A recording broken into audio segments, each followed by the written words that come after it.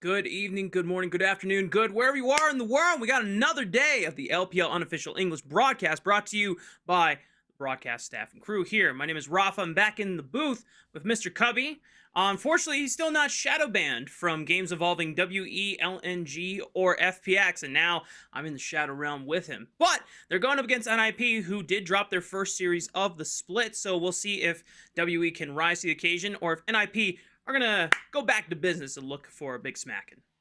Get an opportunity to learn more about both teams here, as we've only seen one series apiece, and excited to see if we can see a little bit more out of NiP, who of course did fall to JD Gaming, who really have consensusly now, Mark, might be the strongest team we have in the LPL. So for sure going to learn a little bit more about NiP going up against Team WE. Yeah.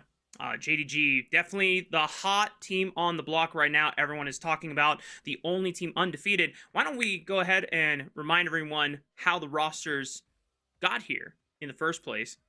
Split 2 format, the way it works is that we had a placement stage. We are done with the placement stage. We now have 10 teams in Group Ascend, and it's the other 6 teams in Group Nirvana. Over the next 8 weeks, we're playing out a regular season called the Rumble stage, double round robin, best of 3.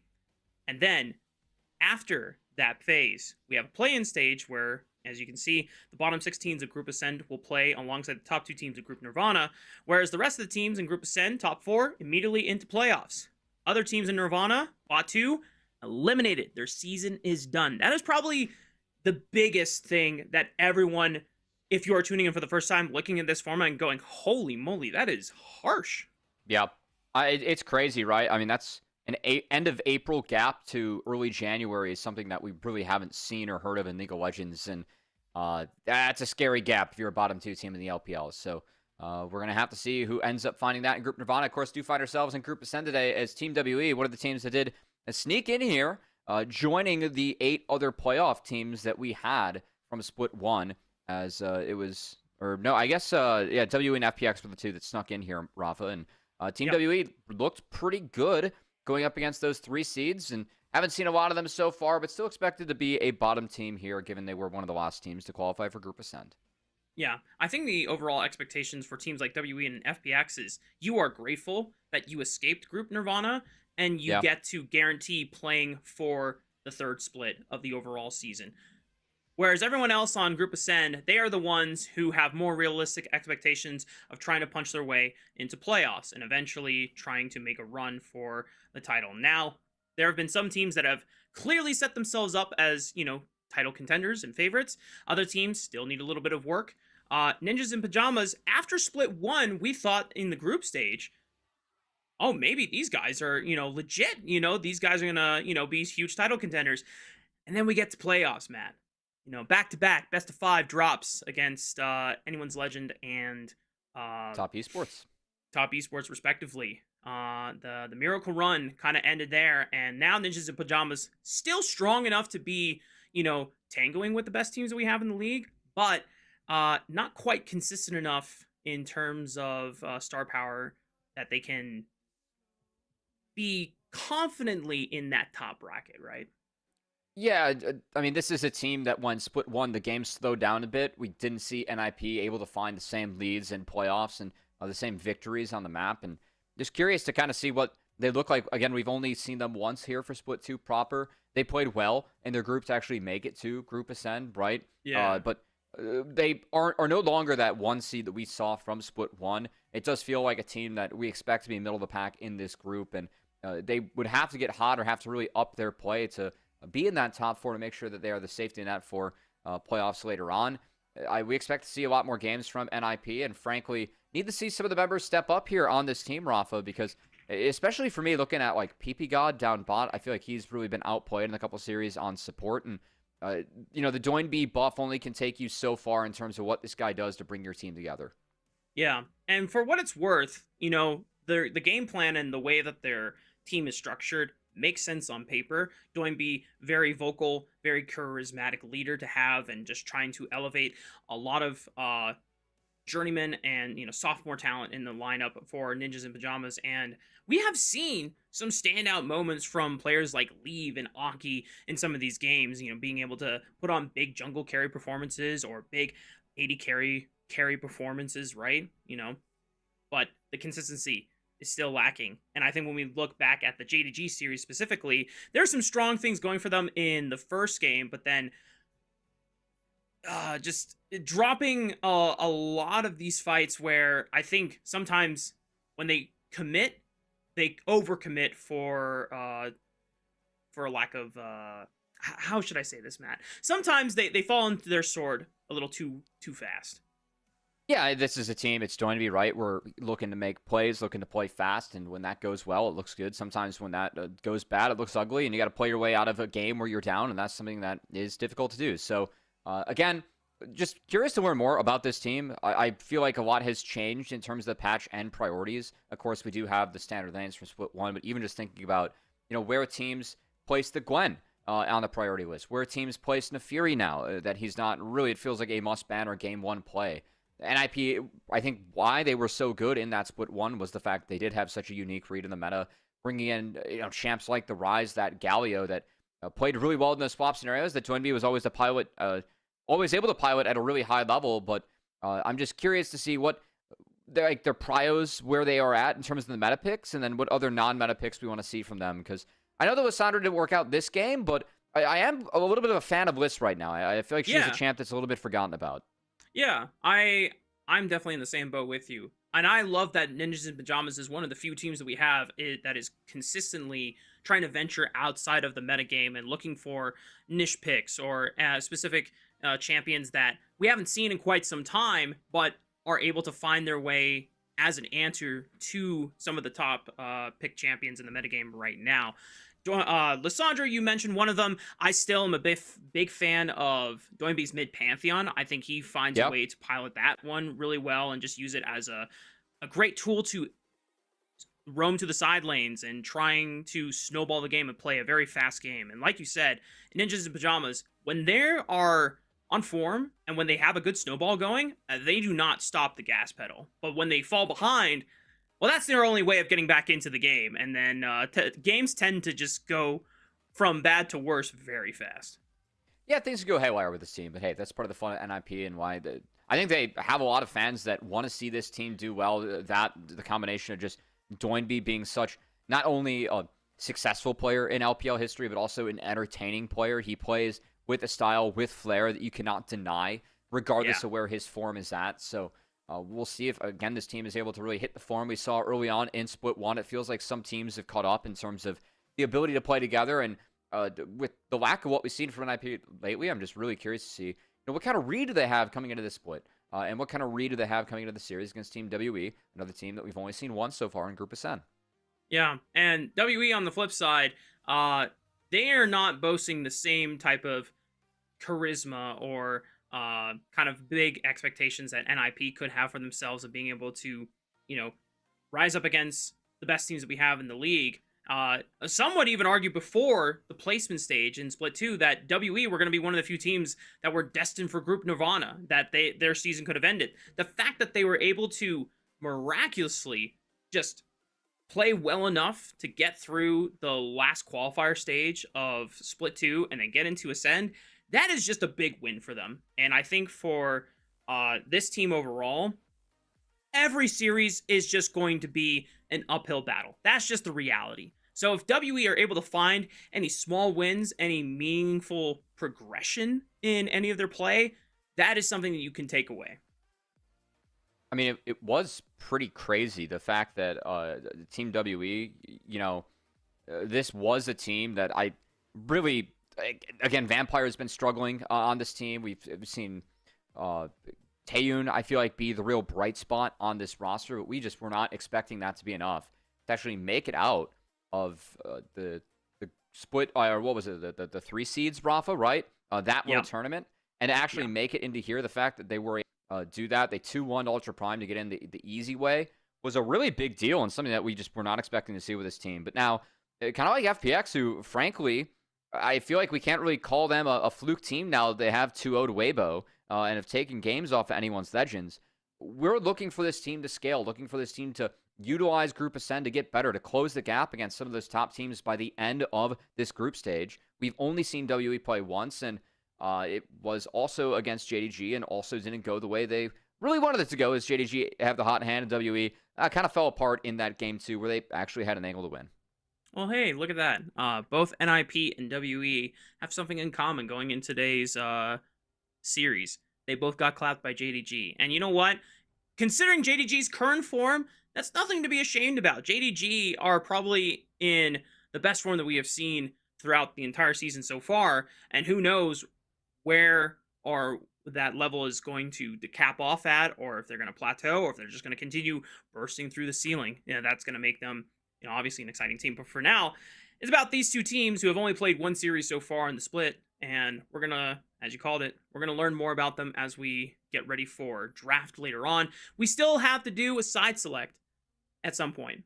So yeah, it's a fun 1v1. Any 1v1 that includes Doinby, I'm excited about. So we'll actually get kind of a fun 1v1 today. But yeah, I again, curious to see if WE can show what they did with the 2-1 over Ultra Prime. The 2-0 over LGD was also some decent play from them. Really felt like, Karis stepped up in those games with Monkey to have a decent mid-jungle duo, a decent game plan. And that's going to be a challenge today against Doinby and Aki, who really, I feel like, play well off each other, with Aki being very much enabled by Doinby. But we have seen Aki cash in on a lot of those leads so far this year. When Doinby is able to spoon feed his jungler, then Aki will just take over the game. The Nefiri has definitely enabled that to a certain degree throughout this second split. I think in the past, Aki's had some nice Viego games. Jin Zhao, not necessarily that Aki cannot play like a facilitative role, but you definitely see a much more confident dynamic when Aki is put into a role where he feels like he is in control of the game and he is has a lot of the resources for NiP. There's also many other, creativity or creative picks that I want NiP to continue busting out. I don't know if WE will be the opponent to display them on, though, because I feel like when you want to flex those creative muscles, you want to do it against better teams as a way to surprise them. If you surprise WE and then your opponents are getting research and doing homework on you, then you lose a little bit of that edge with a surprise.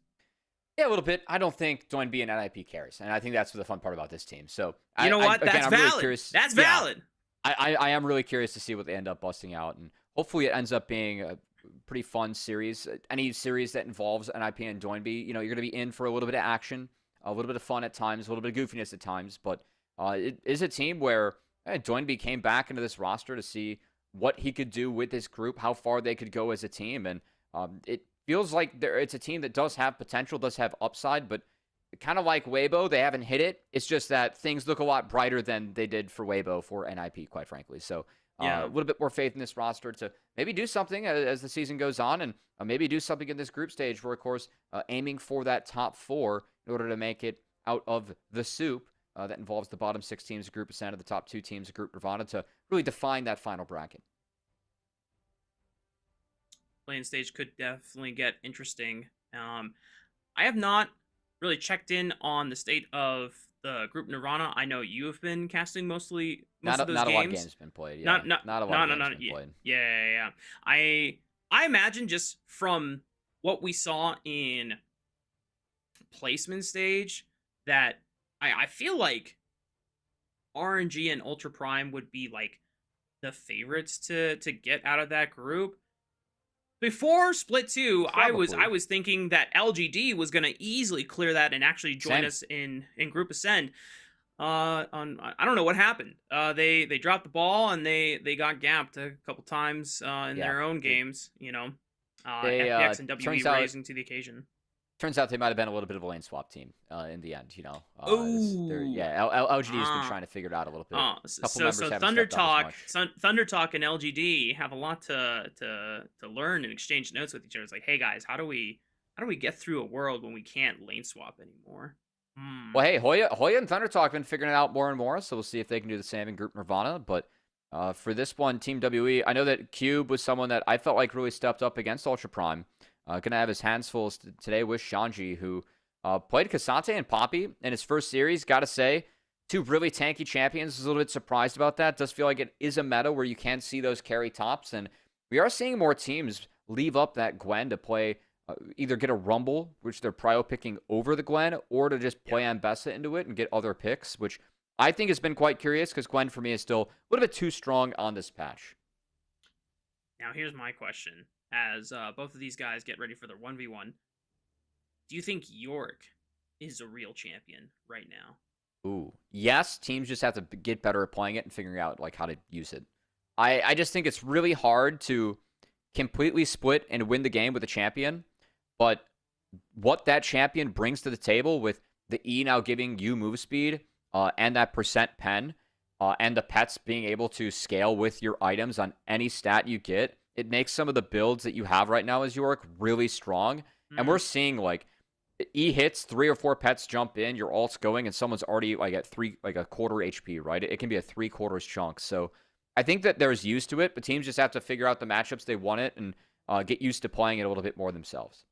Well, if teams want a good demonstration, go check out JDG versus BLG from last night, all in game 2. Even though that he got put, or there's a lot of pressure put towards his lane by Wei and Bin, he was able to get through that part, and JDG just played a really clean map and macro game. I think that was one of the best demonstrations of just any split push scenario where BLG just could not actually force objectives hard enough that they were losing so much in on the back half thanks to split push. Honestly, Matt, if you haven't seen it yourself, you need to. You don't even have to watch the full series. Just watch game 2, and I think you'll be in for a treat. Well, we'll see if that maybe makes an appearance in the 1v1, as Yorick has been a popular champion. And I got to say, a few things more adventurous than seeing Doinby in a 1v1. We're going to have to see what he ends up grabbing, as he does ban out 3 marksman champions aimed at Taeyun. And what if he just slams one for himself here? Oh, Pantheon. Okay. Being slammed. Okay. Now, the funny thing is that Taeyun is the AD carry for WE. So the fact that he's slamming something like a Pantheon, I mean, wait. Do both of these guys know that they are both going Pantheon? I'm not sure. Doinby, it was locked in, then Doinby started to hover it. They're chuckling. If you want to take the mirror match bin, okay. Oh, Doinby, baby. it's a mirror match. Everyone's gritting. I don't know if this was planned or if it was like proposed by the other team. Taeyun doesn't look thrilled. Yeah. Taeyun didn't look thrilled. He's like, crap, I have to go against the guy who actually plays Pantheon mid. No way, man. Well, we'll see what Doinby can do. Brings the tables. I know Doinby himself has said, my hands are exactly what they used to be. I still feel like Doinby's been pretty solid in that neck of the woods, but of course his strength always been how to play the map. See if the hands can carry him out of the 1v1 on the champ that he was playing to the 5v5s pretty damn well last split, Rafa. Yeah. You know what, Matt? I want to ask who we need to contact in order to get some of the merch for the LPL jerseys. I'm looking at the Ninjas in Pajamas jacket in particular. You like the green? Or like the yellowish green? I gotta say, yeah. I feel like Weibo crushed the green, though, this split. Like, the green jerseys that Weibo had on were pretty sweet. It's not my cup of tea in terms of green. You didn't like it? More like it's like a forest green, right? Yeah, it was. It was cool. If them and WE got together, like, they could create Christmas, you know? Yeah, I guess that makes sense. I don't know. It's not my favorite shade of green. But there's something about like the neon light yellow green that I like. I don't know. It's subjective, right? Rafa wants to be a highlighter, you know? It's fine. The highlight pastel colors are just, doing something for me, especially since I have a like a darker tan complexion. Like lighter colors go well with my skin. So there we go. Anyway, for anyone who is tuning in for the first time, just letting you all know, this is a 1v1 for side select purposes. If you do win this, most of the teams have just been straight up taking blue side. I don't think we've ever seen a team take the first game into red side. There have definitely been teams like throughout the series that have gone for red side afterwards intentionally. But the way to win this 1v1, it's first to 2 kills, first kill in the Ring of Fire, or first tower, and we just might get one of those first kills. Jeez, Doinby just laying down the hammer and saying, yeah, man, I'm the Pantheon main for a reason. Yeah, Doinby started with the empowered Q. Taeyun started with the empowered W. Yes, he got more stacks up, but Doinby had a little bit of a bigger wave, retreated back into it, and got those stacks back around to throw another empowered Q. Take the kill, Rafa. And, I mean, what mental damage being sent already to have Pantheon locked in? Switch your champion to Pantheon, insta-lock it in, and kill them at level 4. And now, this 1v1's hard. I think this is just a message saying, yeah, if you try to pick Pantheon, I'm gonna be better than you at it, you know? I mean, this is like... I feel like this is Achilles versus Hector right now, you know? Except, there weren't 2 rounds of that fight. It went to Achilles. Well, I'm not familiar with that Greek story, actually. It's the movie Troy, Rafa. With Brad Pitt. Is it... Okay. Oh. You know the movie The Odyssey that Christopher Nolan's working on, and that legend? See, like I know the Odyssey, but I never read the Iliad, so I don't know what actually happened at the Battle of Troy. Yes, this would be the Battle of Troy. This would be the plot of Troy, and then of course the Odyssey kicks in right after the Iliad and Troy. Hector's from Troy, right? Yes. So he's the Trojan. We're spoiling a lot, but you know he went down to Achilles. Listen, man, this story's been out for 2,000 years at this point. If you don't know it, you're sorry, bro. Like uncultured. We're getting spoiler warnings for shows that are out within the first hour that they debut on like streaming platforms. If you know. Well, I'm not that mean. There's a 2-week rule, and this is well past the 2-week rule, which is your point. Exactly. That's what I'm saying. You know, like this story is like more than 2,000 years old at this point. I don't even know like how far Greek empires went. It's been so long since I took a class about classical mythology, man. Yeah. Well, whenever I see Pantheon, I think of Achilles, and you know this is Achilles versus Hector. And Doinby just so happens to be Achilles. That's crazy, because whenever I see Pantheon, I think of Kangas, you know? So, two sides of a coin, I guess. Well, that's a pretty one-sided trade there. As Taeyun, we'll see if he gets dove. Doinby. Potential to really start pressing things. I think a dive here is scary with barrier up, but we'll see what Doinby's able to give us. This could just be a Ring of Fire and make sure that, you know, you take your item advantage in from there. Would not be surprised if that ends up being the case. Yeah, overall Phage and a Ruby Crystal, so slightly tankier for Doinby while not necessarily sacrificing damage, whereas Taeyun went straight up for damage. I kind of agree with the point that Taeyun is at. Unfortunately for him, he's not able to get like a full all-in. Doinby's just he got first blooded. Quick chips and trades. Yeah, he got first blooded. It's already a pretty hard position to be in. Now, Taeyun could try and sneak out as much gold on the next couple of ways as, you know, possible to look for an Eclipse Power Spike. I like it. Oh, he stopped the base. Wow, look at that. And Taeyun able to stop tempo on Doinby on his base, and now he's going to get a chance to compete for this next wave. And if he gets enough gold off of this cannon minion wave, he might have enough to purchase Eclipse, and he'll be in a fine spot to fight to the death in the Ring of Fire. Yeah, actually going to be interesting because, of course, Doinby with that Phage was going for Black Cleaver. So now I'm going to pick up some armor. That makes sense to me with the Pantheon. And we'll see if this cancels any bases. Nope, just going to kill the wave. Cannon secured. It's just a level lead for Doinby. Taeyun is, like, not in the worst state possible. Yeah, this is kind of curious, the Cleaver versus Eclipse, because, of course, Eclipse, you get that shield, nice little damage boost when you do connect that first auto, but Cleaver, Pantheon can stack it up so easily, and then you're just doing more damage now with the rest of the all-in. So I think in a long fight, it's still going to be advantage Doinby, even if Eclipse might be like the strongest first item you can have. I mean, look at the shielding. He's already popped the barrier, but now Doinby pops his own barrier. Ignite trying to be used. It gets super close, and to Taeyun's credit, he fought pretty damn well. But Doinby is still the Pantheon master in this arena, and NiP are going to get their choice of more than likely blue side. I gotta say, Doinby's usually a player that shows a lot of emotion. He's like, haha, that guy probably just picked Pantheon on me, didn't know it was coming to Taeyun. It's like, man, I just got Achilles. What? Okay, if Doinby was Achilles, what would his Achilles heel be?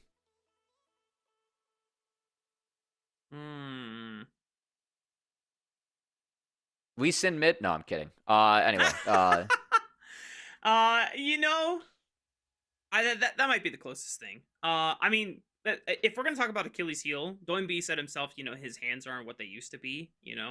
Uh, I don't know. That's like the closest thing I could talk about physically. But I don't know. Doinb is still pretty decent in terms of mechanics, competing with the entirety of the LPL yes, so yeah, he far. split one MVP. He was he was a monster off that regular season. Definitely was the super carry that he was pitched to be with this team. And again, does feel like some of the teams caught up in terms of synergy going up against Doinby and NiP. He brings such direction to any team that he plays in, such unique flair. Yeah, Again, one of the reasons why I mean a lot of people are fans of him. I am too. That the streams, everything. It's hard not to root for him when you are able to bring a different style at this level of League of Legends. It's nothing but impressive, and it has been fun to see what Doinby come back and see what he can do with this roster. But it does feel like it is time for them to step up. We have not really seen them up the form that they debuted with from Split One, and it's time for that to change if these guys want to be really competitive in this split in this year. agreed. I'm just here for the Doinb pop-offs, man. Every single time something hype happens, Doinb is just so emotive. He's so charismatic. I can't remember which finals it was, or it was like maybe it's for the LNG squad where they won the last game that qualified them to Worlds, and Doinb just like jumps out of his chair. He's just popping off on stage and just having a great time. He's like flexing. If I see the GIF, you'll know exactly what I'm talking about. Hopefully, I'm trying to describe it as well enough so that you might recognize it. But no matter, draft phase has begun for NiP and WE, and so far, the bans, nothing out of the ordinary. Probably the only thing that is kind of a respect ban is clearly the Rise for Doinb, since it does play so well into what NiP Yep. want out of him. Just being able to roam to the side lanes, enable Leave, enable Shanji, play for Aki's own success and advantage. But there's still plenty of Yeah. champions on the table that can do that. Yeah, one that's big, Gwen, on the table is, of course, that Rumble, a common red side ban. Got to highlight, though, a bit of a respect ban against Shanji, who always gets this champion taken away from him with how damn good he is at Rumble. And that Gwen being up, I mean, the common matchups we see into it are Ambessa and Rumble. We have seen Rumble even being B1'd over it, as you can beat the Gwen in lanes. So, curious to see if either end up getting grabbed here. Rumble, of course, off the board would have to be the Ambessa for Cube. But potential to grab something else. This Skarner locked in for Monkey, and that is likely going to be Azir or Talia for Karis, as, yeah, Azir comes on in. Now, every time that we've seen an Azir into Doinb, or at least maybe not every time, but a majority of the time, especially in Split 1, Doinb answered with a Lee Sin mid. That is not going to be the case. Just going to go for the Sylas instead, and Aki playing the facilitative role this time around with the Vi, still reliable on just setting up that single target engage. WE have a chance to go for their counter pick of choice in the top lane, and then, leave everything up chance in terms of the second round for AD carry and support.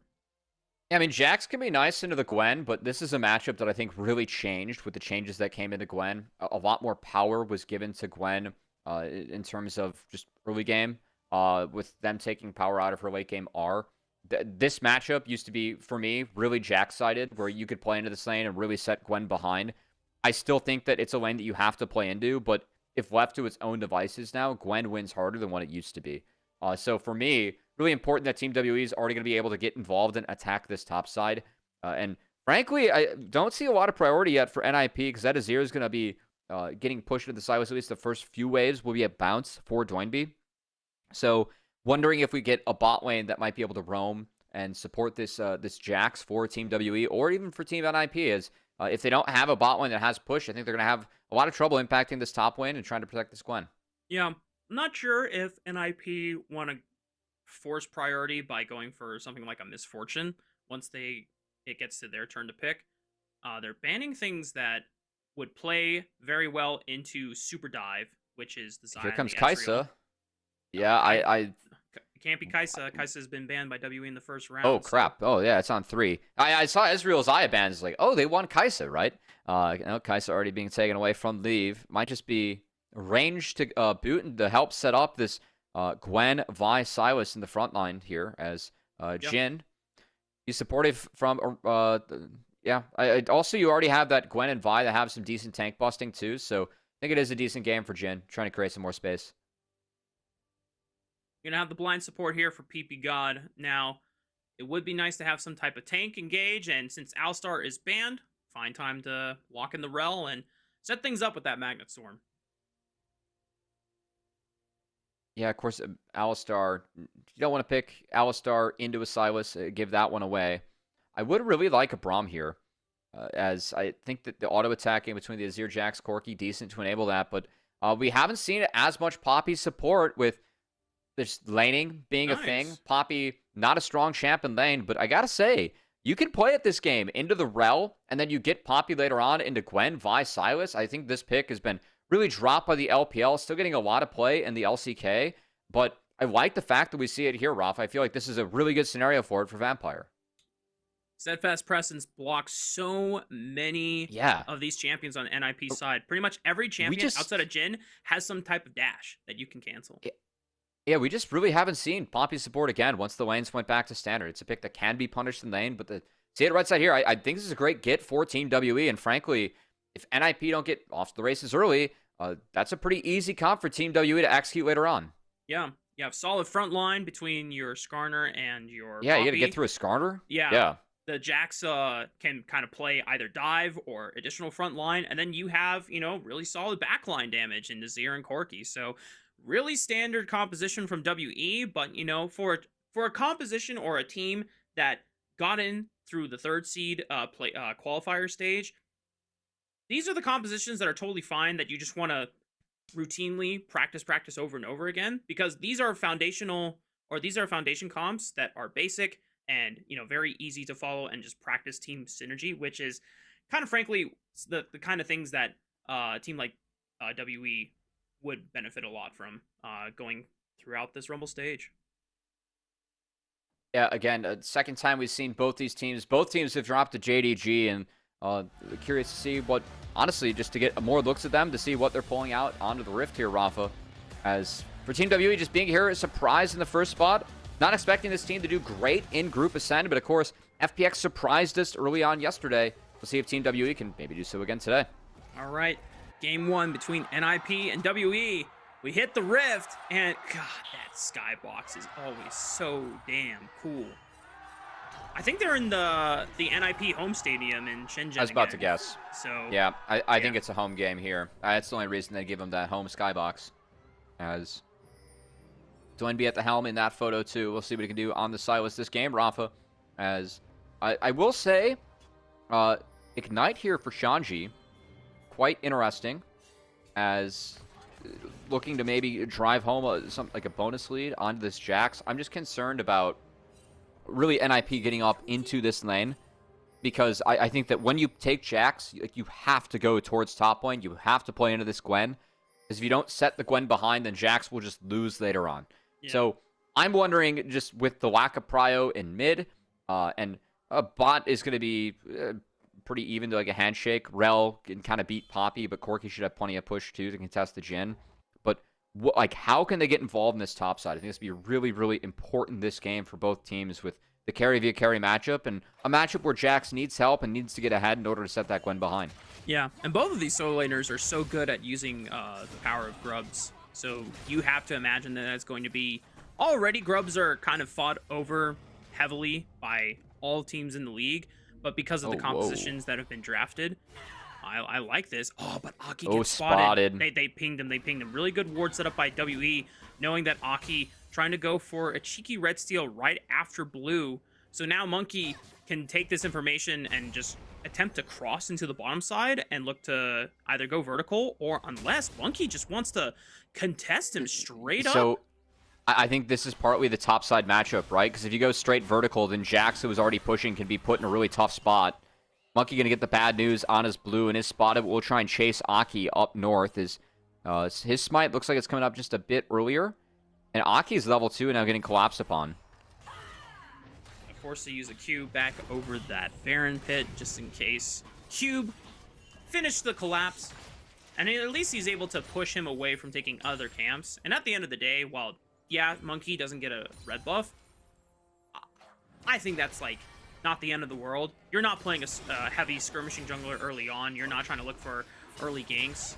You're overall, as long as you have a chance to maybe contest Aki on the bottom side, since you already have push from Taeyu and Vampire, at least it seems like, you might be able to equalize the camp distribution.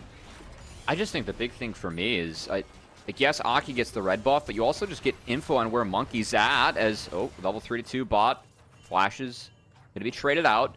But maybe Monkey can get in to take a camp, but look at the info they just had for Shanji on the top side. They knew that he wasn't going to get dove, and even now, even the threat of a dive, he's just going to burn that TP early to make sure he's healthy to try and survive that.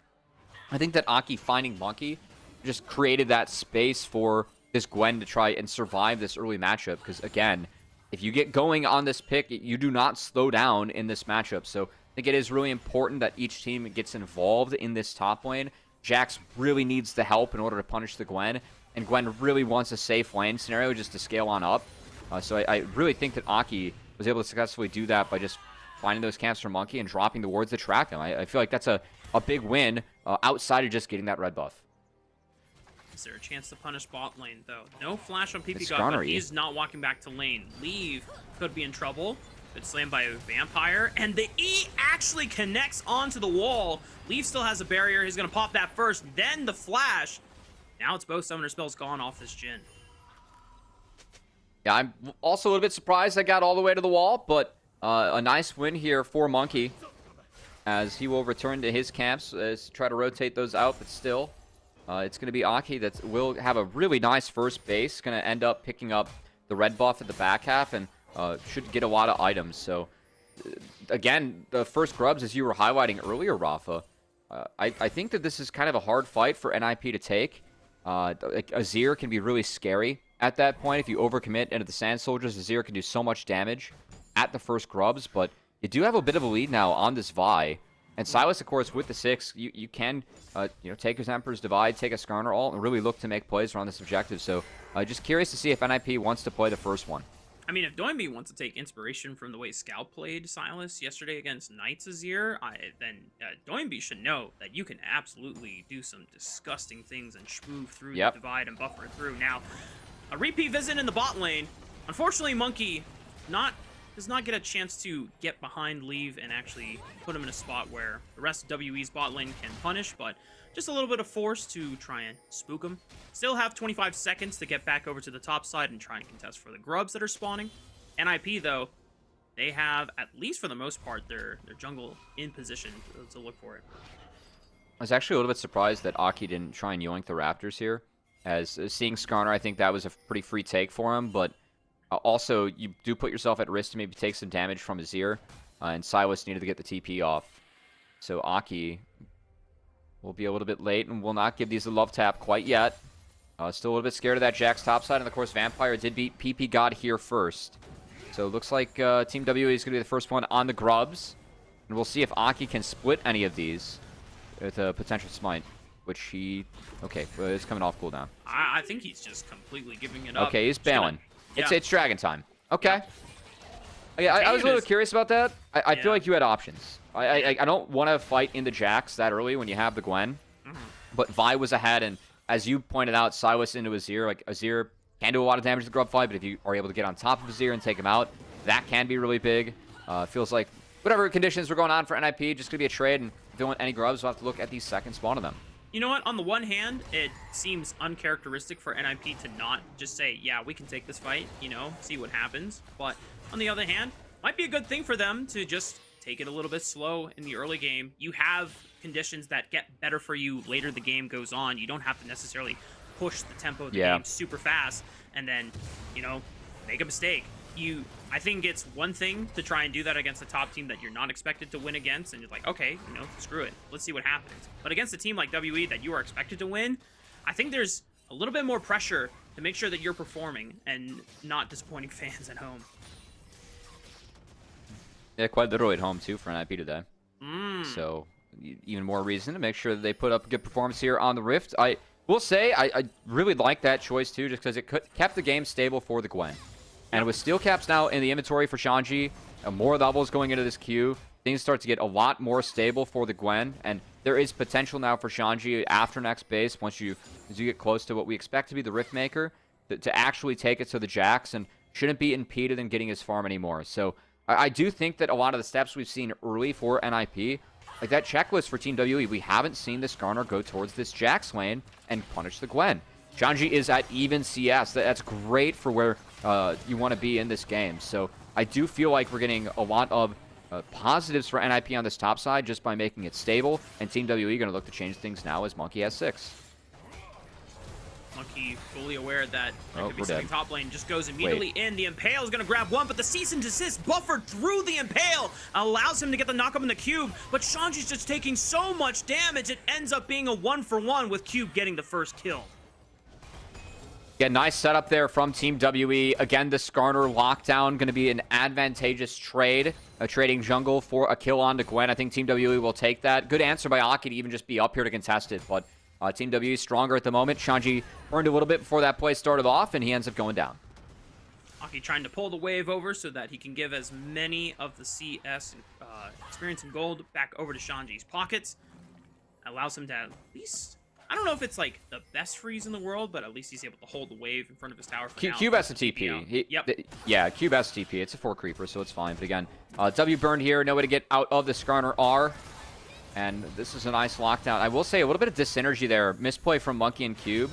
That counter-strike, the second phase, didn't get off until Shanji, he was pushed into the wall. And I think that might have costed Monkey his life. He lost a lot of HP, just the fact that that wasn't a clean kill on the Gwen. Yeah. Gwen was able to get pretty much 2 more R casts off, arguably a Q cast that could have easily costed Monkey his life. Shanji actually has a decent health trade, or health lead Yep. now over Cube, and he's forced the base. I think, at least for the case of this lane, the wave is starting to stack up in Shanji's favor, so that eventually it's going to come back to Cube, so he can take some time to get this base off. But he gets the health base, but still, you can see how the conditions are much better for Gwen now. And even Team WE interacting with that lane then, like, it's good. The 1-for-1's fine. It's a positive, right? But it's a little bit too late. And Gwen being at this footing with the Jax, again, things do not get better for the Jax in this matchup. So a little bit concerned still for WE. They didn't impact that lane soon enough. And Gwen is going to be a problem later on in this game as long as Shanji can continue to keep things stable. all right, Matt, but what if WE just like sent 5 members and just killed Shanji 2 more times? Would that make things better? That's super chill. Oh, yeah. Okay. That's super chill. All right. Well, I think it is nice. Like, the Poppy lockdown into Azir, like with Skarner, they have ways and tools that they can deal with this Gwen. It's just that Gwen is going to start winning the side lane pretty hard here in a sec. So, at the moment, all focus still on the top side. Shanji going to be cruising up here as Grubs have spawned. Will be spotted out by NiP as WE starts hitting them. Rotation coming in. Vampire at 6 could be big. NiP don't want to drop all the grubs here, just wanting to get in range and smite at least one away. Vampire leads the charge, and the W clips Aki, but he's able to use the cease and desist to buy some time through the Impale. Oh, PP got him! Look at that, Doinby! Yoinks Monkey's Impale and says, I can do it better, baby! NiP just out of nowhere completely sweep the fight, and Taeyun and Karas are forced to retreat. I came out of nowhere, but it was the overforce from Team WE that really made the conditions good for NiP in that fight. I just think pushing through this choke as Monkey and Vampire, this is not the type of fight that you want to take diving into NiP like this. And that TP from Doinby was perfectly placed. The Skarner ult was perfectly selected for the scenario, and Doinby ruined any chance that WE had at that fight once he hit that R. That was devastating. This is one of the few times where I can't wait to look back at the replay, because I just need to see Doinby off again. Also, Aki mechanically plays this really well. So, again, Monkey Vampire, they go so deep through the choke. The R misses from Vampire, Disynergy. That R from Vi to get out of the Skarner R was great. Yes. Then Doinby, the TP in, the dash back, picks up 3. Karas doesn't even find Doinby with that ultimate. It gets stuck in the back line. Leave goes untouched, and it's just a terrible fight for Team WE. Again, the location of that, the terrain, the fact that Shanji was able to get so much value off the fight, off the overextension from Team WE, is way too deep to try and take that fight there. So, big mistake from WE, punished by NiP as they clean up the last 2 grubs and now force Monkey off the dragon. Doinby is enough. Oh, wait. Okay. Monkey, I thought he might have been in trouble. He still has Flash. And Vampire, not necessarily a damage dealer, but could always try and punt away Doinby in case things got really, really bad. But NiP doing their diligence to make sure that WE do not get the dragon while Aki had finished securing the 2 grubs for themselves on the other side of the map. And as you called out, Matt, the conditions for this Gwen matchup are now good enough to the point where Shanji is starting to win the 1v1. Yeah, I think the Cube is trying to sprint for the Triforce to the point where he was ahead, but the fact that he has no MR now really hurts. He's going to be careful here. He's going to try and Q out of this one. Oh, Ignite dropped is dangerous. Oh, no. Ooh. What was that, 48 HP? Yeah, I mean, trade of Summoner Spells is trade up for Shanji, and he's healthy enough where he gets to stick around. So Dragon goes over to Team WE, but it's a Chemtech Dragon. Some value, especially for Skarner, in this game, just having that isolated Dragon. But, I mean, Gwen's getting so much throughout this sequence, Rafa. I feel like NiP very happy to drop this for what their Gwen's getting on the flip side. Yeah. I mean, even though WE have the majority of the grubs, it definitely seems like NiP are getting more chances to inflict that turret damage and getting those plates. Now, mid lane, not so much for seemingly either side here. They didn't get a chance to look at NiP's mid-tier 1, but now the turret plates have dropped, and NiP are starting to come online with first item spikes across the board. Same with WE. Yeah. We've spent a lot of time talking about the top lane, rightfully so. It's a volatile matchup. Gwen's dominant pick in the meta that was let through. But for me, biggest difference right now is Leave sitting at that early collector was the big benefactor off that early fight. Picked up 2 kills in that skirmish around the second grubs. So being early to that collector could be really big because NiP, I think that their one item outside of the Gwen, pretty big here with that Vi, Silas, Rel, Jhin. If they can find any picks, any setups, could be really positive as I really want to see if Doinby is able to continue to make plays on this Silas. As for me, this is the point of the game where you have to really be willing to throw your weight around and make a big difference in terms of opening up a lead for your team. Well, it's got the build for it. Rod of Age's first item, so it's going to be a bit more durable than the normal Silas. At least I guess there's things like Proto Bell, which give you a decent amount of HP, but Rod of Age is definitely once that 10 stacks. Yeah. It's You're right. This is the most. So, again, Doinby he has access to some really nice ultimates this game. I think we're mostly going to see the Skarner and the Azir ult grabbed until late game, where Keeper's Verdict, we've talked a lot about finding those numbers advantages, how significant that could be. Doinby opportunity to do that in these later fights, as does yoink away the Emperor's Divide. So that will be the choice for now. The thing to always keep in mind about Silas Ultimates is that if you don't use it anytime soon, it does run out. So we might either see Doinby just randomly casting an Emperor's Divide. It's not him just, doing it for fun. It's because he's running out and there's not going to be a chance to use it in an upcoming fight. Might as well see if you can get extra charges on your passive. Oh, mid lane, Leave. Good night, no chance for him to be able to get out this one, but Doinby comes in with the Emperor's Divide. Magnastorm right on top. Aki now joins the fight, looks for the AD carry, and Taeyun shuts him down, flashes away. Monkey tries to send it into the tower, but just doesn't have enough damage behind him to follow up. Good find on the Leave, who doesn't have that cleanse, so wasn't able to escape the slam from Monkey, who flashed to make sure that one connected. And some a little bit goofy there with that Doinby Emperor's Divide. PP got on the engage. That Magnastorm Emperor's Divide working together, it felt like it didn't send people fully back. And really got NiP stuck in the meat grinder once Karis joined the fight on this Azir, was able to put out a lot of damage, forcing some flashes at NiP to get away. So, honestly, a decent look, a decent find there from Team WE. Yeah. They're still... They're like technically behind in gold, but it's just under 1,000. So they're still in a decent spot where they can scale into this team fighting composition that we already outlined at the top of the series. Now they're on the Rift Herald. NiP trying to leash it down, still below 5k HP, but now WE have more numbers to their name. Doinby and Lee finally showing up to the party. A curtain call is going to open up the fight. Vampire completely isolated, and then Shanji arrives. Look at the needlework shredding through Cube, and Taeyun and Karis are just forced to retreat because their front line is getting completely terminated. And NiP, I don't think they can do any wrong here. Taeyun had to watch Karis send it and just to die.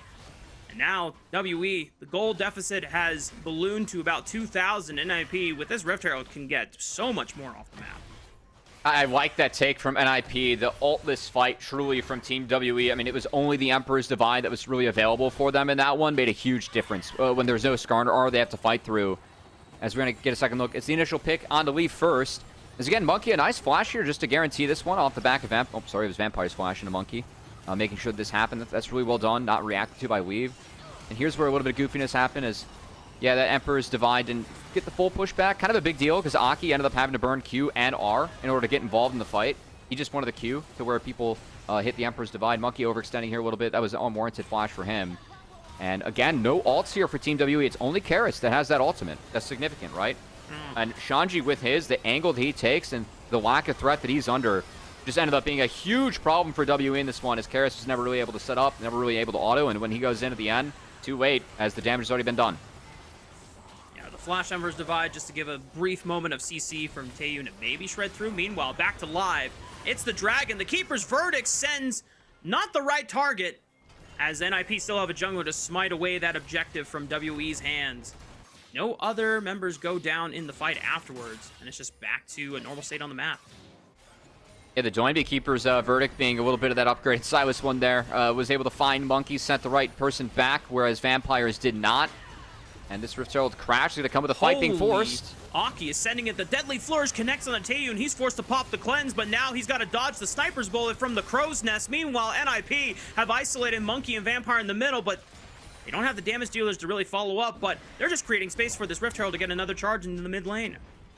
Decent stall, though, from Team WE, as they were able to get Karis a turret and a little bit of pressure up top for Cube, as we might see Cube in the replay. Is he going to flash out?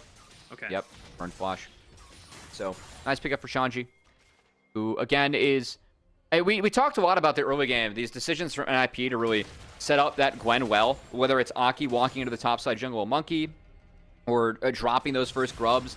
I think that all the investment they put into Gwen, and that you got to believe it's going to pay off tenfold this game, Rafa, with how big Shanji is at the moment in this game. I mean, it's already paying off, you know, maybe not tenfold, exactly. maybe fourfold, fivefold. It's already been good. Yeah, it's already good. He's winning the 1v1. Now just imagine what happens when Shanji hits 2 items, 3 items. Then it's not just Cube's problem, it's going to be everyone's problem on WE. As an Emperor's Divide attempt from Karis. Hey, look at that!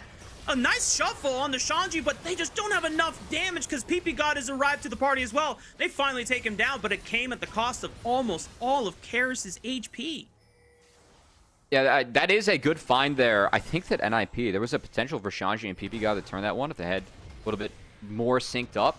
As I think one of the snips, or the R's, I should say, went sideways from Shanji thanks to the Magnet Storm of PP God. But besides that, good find. Team WE much needed for them as they're going to look for this turret. Cube, we'll see if he can get out. He's going to buffer the cease and desist through the Counter-Strike. Nicely done. And now Cube is trying to find a way to get out over the wall. Jeez, Aki just soloing Cube in the bot side of the map. Really clean there on the Vi. That buffer was very well played. Aki really fed in this game. I know that we mentioned Leave was early to that Collector. He has now added an LDR to it, but it's Aki with that completed Black Cleaver now really helping him shred through that Jax. And Aki, again, he's really enabled to step up, go in this game, as PP God whiffs. Yeah. You know, yeah. Shout out to Aki. He might be big. I want to let you complete your thought, but, you know... Oh, I had no thoughts after the whiff. I had to let that one, you know, been watching a lot of the golf this weekend with the Masters on. I had to let that one simmer. I might have taken a lesson from those guys up there. Oh, just letting it stew. Get some flavors marinating there. It's always a good approach, you know, in cooking.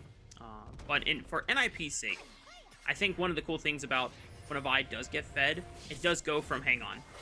We might have a fight coming up, or at least preparing for the Otacon. They spotted Monkey on the bottom side of the map, and I think that is what the trigger is. NiP just knowing, hey, we should try to burn down this objective while WE's jungler is on the other side of the map. Yeah, I don't love this for NiP. Joinby's a little bit low. I think that if they find a collapse, it's big, but nice control word there from Monkey and WE to spot NiP pulling off this objective. They're just going to use it to draw WE up, and I will say that top outer turret likely to fall with both Karis and Taeyun there.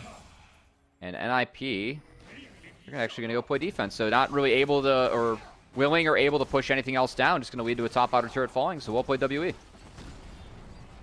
They didn't have to do anything. NiP just kind of did it to themselves. They burned a teleport on Shanji, and unfortunately, got really nothing on the map. Curious how WE can actually leverage They could that Otacon advantage. now.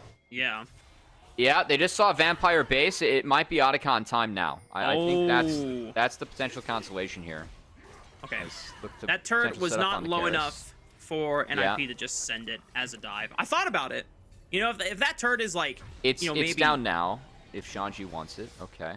No. I thought they could have brute force Karis off, but again, wanting to respect some of the recalls that recently came out from WE as they're back out on the map, and Monkey has found Doinby Vampire. Yeah, Vampire willing to flash over the wall to pin Doinby into that pit. Taeyun was also there in range, and even Karis getting a chance to chip in for a little bit of that.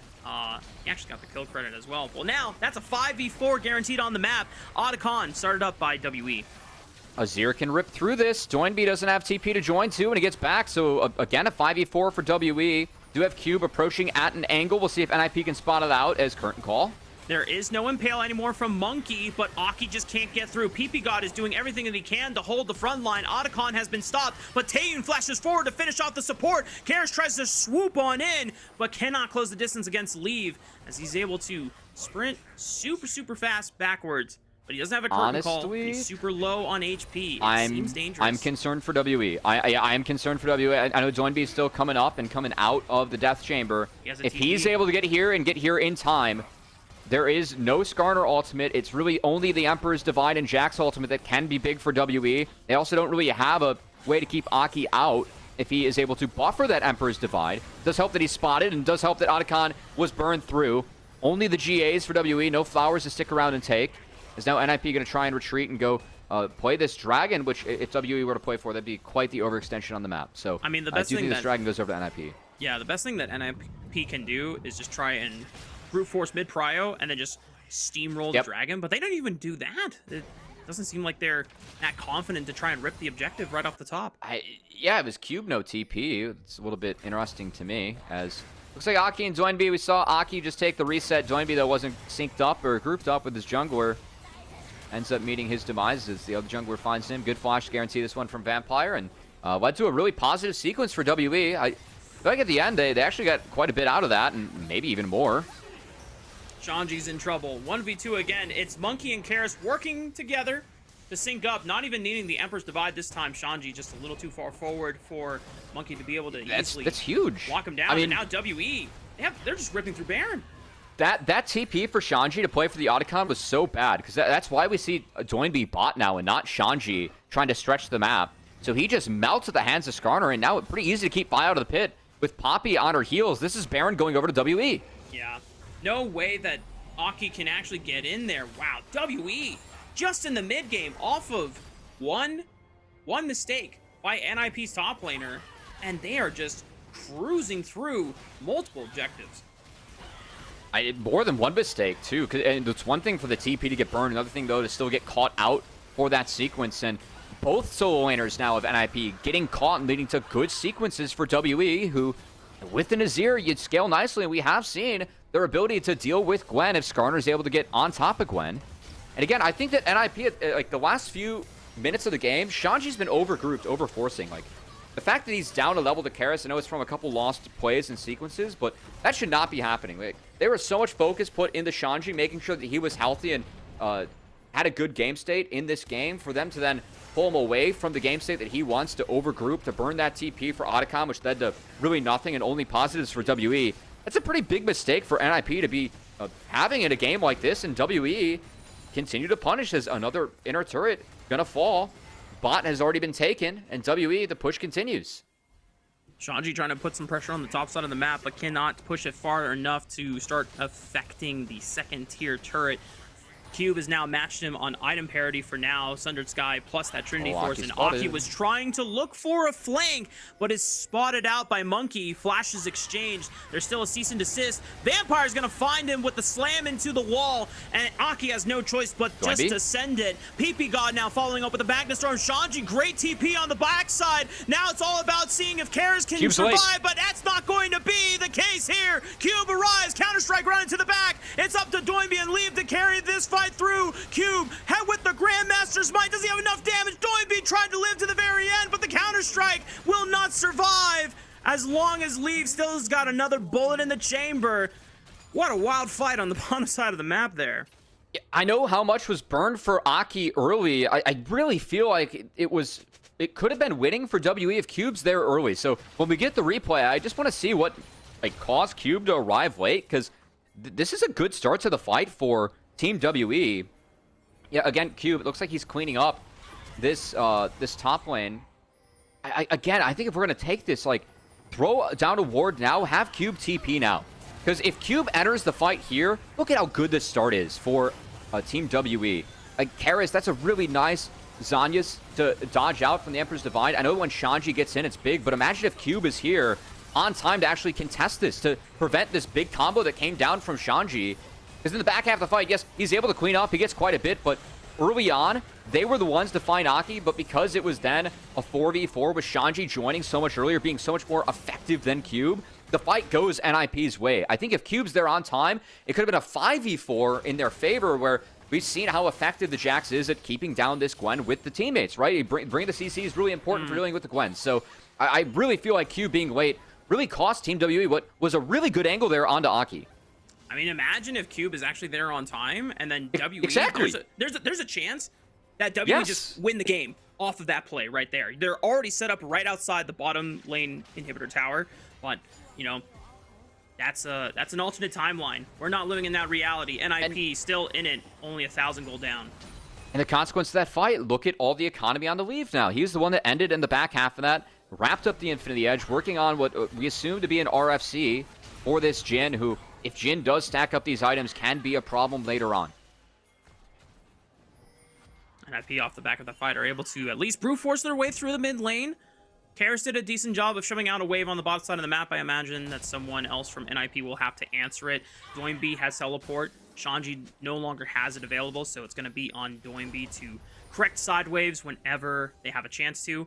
Dragon is spawning in 1 minute and 14. Baron in under 2 minutes. Yeah, that soul on the table for NiP could be big. Baron, of course, spawning earlier, or I should say later. It's okay, Shanji. The fact that that wall was thick. Yeah, we're not going to worry about it. Pod still gives you extra move speed to sneak over that, right? No, I'm kidding. There you go. That's not how it works. There you go. That's not how it works. Again, NiP, they could sack this dragon just to set up on the Baron if they really want to. They have that option since they are up in dragons, but I think Quad's still really big for both teams, especially though for NiP with all the melees they have. Just having Gwen, get more move speed after casting R, or Silas get more move speed after casting R, that is really massive. Yeah. WE doing a decent job of establishing vision in the red quadrant right now.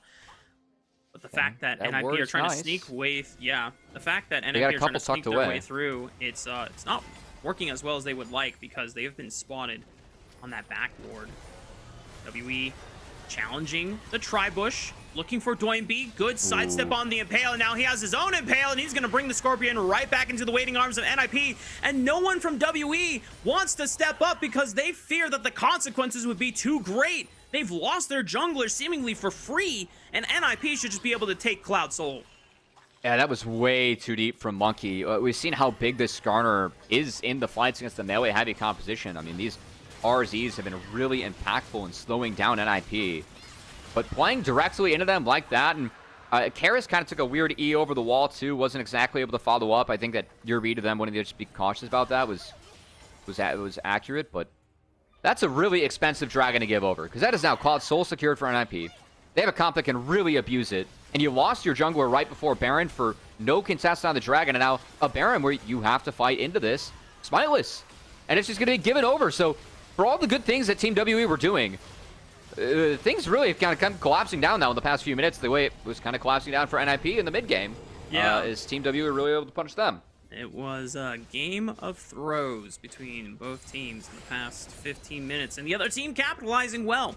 And now we're at a point in the game where, even though the gold lead is even, NiP, I don't know if it's strongly their game to now win at this point, but they have decent pieces already set up to play against WE's comp. Yeah, I think the Zanyas on both the Gwen and the Sylas really important this game, just to try and get out of these impales that have been game-changing for Monkey. This is going to be so difficult. You've already seen that when Monkey is the only person trying to force the engages, he has to step super far forward on the Skarner and the Impale. Unless he has Flash available, it's just very, I don't want to say like super telegraphed, but it is pretty easy to see where the angle is going to be coming from. Yeah, it is. He's also been too far up on a couple different occasions this game. It has really cost his team. I'm thinking back to that second grub fight too in the corridor. They overextended into NiP. That was kind of off Monkey overextending to get that fight started, just not warranted. And again, WE, like, it feels like they really had a winning angle in this game, Rafa, but that late TP from Cube, I think, killed them on the bot side. Because Shanji was so big in the fight, as Monkey's going to get PP God for free. Might be a decent look here. Okay, WE now have a 5-on-4. Good PP look. God. Not sure if he was too far forward or just not willing to burn the flash, but... Yeah, Doinby well, was top, no TP. Good look from Team WE. They had numbers. There's a lot of too far forward moments that's happening in this game. It's an NiP game, Rafa, you know? It happens. Oh, Monkey. He really wanted that wolf. Is he going to pay for it? 2 more bullets to dodge. Karish can... How did he bend it like Beckham around Karish's body? I don't know how, but now NiP That's expensive. have a 5-on-4 advantage, and this could just be the end of the game if they can push in and siege through correctly. I saw one down click from Karis, and that might have cost them everything as Cube TP's in, has to hop back to his teammate. That's one inhibitor down. NiP, 30 seconds still on Monkey. They can look for more. They only have 30 seconds left in this Baron. So they might just use the end of the Baron to make sure they get a clean reset, but they still walk out with that bot inhibitor after Team WE almost got off scot-free against a Baron defense. It's a nice win for NiP. Will really help them set up the upcoming Baron. All right, I might have spoken too soon on, yeah, you can win the game right then and there, but You were hyped. Still, getting an inhibitor tower, pretty hype. NiP one step closer to ending the game. Yeah. That down click wasn't the best. Karis might have sold out his jungler right there. Was not the best down click. Oh boy. Man. I just stand still. Yeah, and no one I was thought for else in sure. range to engage melee-wise, right? Why the movement? I thought for sure that it was just like gonna be like, okay, they wind it up, right? As Karis catches it for Monkey, it's fine.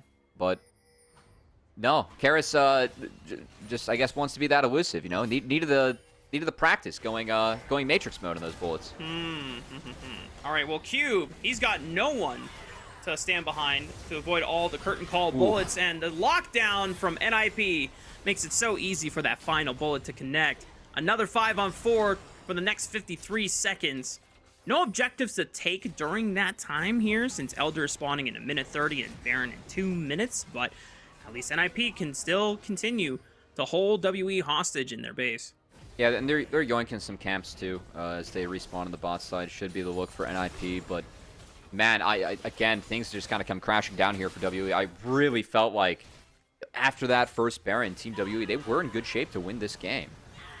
But we've seen them fail on the macro sense a little bit here, Rafa. I think both teams have definitely had some errors in this game, but again, that late TP from Cube. We have Cube then being too far up in this bot side. We were unable to really make sure that we could defend the Dragon as Monkey critically overextended into that choke. With the same mistake they made in the fight earlier in the game, fell victim to the same mistake later on, which is always a bummer, right? When you're working with the team. So for WE, I mean, you fix these things. This is a close game that they have been able to play, and it really feels like some of the mistakes they've just beat themselves in this one. I thought they played really well into the Gwen in that mid game where it was mistakes from NiP over grouping with that Gwen that set Shanji behind, and some good plays from Monkey and Karis to make sure that Gwen stayed behind. That had them the angle to be in the game in the first place. That and taking care of some numbers advantages, like driving in fights where they had those. There were mistakes from NiP, but fell victim to the same mistakes that NiP made later on for themselves, and now find themselves here. Yeah, it's crazy because normally when we look at WE, we always kind of lament that, it's just Taeyun versus the world. Like, no one else is helping. But Karis is having a pretty solid Azir game for himself. Vampire isn't a liability. He's actually been able to set up pretty decent engages and picks with the Poppy. Unfortunately, you know, the things that you listed out happened for WE, so all that effort almost doesn't matter anymore.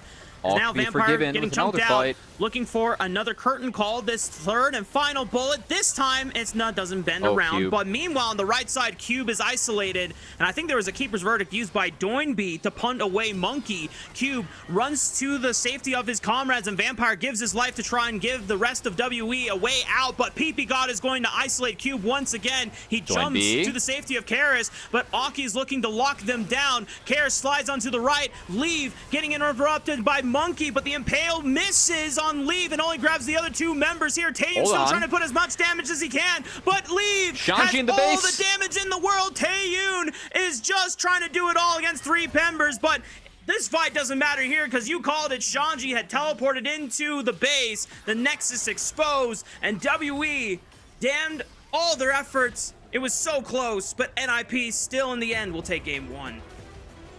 Yeah, I thought we had some good looks from WE. Quite frankly, at the end, though, NiP, the COD still made a difference, but still making that game look not very close in the back half here, Rafa, as it really felt like it was superior setups later on once NiP had to clamp things down. And I thought a really tough game for Cube. I know that the map early on, they weren't able to play into the Gwen as hard as they wanted to, but for me, that late TP, super costly, caught out, isolated in the last two fights, super costly, and WE... Again, a game where they had truly winning angles and were at advantage at a couple points of that game. They could have easily found a win. They managed to let that one slip through their fingers. I'm seeing the fan vote be 100% for PP God, and it's early. I'm a little okay. I was about to say it's like you should be looking at people like Leave, Aki, or Doinby. I think it's an Aki angle, quite frankly. Yeah. I'm definitely in the same boat as well. But yeah, let's talk about some of the good things that NiP did. I'm still a big fan of the fact that they were very restrained in the early game. I think the first they set Gwen up well. Objective, they did. Yeah, the objective trade was good, right? Yeah. Again, they punished a couple overextensions from Team WE. I thought they played those fights well. I thought Shanji had really good angles when he joined fights, right? It's just that they were overextended a few times. Took some fights where they didn't have TPs that could join. They were too far up on the map. A couple points where NiP slipped up and definitely gave Team WE, again, real ways to get in that game and threaten a victory. Yeah, there's some things that WE can look back on this game and build upon afterwards. And I think the idea of a front-to-back team fighting composition like this is good to get reps on. I know that during Split 1, and a majority of the placement stage, we were both very vocal about our disappointment in Vampire as a player for this roster, but this game was not his fault, which is kind of a good thing for WE overall. Because it was, I think, a little bit more on Cube and the team, but I still don't think Vampire was incredibly impactful that game. I did like the idea of the Poppy and the flex. Or that on 5, using that at support. We've seen Poppy support kind of be forgotten about, with, of course, Poppy just not being good in lane. It felt like Vampire was able to survive that and be somewhat impactful in those fights, but there was never a play where they got like a numbers advantage with Keeper's Verdict, Rafa, or a couple of the Keeper's Verdicts like just didn't end up connecting. I think that a couple of the plays attempted in the back half were costly. Again, once they didn't have setup for the Poppy, things definitely got harder, but I don't think that Vampire had that great of a game in the end. I think that him and Cube really didn't step up. But take this framework, for example. Normally, when we have seen Vampire's games in the past, and he plays champions like Nautilus or Alistar, and there's like a flash combo skill shot involved, there's whiffs on that things that should be guaranteed, right? Yeah. You know, I like the Poppy angle because outside of Keeper's Verdict, everything is kind of like, you know, pretty simple to execute, which he did for the most part. You know, he was able to flash and pin people against the wall with his E, so that... Listen, when you've seen what he's done in the past to what today is, while it wasn't great overall, I still view it as improvement. And I'm I trying to mean, find the positives here. this fight he's griefing, so we'll start with that. I know the All last right, fight well. he missed the flash wallbang, which was a bummer. Oh, So that hurt too.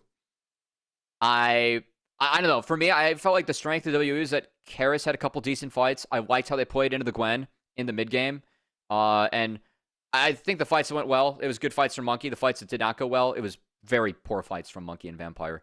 For me, at the end, that's probably the biggest difference. That's Yeah, good. look at that. Yeah, look Yeah. at that. That's nice. Let's go. Mhm. This is proof, guys. If people might be wondering, like, why are they talking about, vampires so much? Why does it matter? It's like, well, me and Cubby watched almost a majority of This was WWE good. games from Yeah. the first split and the second split placement stage. And we watched a lot of really bad vampire plays. So I look at this as like, oh my goodness, it's not as bad as before. No. Maybe there's a chance down the road. We do live in a world now where Sinners, a vampire-themed movie, has 100% score on Rotten Tomatoes. Maybe. Oh, the one with Michael B. Jordan and Haley. Yeah, just so maybe, across the pond, we're able to get 100% score on Vampire later on. But, this fight, this was on Monkey. I can't even blame Vampire for this one. Hold on. When we get to the last fight, you're gonna watch Vampire and be like, oh no. This was on Karras. This is too bad. I thought Karras played a decent game until this one, where not a great down click there. And then Vampire was way too far up in this, got chunked out, and then tries to make a hero play against the Gwen later on. This was him and Cube were in a really tough spot here. You're in fog, wallbang him there, and then this one whiffs, and then he lost R2. So and it's a terrible whiff. Like his team couldn't follow up. I'm still mad at Vampire. Yeah. They were in fog for that. That was a free wallbang that he just threw away. I was bummed. I did my best. WE. I did my best Vampire. Even though it's not the easiest position to take, I tried to be your lawyer. I tried to defend you. Pick a different game. We're just gonna have to see more from Vampire to pick a different game to defend. It's just how it is. Yeah. No, it definitely did seem like though that Karras was the least deserving to lose on that side of the team. Taeyun put fun. Yeah, Taeyun was doing the best he can. I think normally, as we talked about before during the game, that the normal story we see with WE is that Taeyun is doing everything he can to reliably be a consistent source of damage, and unfortunately, his team is just never really set up to do that all the time. But for NiP, they're one game away from closing out the series, which is as expected, just given the strength of the rosters. This and game was they've been closer able than to what we accomplish expected. in the previous split. Yeah, to be fair. WE in a way, made it somewhat, they made it competitive in the mid game. It looks like a classic NiP game in a way, but also Team WE. I thought they were legitimately competitive at some points. Again, they had winning angles. They're just not able to put everything together as a team. So now that we're waiting on the MVP here, Rafa. I'm hoping it goes to Aki, but I saw a 40% damage share on the AD and think it might be what? Really? You know what? I think they were so enamored with the first Silas Impale play that, I think we're gonna send it to break because I need to make sure that Cubby can get through without dying of suffocation. Anyway, see you on the flip side. We'll be back for game 2.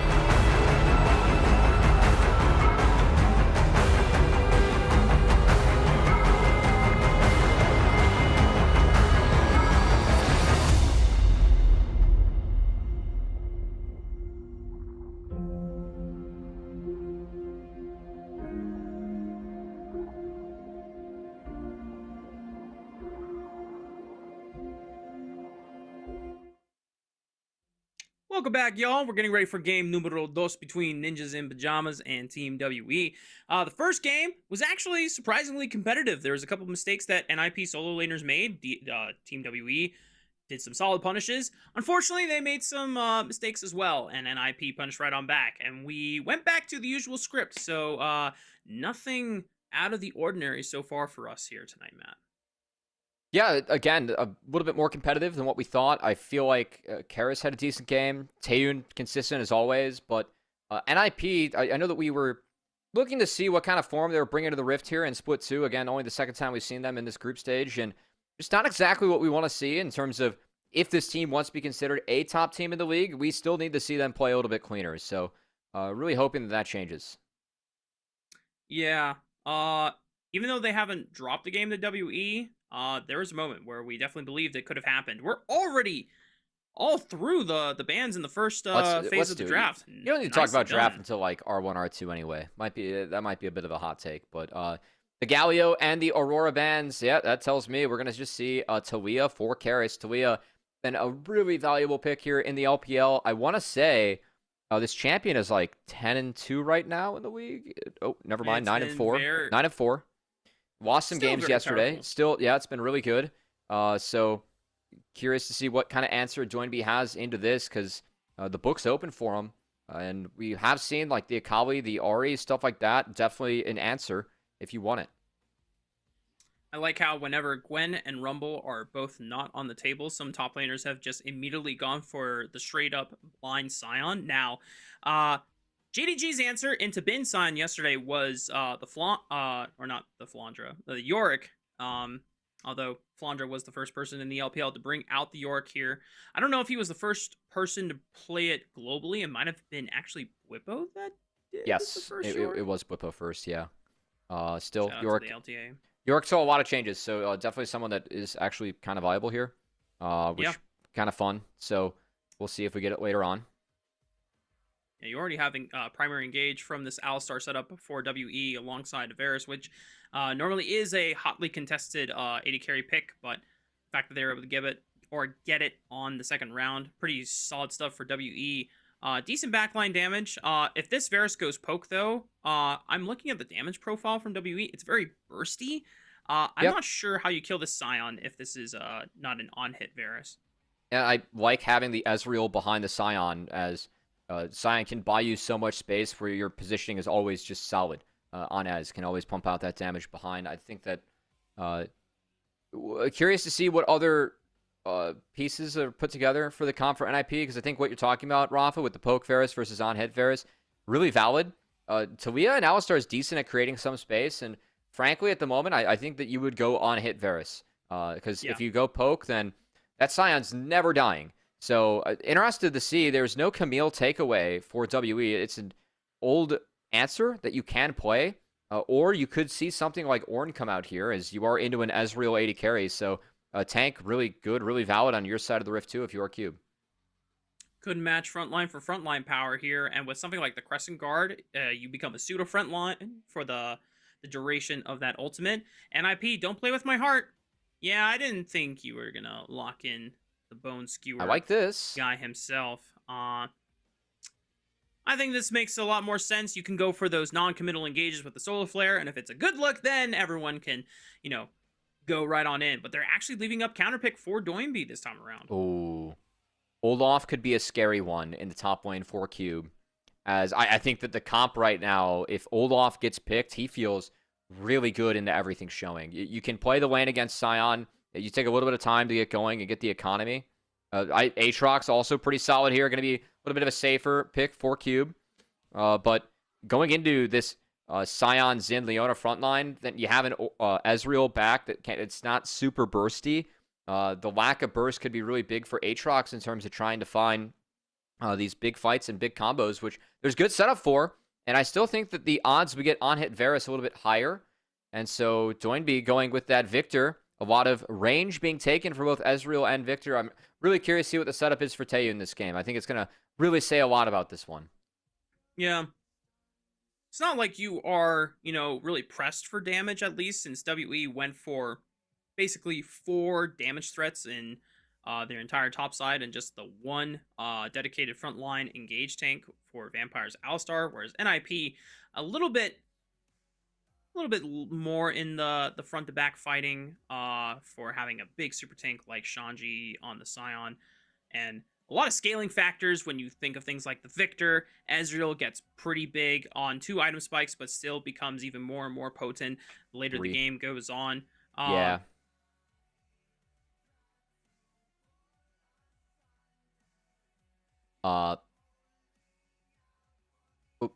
What else you cooking, Rafa? You paused in the middle there, no? No. Well, I was trying to leave it up for you to give me the confirmation of which composition was overall better. Because whenever I look at, sorry, I didn't make that clear enough for you. No, you're good. When I look at like a quasi threat composition that WE have, like, you put less strain on your AD carry and your mid laner to like survive in the first like bursts of ultimates being thrown to fight, because then your top laner and jungler can usually, you know, carry on, especially if they're well fed. But, you know, it just comes down to, does anyone, or is someone on WE gonna have the setup to take down something like a Scion later the game goes on, you know? Yeah, and I mean, I was kind of waiting to see what setup we get from the Varus to talk about it, and it does look like it is the lethal tempo Varus, so expected on hit. Right, cool. Makes some sense. Again, you're going to get outranged by the Victor Ezreal, but it actually enables you to get through this front line of the Xin Scion Leona. I was going to say, Rafa, that if it were to be the poke Varus, right, it would have been like, okay, WE wins early, they have to win early or else the game is doomed. Now that it's the on-hit Varus, looking like they favor the multi-threat later on. I will say Aatrox can be a little bit scary. And this setup quite interesting. They must have scouted that cube. Starts on this top side, because they're burning a lot. Wow. Yeah. I respect the flash out of Aki to follow him over the wall. No way. Yep. Well, Shanji can close the distance and flash over the wall with his own decimating smash, and that is first kill of the game going over the Shanji. Now, Doimbi might be in trouble because he burned his own flash. And I like this. Vampire's going to try to punish with the flash pulverize. Ignite ticking down. Vampire does get the kill, which is not necessarily ideal. Aki almost getting his life the forfeit as well. Yeah, Shanji had to walk down to make sure that no Wukong appearance in the jungle here, as, of course, Monkey on the Monkey. This game, we didn't really bring that one up. WE will be a little bit late to win. PP God does win this. Instant cleanse by Taeyun. Yeah. Just dodges what could have been a little bit of disaster scenario, but already Taeyun walking back in the lane, almost 50% of his HP gone. Yeah, good start here for NiP and Leave. Of course, the challenge of the on-hit Varus this game is that there is a lot that can outrange you. The Ezreal and the Victor both will outrange you. So WE have to have good fights, good setups if they want to find this win. And I will say that having that late kill on the Doimbi, it did get the TP out of him, which happened off screen. So that is quite valuable going in. Okay, Vampire. And just knowing the matchup can pulverize the Zenith Blade in the air. Yeah, you gotta wait. You gotta wait until Leona starts traveling. If you do that while the E's being channeled or going out, then Leona will fully follow you. But if you start moving as Leona from the E, then that's how you can find the cancel that Vampire did there. So well played. Yeah. It's the small W's that you get to take always if you're Vampire, man. It's just gotta always ensure that is the goal. Anyway, normally when you get a first kill in the top lane, things can sway immediately super hard in the person that received the kill into their side of the matchup. Now, Shanji is playing Scion, and normally people might think, haha, you know, a tank gets more gold. Okay, what does that actually do? It does a lot. And even though he hasn't gotten a chance to actually buy anything with that first kill money, he's sitting on a little bit more gold on cube and extra tank stats, especially if you start finding a level lead. You don't even need to build damage. The enemy top laner just cannot actually kill you and push you out of lane. Yeah, I think it's going to be big for Shanji early on, as he's using a lot of his mana to make sure this wave gets in. But the key here is the Aatrox versus Scion matchup.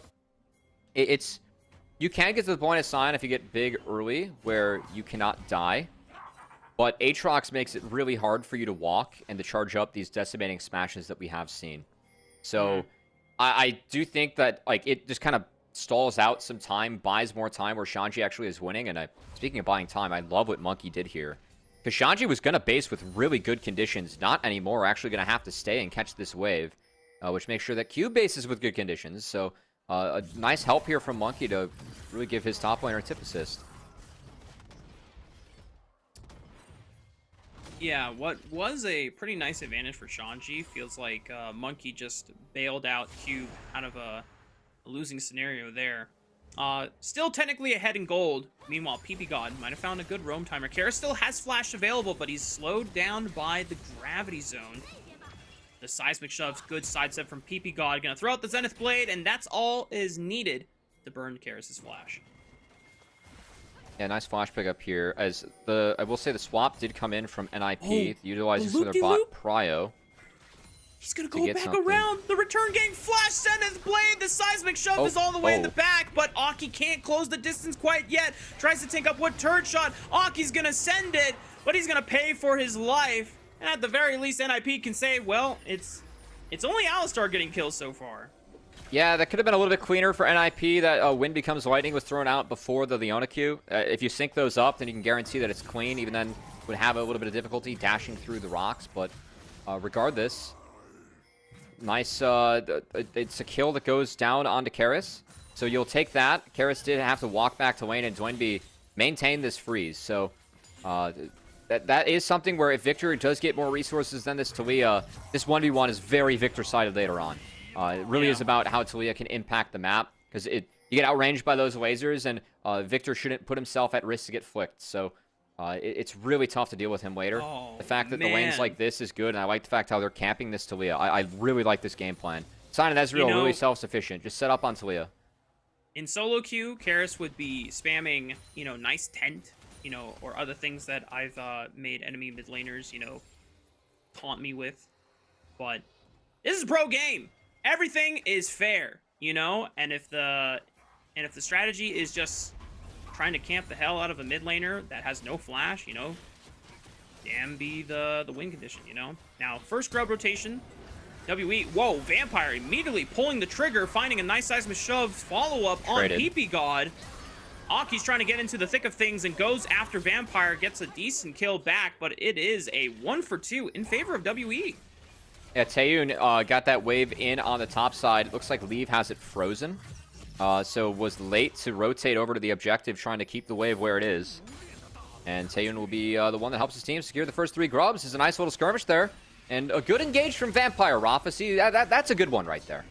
We like that one. He flashed forward and landed the headbutt pulverized combo. Evolution, I'll come around. Baby. I'll come around for that fight. The character arc progression is happening. It is real. It's about time. I'd put it that way. As I think our past selves would be looking at this broadcast and going, damn, was it really that bad before, No, I feel like our past selves would be like, what did Vampire do to you? The fact that we're harping this much on a player who has had his struggles in the LPL, but still, always hopeful that we can see our players improve, scale up, and Vampire was a nice play to find the engage in the back half. And is empowered this game. Those early kills onto him. It does have the early Swifties, so going to help him impact the map, and we'll see if it turns into an early locket and maybe make an impact in a team fight for his team. Yeah. Vampire, I need you to just start surfing across the entire map. Make a play top lane, make a play mid lane, make a play bot lane. Do it all. You got this kind of gold in your back pocket. Make the investment pay back for WE. Now, the gold lead is only a few hundred, so, nothing too big. But that first rotation of grubs, really nice, especially for lanes that want to be able to set up for those side lane split pushes so that Karis, if he doesn't have a lane to roam for, he can at least, pressure turrets, cube on another side lane. Not necessarily the best siegers in something like Varus, but at least you're building attack speed. You can hit the turrets even faster later on. Yeah, I'm just curious at the moment, setting up turrets, setting up the dragon here. Rafa still hasn't been taken. NiP, they have Aki on this bot side, and Maybe looking for a play in a cube. Shanji has R. Cube has flash, but I think they've closed the distance now long enough that Cube might not be able to escape unless Monkey can get in, and because Cube survives long enough, oh, but really good crescent guard by Aki. Deflects Monkey, doesn't get a chance to pop the Cyclone and lock him down, but at least Cube is able to survive. Was necessary, and we'll say with Aki dying twice, a little bit behind Monkey on the Rift for this one, who has yet to go down. Monkey being up in this matchup is big, because once Wukong gets up, your ability to stat check you is pretty significant. Naki gonna have to do his way around the Wukong. Monkey. It's pretty difficult. 2 casts of the Cyclone should be enough for damage. The healing from the passive almost gave him a chance back in the game, but because they dragged Karis over into the blue quadrant and overextended for the play, Shanji and Doinby make the collapse happen, and now it's Doinby that benefits from the scenario. That death is so worth it for Aki, and that play was so overextended and forced by Team WE. Again, oh, nice sidestep by Leave. Gets out of the chain of corruption there, but no business being in that side of the jungle that deep from Monkey, who, again, if you just force in off, you can actually look at the buff, right? You could take other things on the map. You could slow Xin down and still make use of the strength you have, but when you go all in like this so deep, again, Aki was no flash. You get the kill, but giving kills over to Victor is, that's heinous. That's exactly what you don't want to do in the game as Team WE. I like Doinby. That's a really nice gravity field from Doinby too. I want to give him brownie points for that, but there's just no way in the world that Team WE can make this play. Like, if you play it slow, maybe you can buy time for, you drag Shanji up, you wasted time, then Cube gets the wave in, then after that you have a timer to look, right? Or like you have to respond to mid. Just by forcing it like that, guaranteed to be down numbers on the map with Cube in base. That's just a really tough play from Team WE. Yeah, and now NiP's mid-jungle duo are both on their one-item spikes, so they have full control of this dragon and are able to take a lot of fights favorably just off of the strength of this big spike at 11 minutes into the game. Second rotation of Grubs Victor has was involved in spawned. 4 kills, man. Like that. I wonder if he has Q evolve now. Because that's massive when you get kills as Victor. You get those early evolves too. Like if he gets the bonus boost speed, that is really significant to get early. You can already see, of course, Laser going to be doubled up here. So E-Evolve in. I just want to see if he has Q-Evolve with those kills. I think he might be close, actually.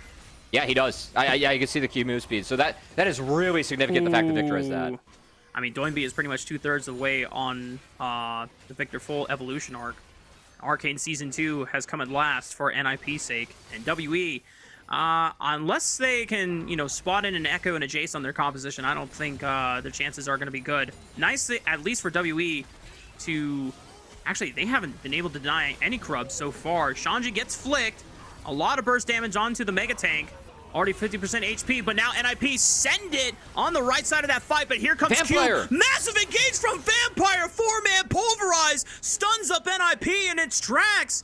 And even though NiP are able to get 2 Grubs, I feel like WE are the big benefactors of the fight.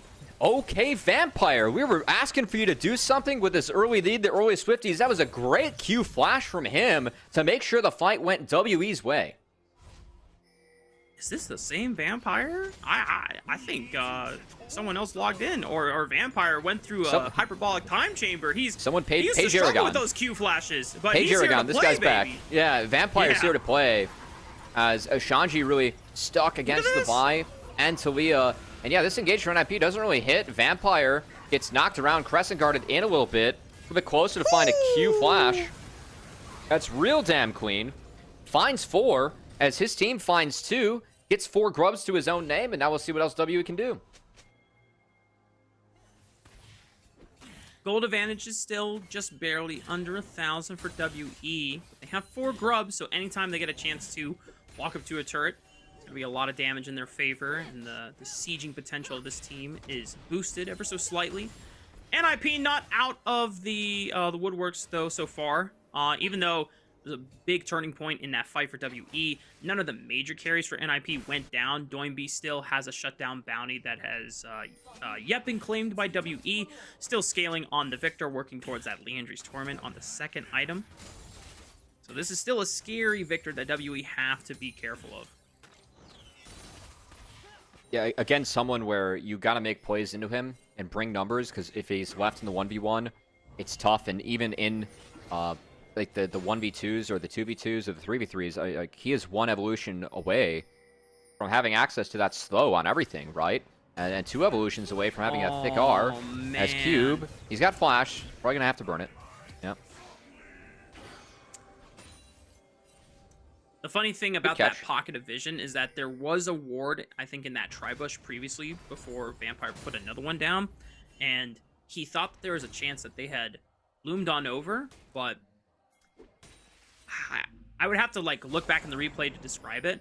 But there's just this like pocket right below that single pixel bush that they walked through in the river, and unfortunately for Cube, loses his flash because of it. And Cube still going to be the focus. Once again, Aatrox left in his own devices, or to his own devices against Scion. Can be fine for Aatrox. He did rush the Cleaver and is about to pop the Cole, so Cube going to pick up a lot of gold here. He's going to take this one back home.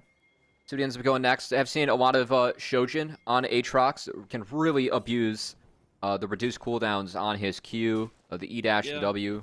Really nice for Aatrox, but might feel like he needs to be a little bit more frontline this game. Option the Sterax as well. So a lot of options here. Just kind of curious to see what Cube goes for, because I think that could really change the texture of this game. Kind of like how Doinby changed the texture of this game, being so far ahead on this Victor. And that's just going to be a flash burned off of Karis. Good walk from PP God. Yep. NiP now, knowing that Taliyah will be a prime target to scout for in the next objective fight. Obviously, they won't have Solar Flare by the time that both Rift Herald and the second dragon of the game spawn. But you have things like Aki, who can just completely send it and prep a 3-talent strike and just look for the Taliyah and allow Doinby and Leaf to follow up. So Karis is going to have to be very cautious about his positioning in the next fight. Yeah, Herald and Dragon about to hit the Rift too. So we'll see where our priorities are.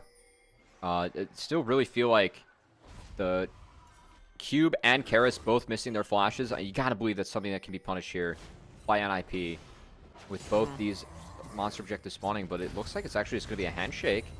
The objectives at the moment is Shanji burns the R. Cube, again, no flash. Do you think this is just the purpose of just trying to chunk out Cube right before the fight and forcing the do ultimate? that and get the wave in, because they're on Herald, but that's been skipped over as Cube's dead now. Oh, and Aki collapses alongside the rest of NiP's Death Squad. 4 men dedicated to that that's top a lot side of time, dive. Though. WE are able to burn the dragon in the flip side. Vampire gonna get the flash out of Leave. That's actually kind of nice. It looks goofy from Vampire, but that's okay. They get mid too. I think that's well worth it for WE, who picked up the priority turret. They didn't get a kill, but they got the dragon too. And that top outer doesn't even fall thanks to the time the Cube bought. So well played, WE.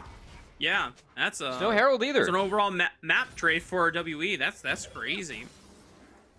I mean, Doinby burned teleport just to make that happen. The fact that they're not able to take the tower outright. I mean, Karis is sent to defend it. Still has no flash, you know, and maybe PP God can feint on over to the top side, fish with another solar flare, but the wave completely evaporated by Karis just thanks to the power of Taliyah at this point in the game and being able to wave clear.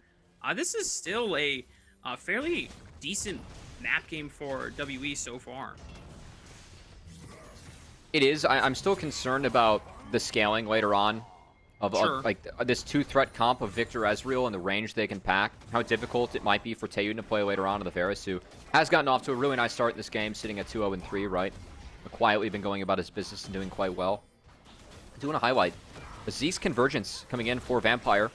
So when he pops that ult, whoever he ends up comboing, going to be stuck in the slow field. Can be sometimes useful on the Alistar as, okay, party gets started. Shanji coming in. Herald secured. Who is he going to hit? Oh, yeah. Good by Vampire to at least absorb the unstoppable onslaught from Shanji, but the rest of WE are not on proper battle lines. Everyone is forced to retreat and scatter, and NiP are just running them out of the jungle. I don't even think they got a chance to secure the Rift Herald for themselves on WE. We'll get a chance once we see the scoreboard flick back up. It doesn't look like it. That's big. Wow. That's a deny. And I was going to say that, like, taking both monster objectives, being down flash on Cube and Karis would have been a big win in the sequence for WE. Yeah. They don't grab the monster objective, though. They aren't able to secure the eyes, so that kind of goes to the wayside. They lose out on the fight, which for me, kind of expected, given the lack of soda spells on really important people. And Cube just straight up wasn't even there either at the fight, as it was a nice engage from Shanji. So NiP end up coming out on top of that play pretty big, taking the turret and denying that Herald on top of 2 kills. Yeah. Like, look at Cube. At the replay once again. Yeah. Cube doesn't have any TP, and he's chasing Shanji as that train. It's coming in. Hot Soup coming through. Kara's stuck with no flash, and Vampire, who of course had to catch that Hot Soup, he ends up going down to the back half. That's honorable death for Vampire. I will say he played that one correctly there. You've never heard Hot Soup coming through? No. Oh well. That's like I guess I guess I can imagine like where the phrase comes from. Is that like what you say, like, you know, if you're working a kitchen job or something? It is. It's an American football phrase where like someone gets hit really hard. Oh, it's like see, hot that's soup why coming I don't through, know it. you know, yeah. When it comes to NFL, I'm just not cultured in that. That's fine. I also think that being warned about hot soup potentially coming through a kitchen could be not. It's probably something here in the Bear. Well, let's be honest. All right. I mean, yeah. I mean, you think of things like on your left, on your right. You know. Yep. Hot oil. Those are all like, you know, warnings. And that's why I'm a big fan of actually just using like simple things like yes chef or heard as like acknowledgements. As those are great things, even in like competitive instances. So, you know, anyway. I got a new show for you, Rafa. You've heard of The Bear that takes place in the kitchen? Oh, how about see, that's on my watch list. It is? I know. Oh, the Pit. The Pit, it's new. It's a show, but every episode is 1 hour in an ER room. So you follow along like the characters and the patients for 1 hour in the ER room, and it's very good. It's actually very well done. Room. Yes. So, but they're not cooking. So this is not anything to do with cooking at all. No, but the idea is like, you know, the Bear takes a lot of time to be accurate about cooking phrases and making it look authentic like they're in the kitchen. And the Pit makes it look authentic like, you know, you're working in an ER room. So you get the same authenticity here. All right. It's good. That was such a... It took a while to get through, but we got there. Yeah, that was a wild mental train you just took me aboard We're on. trading outers, Rafa. It's fine. We can afford to take this time. Yeah. I mean, you're absolutely right in that point. NiP at least trying to set up stronger vision control over not only the Otacon, but also the third dragon spawn of the game. Just under 22 minutos. 2.5 items on super carry Doinby. Leandry's completed, working towards what I imagine is going to be either a Rift Maker or potentially the elusive Bloodletter's Curse. I'm a big fan of that item right now. Big fan of the dragon being taken, as True. NiP has good control here. Vampire, can he find another heroic engage? Goes in, pops the great. Unbreakable Will, but Aki turns right onto the back line. Doinby eviscerates that cow. Ground beef and burgers are on the menu, boys, once again, and NiP are serving it hot. WE forced to retreat and give away the dragon. This is my concern about WE and their comp later on. NiP grouped up like that with control. So tough to break with the range, the poke that Victor and Ezreal can bring. Vampire, his engage, he was so low that it was a one-way trip in, and with no angles being presented, too easy of a fight for Doinby and Leave the play, as they end up getting a very strong front-to-back fight, make quick work of Team WE, and that's going to be an Otacon and a lot of flowers secured as NiP. I know it doesn't show in the gold on the scoreboard, but I think given the scaling, given the champs they have, it just took a lot of control over in this game. So what you're saying, Matt, is it is no longer a good map game for WE. No, that, again, just a real lack of angles, as when you don't have any approach or any angle to try and find the Victor, find the Ezreal, or force anything out, and the Vampire just going in face first, fronting the back against Victor Sion just sounds terrible. And it sure as hell looked terrible there for Team WE. Yeah. I mean, I'm always a fan of going face first, but didn't work out for Vampire this time around, as WE gonna have to find a way to... I assume you're talking about water slides there, which, you know, hold. Dude, water slides face first, definitely biggest dopamine surge ever. Also adrenaline. But Shanji, can he find a way out of this one? Flashing over the Weaver's wall, and yeah, he went down the water slide on the other side of that wall, WE, not getting a chance to lock down the big super tank. It did cost Shanji's flash and ultimate, and they're going to continue with the siege on this bottom side of the map. It's going to be an inner for pressure on 2 turrets. Nice sidestep there by Taeyun as dodging out of the wind becomes lightning. Make sure that he saves his life, but Aki's still pushing him out to the bot side of the rift. Means that NiP, they're farming out 3 lanes. So yes, the outer turret falls, or inner turret falls in favor of Team WE. But Doinby is working on that bot internet, even it up, and Leave got some work done in mid for this turret as well. So WE going to rotate over to try and defend this. But I feel like NiP is still pretty happy with that trade. They got more time, more free experience over to Doinby in that dead lane. And he is already a full item up on this Talia, as it is indeed the Riftmaker for this Drain Tank Victor, and now a Seeker's Arm Guard as well. Doinby is massive in this game. Yeah, not just in terms of levels, but also just base stats. The raw HP that you have between all 3 of these items is somewhere in like the 1,000 plus range, maybe more. Just trying to do quick maths off the top of my head. I think it is just barely above 1K. So Doinby is walking around as a 3,000 HP plus meat stick. But yet he still does percentage HP damage, and he's got Omnivamp, and now he's getting armor from the Seekers. I mean, this guy is pretty much a bruiser at this point. Yeah, he is. It's the classic Doinby tech where he just... Oh, hold on, we gotta pause. Taeyoon has to cleanse. Now, Shanji sent it on the Unstoppable Onslaught. Vampire tries to buy space, and they Aki? trade 1 for 1. Aki, now with the pressing guard. Maybe there's a chance for Cube to change the tides of the battle here, but he is getting chunked out by all the damage from NiP. Karis and Cube both forced to flash away. And even though it looked good for WE for a brief moment, NiP quickly put those hopes down in the dirt. Yeah, not all the members fell, but Leave won the HP bar war pretty heavily there, as he was pumping on the Ezreal in the back half. And will lead to the red buff being taken. I was going to say with Doinby, you know, he loves to build Bruiser on champs just because it feels like you have more opportunities to outplay. You get more interactions, which does make sense, right? You're building more defense, less offense. You're going to have more opportunities to show off those mechanics. I got to say, I don't really love it this game. I think you can get away with it, but I think it's like you want to be able to be really bursty against the Talia Varus, and especially the Aatrox, as he wants the longer fight. I think that his theory is that no one can just get through this Scion. And frankly, I agree with that theory at the moment, as WE have turned their sights to the Baron that they're trying to get through. But that's a deep TP coming in from Doinby. Is that from Doinby? Ah, he's all by himself with Shanji, and you've got all 5 members. Doinby's going to buy time with this stasis, and at least he flashes over the wall to reposition to the safety of NiP. That definitely looked super questionable, but to their credit, they got a lot of damage down on a couple members here from WE. Doinby Flash is expensive, but if they stay on the map, it pretty much guarantees the Dragon take going in favor of NiP. That was crazy. You know what?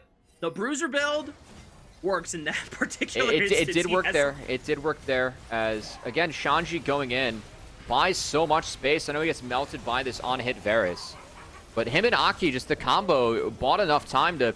You can see them pushing Taeyoon and pushing Monkey out of the fight, and Leave just goes untouched throughout the full duration. Was really ramping up and pumping out the damage there at the back half. He's got Shojin too, that's scary. Enough, yeah. Third dragon for NiP. Mountain Dragon's Monkey. Scary too. Yeah, I mean, this is...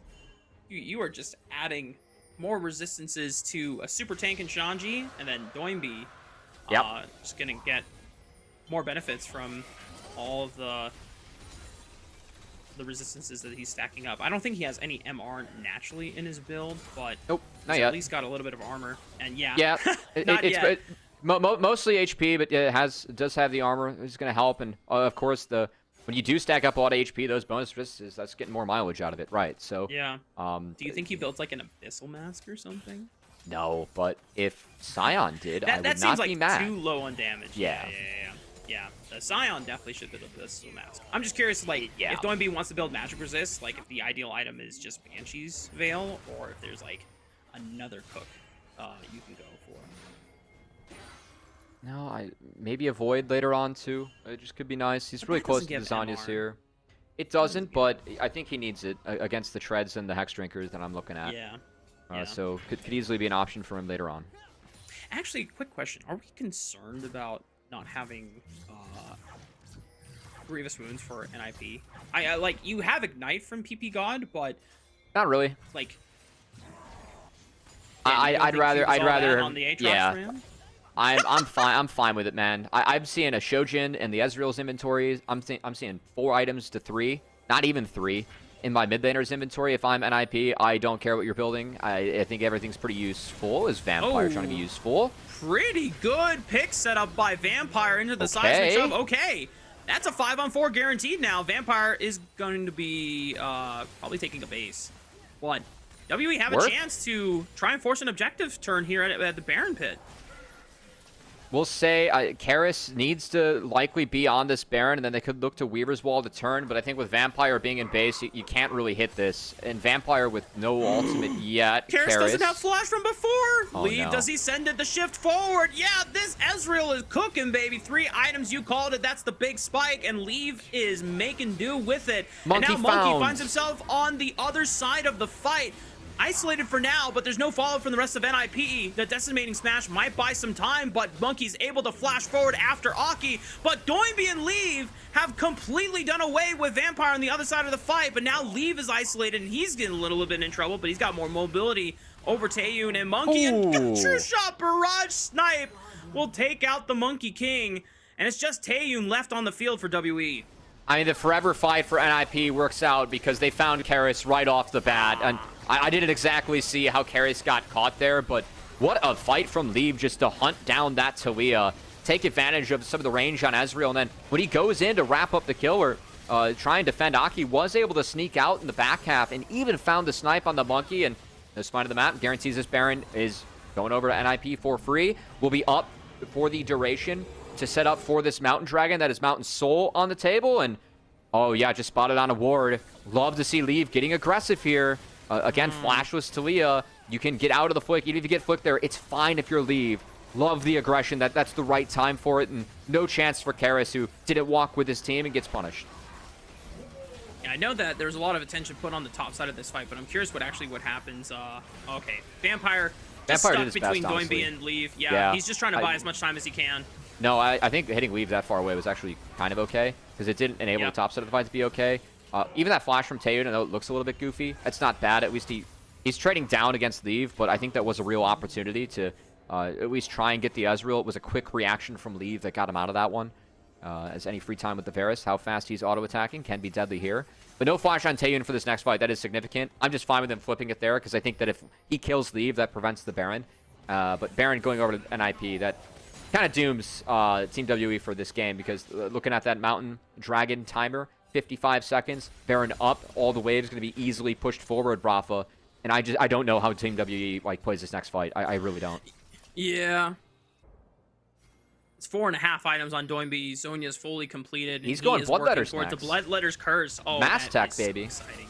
Hell Yeah, Mass Tech. I mean, yeah, Doinby, I think he's now at least 3,500 HP, if I'm not mistaken.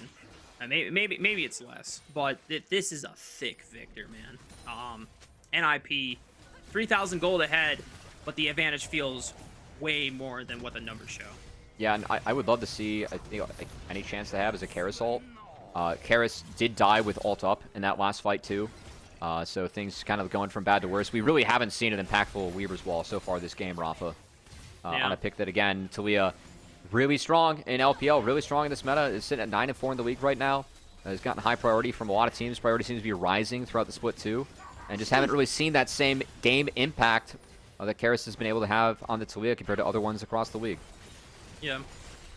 An amusing couple of ultimates thrown by both PP God and Taeyun, respectively. Neither of them really connecting, but, you know, just throwing out some feelers, seeing if something would land. Shanji occupying up mid lane, the rest of WE trying to feint on over towards the super tank to see if they could look for a pick. Leave does not have flash. Deep. Still slippery on the Ezreal, as long as Arcane Shift is available. Meanwhile, oh goodness gracious, Vampire takes a lot of damage. Unbreakable Will forced to be used right there. Hey, it's so and impossible. Yeah, I don't think WE are gonna get in. It's so hard. It's so hard. That angle from Leave was nasty too. As Baron recalls being popped. They got 3 seconds left on this Baron. Going to use the rest of that time to make sure that they're getting back to base, spending their gold, and looking at that shiny new shield that now is on their shoulders for the rest of the game, and that Mountain Soul. I mean, you already have some pretty high health members. Oh, did you see what Leave's got cooking in his build too? I think he's building probably a Frozen Heart, which is not necessarily atypical for Ezreals. You get a little bit more mana. which I like adds it this to, game. the Yeah. stacking the tier. And yeah, I mean, just you have to deal with a Mountain Soul team on carries that are building Bruiser-ish, ish, emphasis on ish, but maybe more so for Doinby. And Bruiser-esque, yeah. Yeah. I mean, yeah. I don't know how WE kills these guys without, Oh, they Taeyun don't. just getting to rip for free. Yeah, that has to be it. Taeyun does have sums up, so I think those conditions just essential for any hope for Team WE for the rest of this one. But no, I don't think they're killing them. I mean, look at the shield and the Scion. That the Mountain Shield plus the W Shield is disgusting. And then you have 3 Mountain Drakes to go behind all the resistances already in his kit.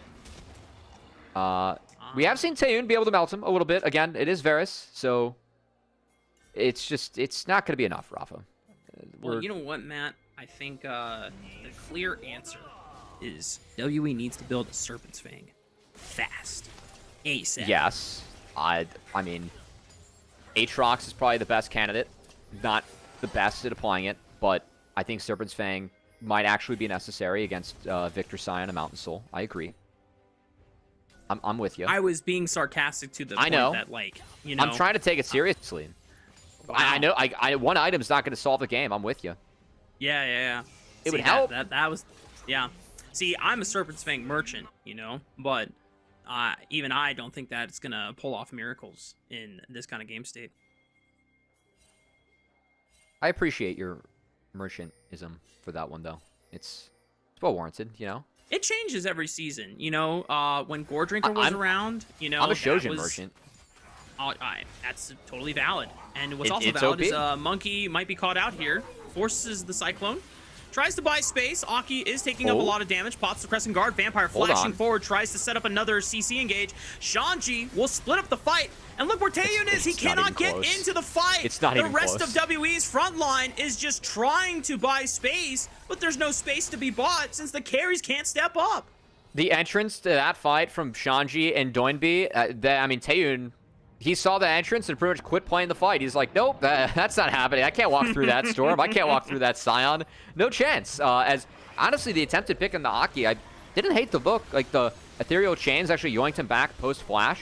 And the Crescent Guard was already down, but no shot they could push through that Victor that Doinby approached from the side. Zoned them all off, and now this next Baron going over to NiP. They'll have this one while Elder Drake is about to spawn, so you can use that to set up. And frankly, at this point, use this to try and end the game, because this does feel very NiP favored at this point. And it feels like WE just running out of ways to try and play this one out or trying to win. Yeah, I feel like if you're WE, you're almost praying that NiP let the game go long enough so that there is a chance for an Elder flip, because then that's the best chance. Oh, dude, Vampire is... I love that he's looking. I don't know if it's going to matter, but Vampire is doing his best. Wait, that's a big chunk on the Aki. Hold on, Monkey flashing forward with the Cyclone. That's the GA going down. NiP's backline is separated, but now Shanji reemerges from the shadows on the right side and becomes the super tank that NiP so desperately needed in the second turn of the fight. PP God will fall, but NiP's backline still stands tall, and Taeyun has got no ground left to go on. This is just... feels so anticlimactic, but NiP, we knew that they were favored to win. We knew that they had all the dominoes ready to crumble before WE. And you know what? There's a solid attempt there at the end, Matt, but NiP gonna sweep the series 2-0. Taeyun doing his damnedest in that one, but of course, too big over on NiP as they successfully scaled in that game. See some claps, some high fives going over on to Doinby there, Rafa, as ends up being a nice 2-0 victory in favor of NiP. Yeah, I have no other thoughts about that. I other than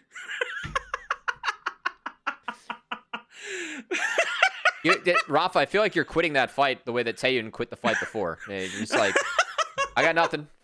See in base. Yeah, I mean, like, at first I was a little excited. I was like, oh, you know what? WE found a really good angle. Aki, just caught out a little too far forward. But as soon as Shanji rejoins the fight and my excitement and the hope, it just all died at the same time. And I was like, all right, well, back to business. NiP gonna close out the game, and yeah,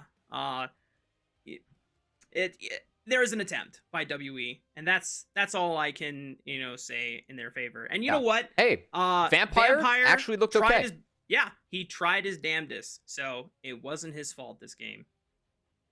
Actually okay, Yeah. Yeah. Let's see what else for WE. I just feel like I'm disappointed with the desync I'm seeing from them. I feel like Cube is just not on the same page with this team. Sure. And yeah, I don't think that. I really feel like that cost them game 1 and game 2, a couple of moments that were uncompetitive when Cube, who ended up getting kind of big on the Aatrox, just didn't have the same game impact as Shanji and the Scion, who I got to give credit to Shanji. The entrances, the angles that he was taking with those ults were massive.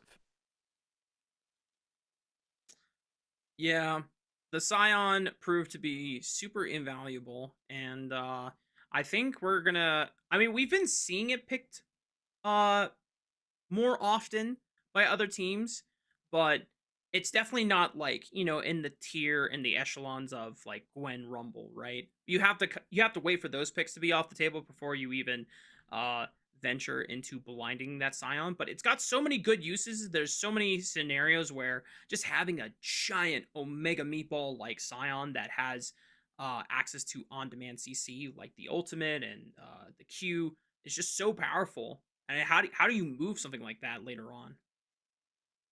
I mean, there was no answer for Team WE in that time around. We saw the Yeah. Varus actually really do its best to try and get through that Scion. Like on hit Varus was a necessity that game going into the Scion, and actually kind of managed to do a couple things. I feel like Taeyun did his best in a pretty tough performance, and that really feels like the theme of this team, just week in, week out. It's no matter what we're seeing from Team WE, we are still seeing a lot of positives from Taeyun as a player. Frankly, someone that I kind of have on my radar as for sure a player that is better than the team that he's on right now. And want to see maybe through Group Ascension, these other teams, orgs getting looks and maybe considering Taeyun throughout, because of course this was a player that couldn't really make it in the LCK, but it really seems to be playing well here in the LPL. Yeah, I'm wanting to remind myself of if this is Taeyun's first venture into the LPL, which it is, because Taeyun does come from the LCK, originally on DRX Academy and then through Challengers within DRX's own developmental system. Had a stint on Kwangdong Freaks, which is now DN Freaks, if I'm not mistaken, right now, before getting signed by WE during the offseason. And you know what? If Taeyun is just keeping the numbers up and doing his best to not have any silly deaths or really awkward moments on a team that is not that great on paper, and trying their best to be competitive in a group that is very tough in Group Ascend, they could be grateful that he's gonna have another split to play and continue to prove his stuff. And then hopefully going into 2026, maybe WE is able to put together a stronger roster built around Taeyun, Yeah. or Taeyun just gets out and goes to a better team, So Could be. I mean, again, we've seen a lot of positives from Taeyun as a player, and it feels like WE, their best chance to win is sometimes when he is on the Ezreal, right? Because it gives him the most control over the games. I mean, we casted a game with Team WE, Rafa, where we spent the whole entire pre-show talking about that, right? We want Taeyun to get Ezreal, want him to have agency to play because he has been the bright light for Team WE. And again, I know that this series was 2-0 for WE. Overall, coming into this, where this series is at and the expectations that I had, I think it's more positives for WE than for NiP, who I know that this game was pretty calm and collected for them, but I really feel like game 1, WE had a real chance to win. And NiP, we're still seeing some of these macro mistakes come out from this team, or just playing lanes, playing waves that we can, or playing fights that we can't. Definitely something that can be a little bit of concern moving forward if you are an NiP fan. Yeah, because those are not the qualities of a team that makes it far. WE is the a bottom title. team in this group. They are, right? So if they want to compete for a title, compete to go international, stuff that Doinb has done in the past to great success, and stuff that this team's looking to do with him this time around, we need to see a little bit more still. So definitely something to look out for. But we'll say Leave did step up big in that last game. So I feel like Leave was robbed of MVP potentially in game 1, even if I would have given it to Aki. If Leave doesn't get MVP here and it is Doinb, then The LPL truly might be rigged, but also Joinby put up more numbers in this one. The super carry narrative must prevail. I don't know how he got it in the last one. He should get it for this one, but because he got MVP in the last game, like I'm actively rooting him for to not get it, even if he might be deserving. Cubby, I feel like it needs to be Shanji or it needs to be Leave. It cannot be Doinby again. I'm gonna step forward before any Doinby super fans start thinking that Cubby is a super hater. He's not a super hater. He just wants the love to be spread equally across the game one MVP was illegal. I don't know how it went to Doinby. He played fine. He was not the MVP of that game. Not even close. God. This game, he might have been the MVP of this game, but the last game was so illegal that he doesn't deserve it anymore, you know? I feel like I'm trying to be your lawyer, and the more I let you get on the PR, and the more I'm like, no, stop, just go. It's fine. Go back to your room. You can go over the full tape. I'm on tape saying I love Doinby. He's entertaining. He's fun as a player. He plays with flair at the highest level, you know? It's just that MVP was fraudulent, and that happens, you know? It's okay. It's a single game. Sometimes his teammates super fans had better games. I know that you are right, and I'm with you, and you have covered your bases super well. I'm just letting you know, sometimes fans don't remember all the details, you know? They focus on the most recent thing, and then boom, that's their case right there. Seeing it with the T1 fans recently on Twitter, as Ox is, you know, doing his best, and oh my god. It was deserved this game. It really was. It was deserved this game. Yeah, you can't argue against this one. No, not against this one. Doinby, super carry once again, getting another MVP for his team. Shield but bash. I will say, you know, the respect for this guy, it's not just because of his personality and the charisma. I mean, Doinby, for anyone that might not know, Doinby does have a pretty legendary career. The second mid laner to have the honor of bringing the LPL world title in 2019 with FPX after Rookie with IG in 2018. The first Chinese player to win Worlds too is Rookie was or like a first Chinese mid to win Worlds. That was a big deal. No. Doinby's Korean. Rookie's Korean. Huh? Oh, yeah, right. Okay, sorry. Yeah, that was both of them are Korean. Both of them are Korean. Hold on. Who? We have not. Who was had, the first? We still haven't had one. No, we still haven't had one. Knight was the closest. Oh, that's right. Yeah, Knight was supposed to be the guy. Yeah, he's supposed to be the savior. All three mid laners, Scout, Doinby, Rookie, all Korean. Yeah. But still, it's still. I mean, like, not to get into the thick of it, but both of these guys have been, you know, super advocates for LPL and. Oh God, you know, yeah. I mean, both of them very fluent in Chinese. I think at this point also Scout also very fluent in Chinese as well. So even though they're technically by birth Korean, they have pretty much earned the honor of, you know, playing and being LPL representatives. Same way as players like Impact and Core JJ are kind of like, for sure, you know, big representatives of the Americas for formerly LCS, now LTA, right? But for sure. That does it for us. We gave this way too much time. Yeah. We gave this way too much time. We got to get into the next series. I just wanted to make sure that, you know, we were being respectful. Anyway, that's the end of our first series. NiP sweeping WE. We got a caster swaparoo for the next two best of threes. So make sure you stay tuned, y'all. And not us, but two new lovely faces. We'll see you on the other side of the break.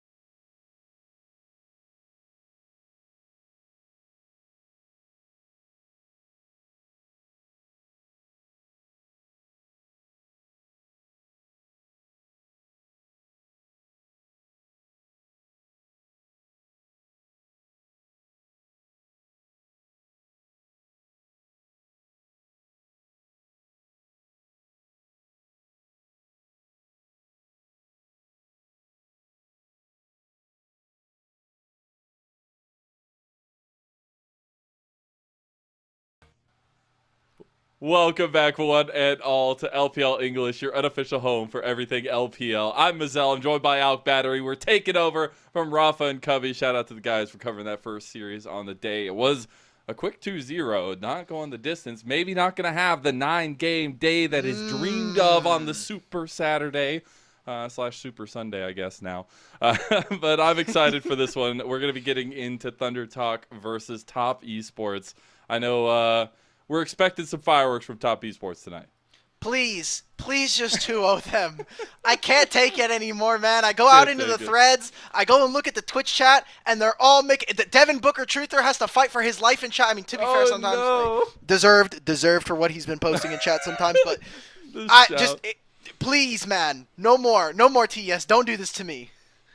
Well, hey, we'll be finding out sooner rather than later if they are going to do unspeakable things to you. But let's go ahead and talk about their opponents first and foremost. This Thunder Talk Gaming roster, this roster that garnered so much attention in Split 1 of 2025, that built up a lot of respect, have been faltering a little bit here in this Group Ascend stage. Obviously expected, but can they live up to the middle of the pack dream that they live for here?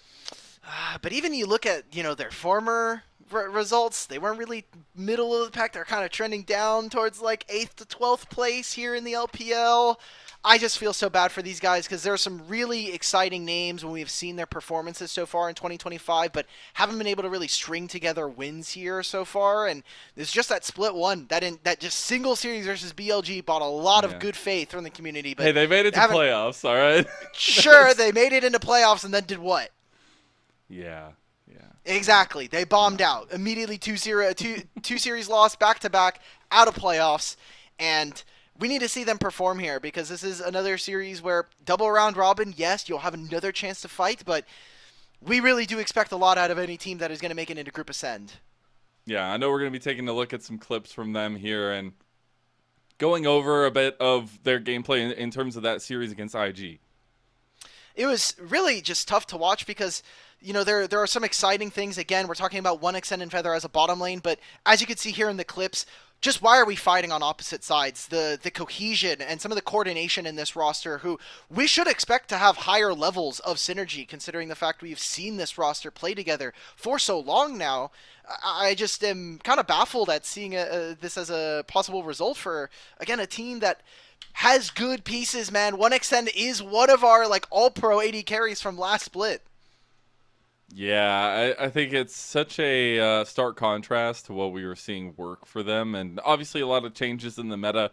It's still funny to say that 1xN is the thing that gets them over the hump in a majority of their good games, but as we also were kind of saying, it hasn't been the greatest. I mean, only winning 3 games so far in the split. A lot of games to go, a lot of series to go, but you want to see some progress. You want to see some level ups there. And unfortunately, what used to be an incredible 1-2 punch between Beichuan and 1xN has not lived up to that potential as of late. It's tough. I will kind of caveat that in terms of the jungle meta has changed just a little bit, especially with the introduction of champions like the Nefiri and kind of the different champions falling out of the meta. When you think of Pantheon, a lot of junglers have started to drop this champion and even the Nocturne. So I'm wondering whether or not we're going to be able to see that kind of form from Thunder Talk, because Cubby was actually noting in the last series that he thinks that Poppy's kind of fallen out of favor, or hasn't really been picked up. I think these are two teams that really want to play the Poppy, especially Beichuan. He has not been able to touch this champion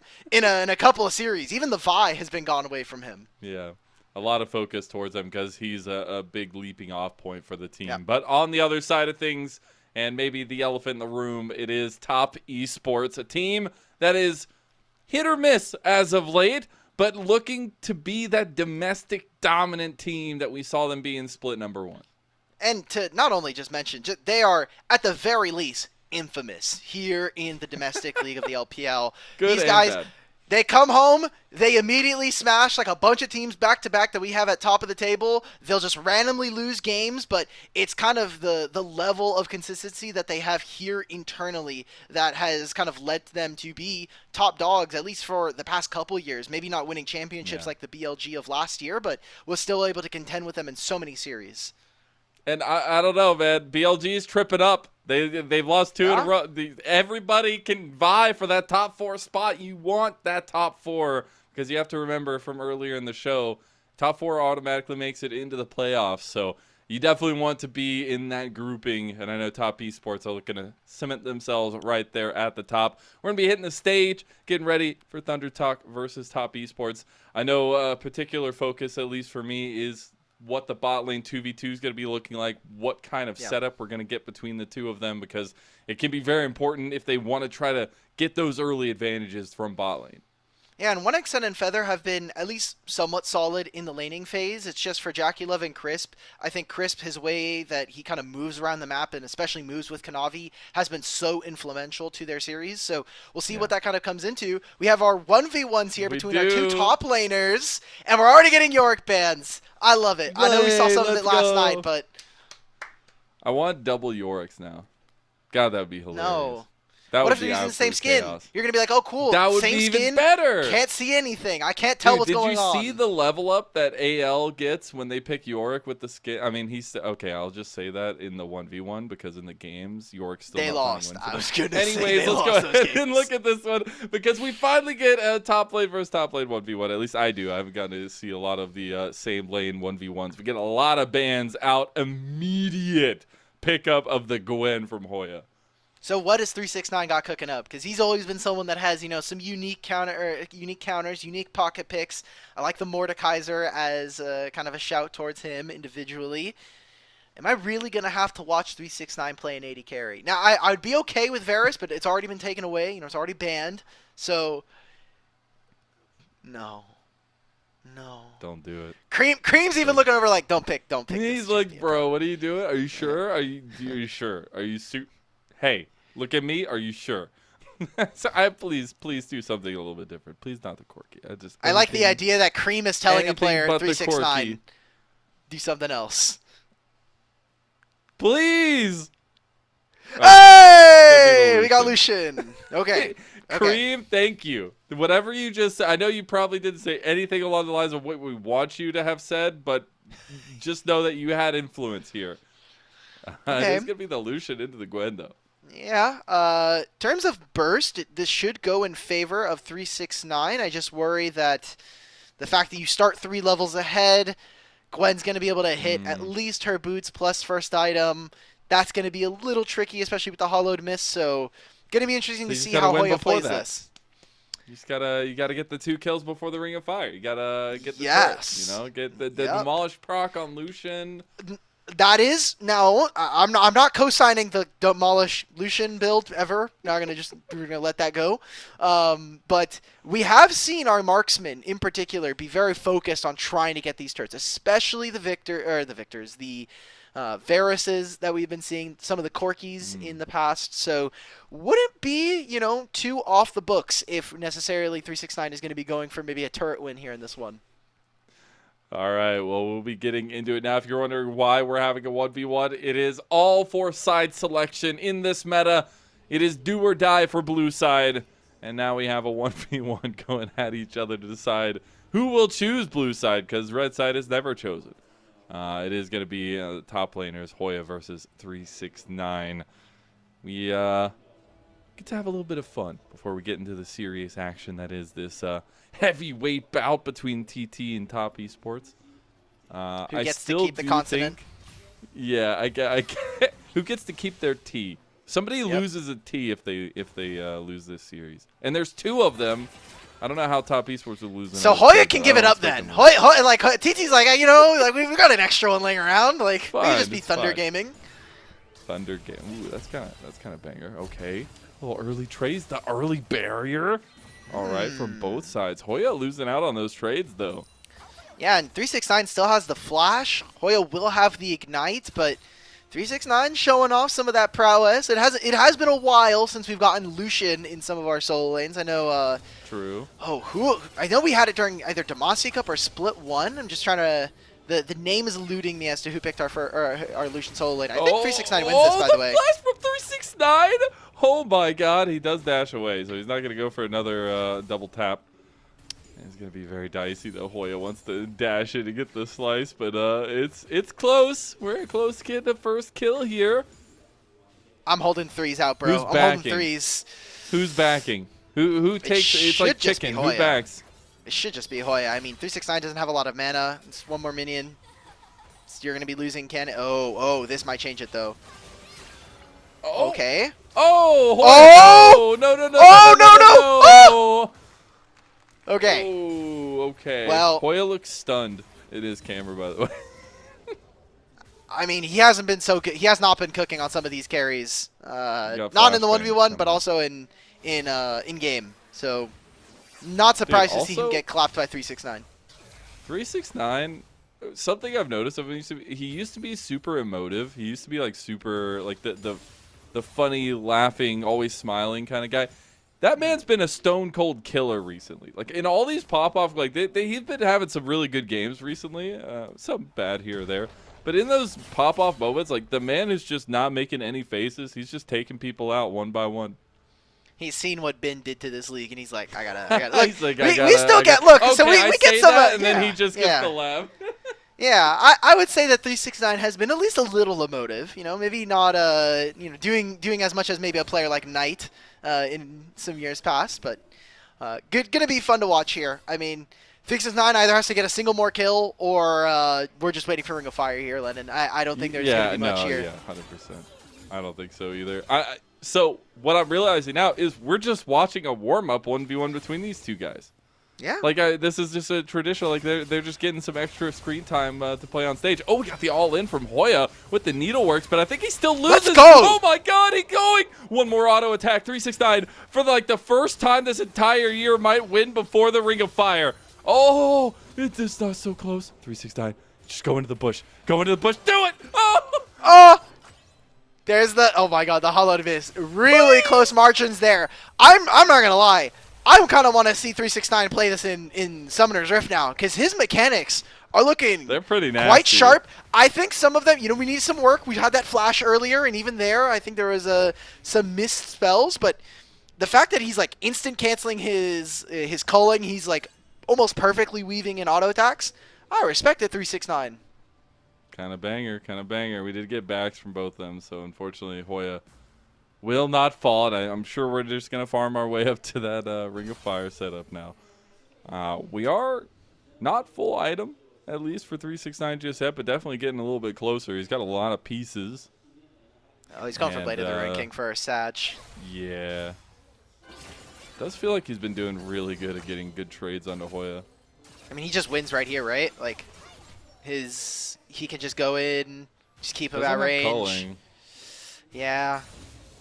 I'm kind of okay with this. His barrier is going to be on the same timer as Hoya's, both of Hoya's sums here, which could actually make a pretty big difference, because around that time he's also going to have access to the ultimate. So I think there's a very, very narrow window that Hoya could actually find a kill here against 369.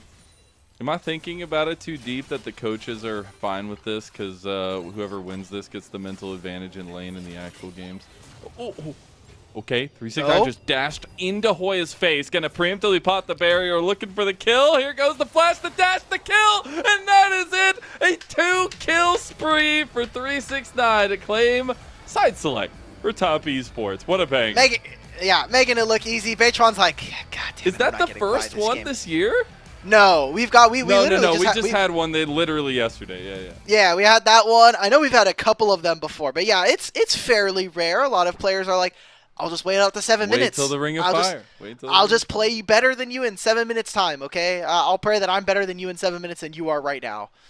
Cream just got a lot of value there. In our head canon, where he told 369 not to play the Corki, he just pseudo won that 1v1. Yeah, I'm gonna just keep that fiction in my mind that it's Cream giving 369 Lucian tips and not Jackie Love. Jackie Love's literally arms behind the back of the head, fully leaned back, like, yeah, bro. He's like I 3 don't chairs care. away from him. Doesn't ever need to worry about it. Like, That's true. that's And so he's got far, man. Coach That's so Homie far. behind him too, so he's got enough people microing him. Well, as we can all expect, it is going to probably be blue side for top esports. So Oh, yeah. I then want to talk about what that gives and what power that gives to top esports. We talked a little bit, foreshadowed to a little bit about their wobbly wins, but in the end, they still have been dominant for the most part. I mean, falling to IG, that was a banger series.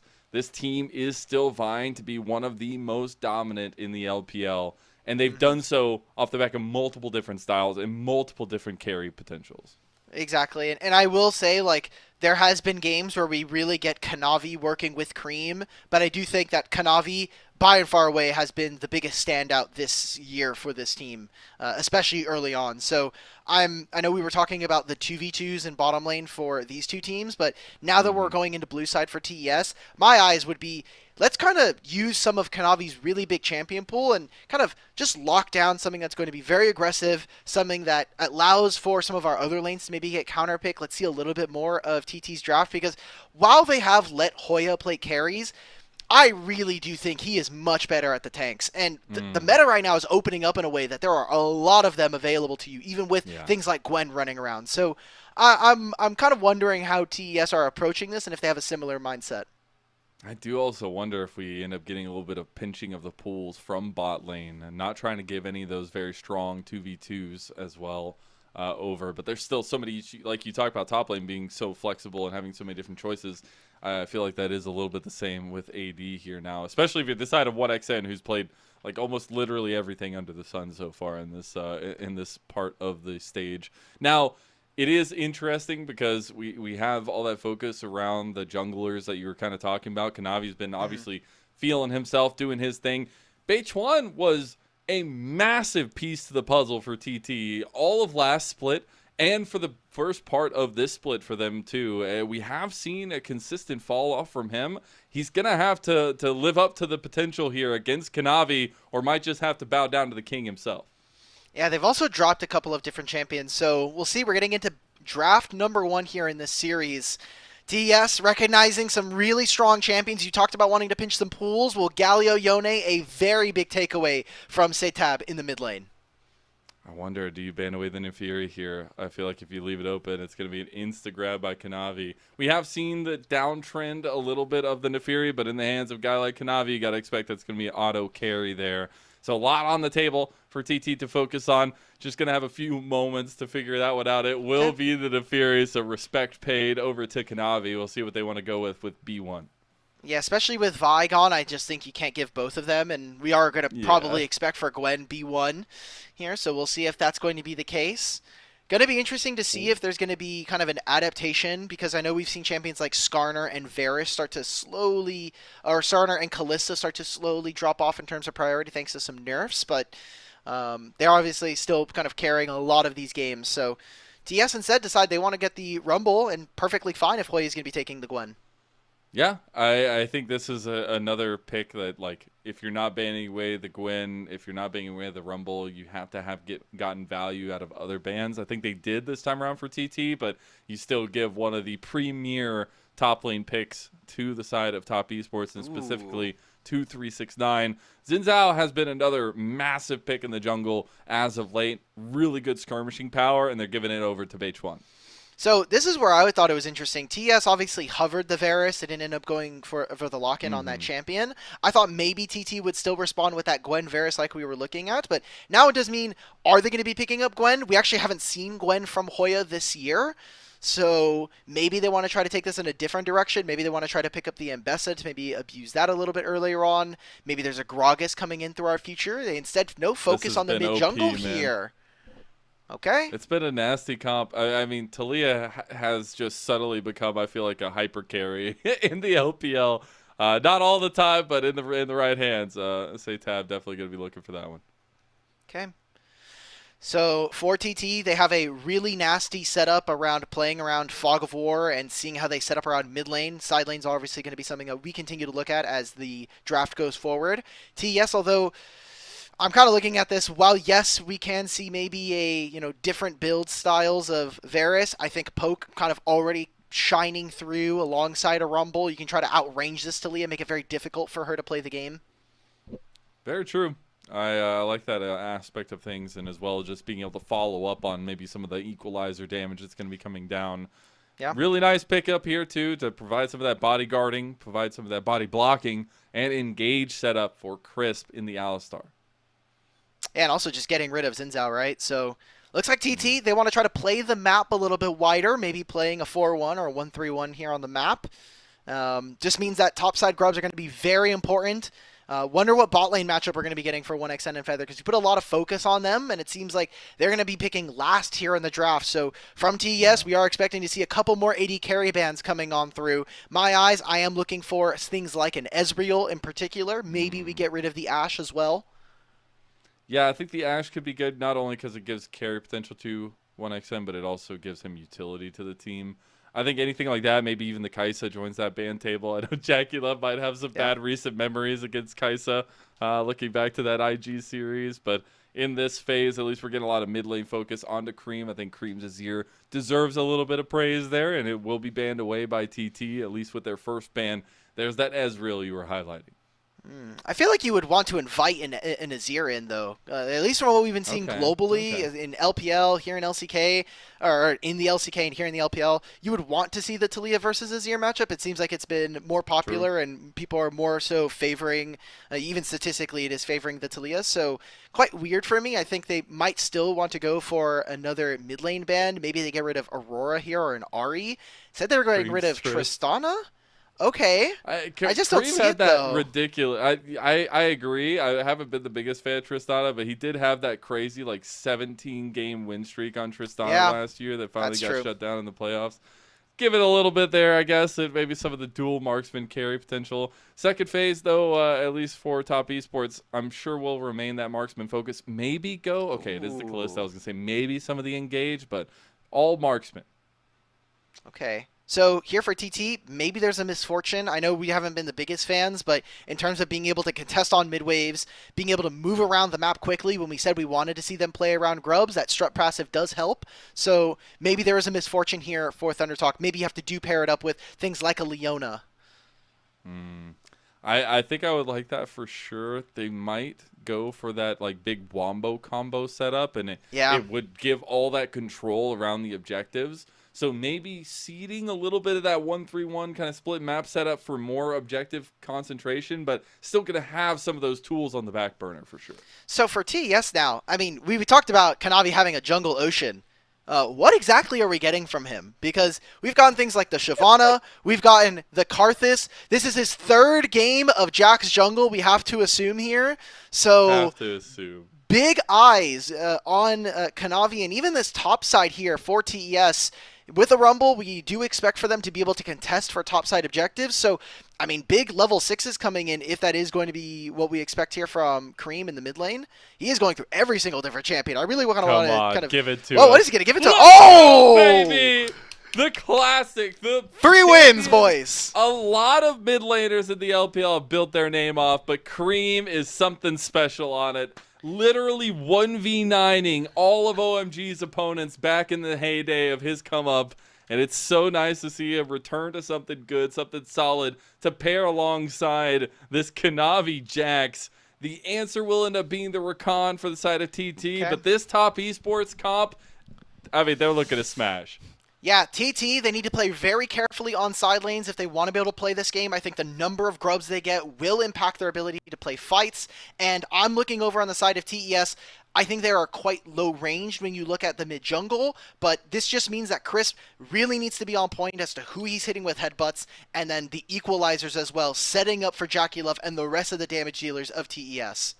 Yeah, and I know top esports are no slouches. They also get back up pretty heated after getting punched down, and I know that IG loss will definitely ring true for them. But here against TT, it is an opportunity to take one of those wins and have a dominant performance to kind of keep yourself up in that top 4 conversation in the league. For TT's side of things, we're just trying to figure out what we can get from this team. Are they truly going to be the kind of bottom 3 ascend team, or can they ascend themselves to that middle of the pack focus that we had for them coming into this one? It's been a tough road for them, and it does not get any easier as we go. You got to remember, it's a double round robin between 10 teams. That's a lot of games to play. And speaking of top esports, on their 4th out of 4 here in week number 2 for best of 3s played. So a lot on the line, at least in terms of pride. And I'm more excited to get into this first best of 3 here, Alk. It's going to be a fun one. Yep, I mean, you said it right there. We play for 8 weeks. We play every single day. At least 2 best of 3s, sometimes 3, just like you're seeing tonight. And TES have played 4 in the last 7 days. So really impressive stuff for them. Let's see if they can keep up that endurance and finish strong here in week number 2. They're finishing strong, all right. Give Kanavi the Jax jungle at game number 1 and see what sticks against what should be on paper a lower tier team than the tippy top of top esports. Game 1 is kicking off now. Who can take that first step forward in our second best of 3 of the night?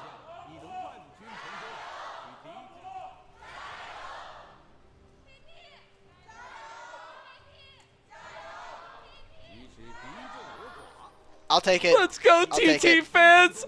Let's go. I'll take it, man. Against the might of the Knights. You'll love to see it.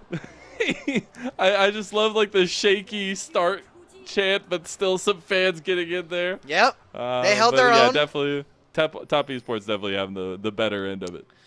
Mm-hmm. So we wanted to touch on some of these stats for a Crisp, or for a Cream, I should say. Most play champion is Akali. This will be his 60th game. He's a 53% win rate. He's 31 and 28. So we'll see if he can add another win to that column, as I think big eyes on him and the rest of TES. Can they solidly take this series as a team who has had so many questions thrown at them so far this split?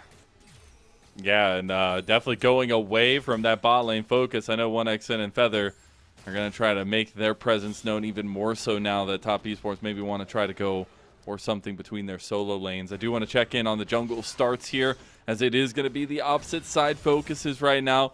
In Kanavi, maybe potentially looking for a cheeky little path early now, but as well as just keeping an eye on those junglers and where they want to go first.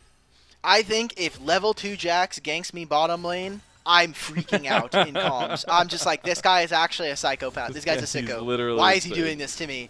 But ending on the top side does mean that he can try to reinforce. I want to see, we can kind of already take a look at Hoya versus 369. It seems like Hoya is getting early push, which for right now does favor the Jax potentially walking on top side. But already TT got a lot of good vision, and they made sure they can try to track Kanavi early on. And it is going to be that Poke Varus setup for Jackie Love, as we were talking about from the draft. We also got that Electrocute set up for Cream on his side of things. So going for that extra trade damage into Saytab on the Talia. Still think it's going to be a pretty tough matchup in that mid lane. I definitely want to see how fast we can get jungle influence onto that one and see which one kind of breaks open. Especially the fact that with this Electrocute, Cream should be able to slip underneath Talia and make it very difficult for Saytab to play the game. I will kind of note Saytab should be pretty safe, right? Like, there's no CC from Akali. Sure. You're looking for like a flash engage from Kanavi on this Jax. I think it might be a little tough here. You see that 369 is playing a very dangerous game, trying to play up and force Hoya to either take a recall and TP back in, or just get solo killed, bud. Yeah, he was close to it. He did miss the cannon for that one. I love the little shout out from the observers with the zoom out on the cannon. It's fine. He won the mind games in top lane. He did get the TP out of Hoya early. Ooh. Okay, Bechuan could have pivoted into mid instead. Kanavi is going to get spotted. At least he should get pinged out. You kind of see that from TES. They're like, there's probably a jungler on bottom side. Get ready for a dive here, guys. Jackie Love and Chris will be able to catch this wave and be fine for the time being. So not much action early on. We thought maybe there was going to be a visit from both of our junglers. But again, we are looking at 2 minutes from now. These grubs that are being played, what kind of advantages can we get? I think getting summoners right now is such a pivotal piece if we're going to be playing around these grubs. And I guess in terms of that skirmish potential between these junglers, we know the quantity that is Xin Zhao. I mean, we've seen him in almost every series, it feels like. But the Jax is definitely a little bit less commonplace. And trying to figure, we got a little 2v2 action going both ways. But trying to figure out what that difference is and what Jax provides that Xin Zhao maybe doesn't. So individual skirmishing power, I do prefer to have a Jax, especially into the Xin Zhao. But we're going to probably see more than one person show up to these objectives, and that's where I think Beichuan on the Xin Zhao can have so much utility, having that knock-up, having the ability to just dash in on whichever target he wants and get away from Kanavi. Maybe we get a summoner spell flash there. Trying to make a play now, again, a minute before these. Let's see if they can get a summoner spell, maybe even cancel the recall of 1xN and Feather. Yeah, that actually would be pretty huge. I'll just see how much they can kind of distract off. But wow! Feather and 1xN, Spider senses were tangling. Do end up stopping Kanavi's angle there as Beichuan will be spotted out doing his wolves. But should be able to keep clear in his jungle. And Kanavi, searching for something to do, will end up going back to his side of the jungle. Still a pretty big win here for TES, as now they get to move their bottom lane to whatever part of the map they want. It seems for now Crisp is going to be heading into mid lane, maybe to reinforce, get some vision. And now, I mean, it's up to TT. They recalled secondary here. They're going to try and match their AD carries. But for now, I do kind of favor TES in this spot. But a lot of vision towards the bottom side river. We're not maybe seeing a play around these grubs as early as I expected. Yeah, that's what I'm so curious. Like, what? We aren't starting grubs on spawn. What is this? This isn't my LPL. What are we doing? What are we watching? They're doing dragon? No. Oh what do we do? It's like we reverted like 3 years in terms of game balance. All right. We've literally cool. seen teams just completely leave dragons in their games, and now we're getting Remember when there was 2 focused around this bot side? Yeah, I know, right? Yeah. Oh man, I can't believe it. All right, well, maybe just trying to cut TT off of their own game plan. We're actually seeing them make the swap now. Beichuan is going to be going over to those grubs. Hoya has been able to push 369 under his turret consistently here. So instead, TES maybe just want to try to play. What is Kanavi doing? Dude, he's getting mad cardio on the map. Dude, I have no idea what is happening right now. Kanavi just says, I want to go where Beichuan is, and I want to fight him. As they take 2 grubs in front of Kanavi, he'll come sweep up the last one, but I don't know, man. It's a little bit of distraction tools coming through from TT. It's like the guy in Jurassic Park running around with the flare. Yeah, I'm going to assume that from TES, instead of necessarily trying to play cross-map, the more important idea for them is just trying to be as disruptive as possible. TT have been a team that unfortunately haven't been as flexible and been able to win games, so maybe just putting them in uncomfortable positions and kind of rattling them might end up playing a factor. We don't know. We'll have to see as this kind of goes on. Kanavi is now moving in. He has priority from Cream, and they have the level 6. Why not? Okay, but now they're being surrounded. Guys, Top Esports, what have you done? You're behind enemy lines, and now everybody's coming onto you. 369's coming that way, has the equalizer. Can't get the tip of it there as Creep gets out alive, and absolute menace behavior happening on the Rift right now.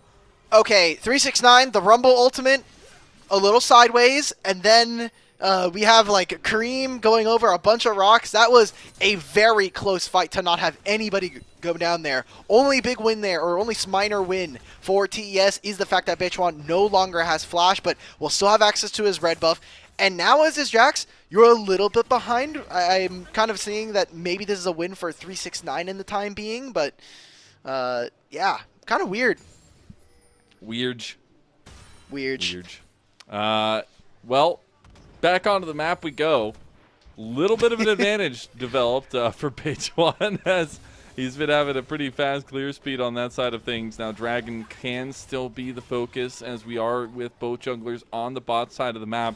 But this is one of the first games in a long time we haven't seen kind of lane swaps come through for that second objective. And we'll see if the next spawn of grubs is going to up that importance of it. But as of right now, we're keeping things afloat. Does this benefit either side more or less?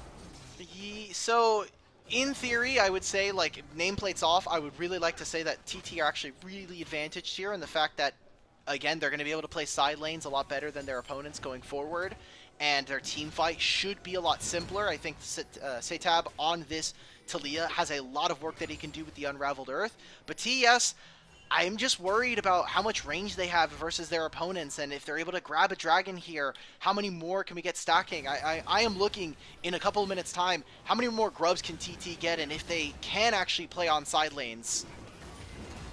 So I was curious there. Beichuan was actually trying to get a back off, then saw that they started the dragon, stopped his back, Now walking up towards top side. Feather gonna get ulted by Jackie Love. Knocked back. Gonna have to flash and get over to 1xN, but he's still locked down. Able to get away from that piercing arrow, and that was a massive play. Bullet time over the top, but as is gonna be an unstoppable Alistar. And there will be more ults burned, more damage done, but still no kills, Alk. But Bechuan is getting himself an individual lead. This is continuing to grow here for the jungler of TT. We said that he has been kind of a big driver when it comes to action, was a big portion of their wins when we saw them in Split 1. Hasn't necessarily returned to form, but at least in this game, while Kanavi has tried to play, you know, kind of bust him a bit in some of these fights, he's just like, I don't care. I'm going to take He's just stalking him, honestly. Yeah, I'm going to take I'm going to take some of your camps as well. You keep trying to be an annoying little fly on the wall, but who cares? And we're going to end up seeing which kind of skirmisher has more impact in these next objectives, as well as 20 seconds until that next grub spawn. Bot laners have assumed position in mid lane. We'll have a lot of focus around this side of things. 5 grubs, the possibility for TT, giving them a ton of siege potential. Now they're trying to make a play on top side. Here we go. TES prepping for 3 grubs here. We'll put them on 4 if they're able to grab this. Bechuan a bit far away, however, and now with Feather chunked out, I don't think this is really going to be the play for TES, or for Thunder Talk, so 4 grubs going over to the side of Top Esports. Again, a very good boon for them, but they so far have not proven exactly to kind of be able to hit on a lot of these turrets. Only getting a single plate in both top and bottom lane. Oh, they're a little late to the party, but Kanavi is all alone, doesn't have smite. He's going to get it taken from him. Tries to go for the kill. Top Esports left their jungler all by himself, and now Weaver's Wall coming across from Satab. Cream is here as well. This has just turned into an absolute tussle. Hoya going all in on a 369, but then gets all in by Cream. Cream going to try to make it out, but Grand Entrance is there. Equalizer over top. We've still got every ultimate in the game being thrown, but nobody's going down. What's going on? Die, please! I need my LPL back, and I need it now. 369 is going to look to commit to it. Bullet time coming out. And Tab is still alive. TT now might have bitten off a little bit more than they can chew. Jackie Love with the piercing arrow. There we go. First blood to Cream on his signature Akali. Quickly followed by almost a second kill to Top Esports. With 12 minutes in, we finally have action. Lennon, I can't believe the thing I'm about to say, but the only thing worse than seeing that play the first time is now I'm going to have to see it in a replay, man. What the hell was that? TES, please don't do this to me tonight, man. I really was looking forward to having this being a 2-0, but, I mean, we're moving in. No one is here to cover. I think Kanavi, yet again, expecting, hey, I should be able to get this for free. No one's going to be able to be here in position, and this Verisalt not able to get that much damage. Again, Satab here with this. Talia being able to have this Unraveled Earth stop so much of the play from TES. And then we just get this comedy of errors, missed skill shots, and we have a bullet time that whiffs. Satab ends up living throughout most of this play. And it turns out it takes another like 20 seconds for Bechuan to die. I don't want to Hyperflame 369. My dude is the GOAT. But he's had 2 opportunities now where he's literally in a choke point with one direction that the equalizer could literally fill up the entire thing, and he's gone parallel to it both times. Like, I don't know if we need to get this guy. I'll overheat for you, bro. We gotta figure out the line setup. All right, we just need to know what a line is. Ah, man. Okay, well, he knows parallel lines at the very least. So he knows parallel lines, and that's good. Showing a little bit there, and TES now trying to set up on the bottom side of the map. Dragon spawning in a minute. Would say that this does start to favor TES, especially with the lack of flashes on some of the members of this top side for Thunder Talk. Especially now that Feather doesn't have this, he's probably gonna have to invest a quickness if he wants to be able to get out. They're really trying to protect Hoya here on this wave. And I'm checking in on the kind of setup we called for TT coming out of the draft in that kind of potentially 4-1, 3-1, 3-1 setup, but they are just being ran to the task here. And they are being fully died, but a 3-man knockup was massive from Feather, though the turret is still kicking. Gonna get the one back there as the trade's coming through, and Hoya still standing strong under the turret here himself. Kanavi, you gotta step away. That turret is still heated. No. And Hoya does survive the engage, and it's a 1-for-1 in the end. And they're like, hey guys, we have numbers advantage for Dragon now. See? We just dove them under bottom lane. There's no ultimates from this Rakan. I'm playing Jax, so, you know, I'll be able to jungle privilege a little bit of HP. We're consistently able to get mid-prio thanks to having Varus. Don't worry about how many members died during that bottom lane dive. That's not important right now. It's not important. Don't write it down. Don't take notes. We are on first items now, though, for everybody. And Dragon is started up by TT. A little bit ahead of the ball now, but it does look like Top Esports want to come over here and potentially contest. Actually not going to bring over anybody anymore. Cream's going to try to take a side lane turret, and that'll be an evening of the Dragons 1-1. I think it's really tough for TES to be able to step up to this. I mean, you don't have any equalizer anymore. There's no flash for Kanavi without the Grandmaster's might. So I think for right now, just prioritize getting gold. The fact that Cream on a side lane, TT, they need to make this work. Yes, they got the Dragon, but maybe another kill here would actually open up the game so much. They're trying to get the turret now. Hoya trying to chunk it down. Seismic shove goes go a little bit wide. 369 cooking Hoya as the rest of TT try to turn back around. Cream unanswered in the top lane. Still is going to be potentially able to join the fight here, but they're under turret, and the turret's going down. Big crescent guard for H1, and now all has let loose by TT as they take down Kanavi, and 369 is left to the Wolves, and they are Thunder Wolves. And Thunder Talk taking a couple kills, and Cream not getting much more in top lane.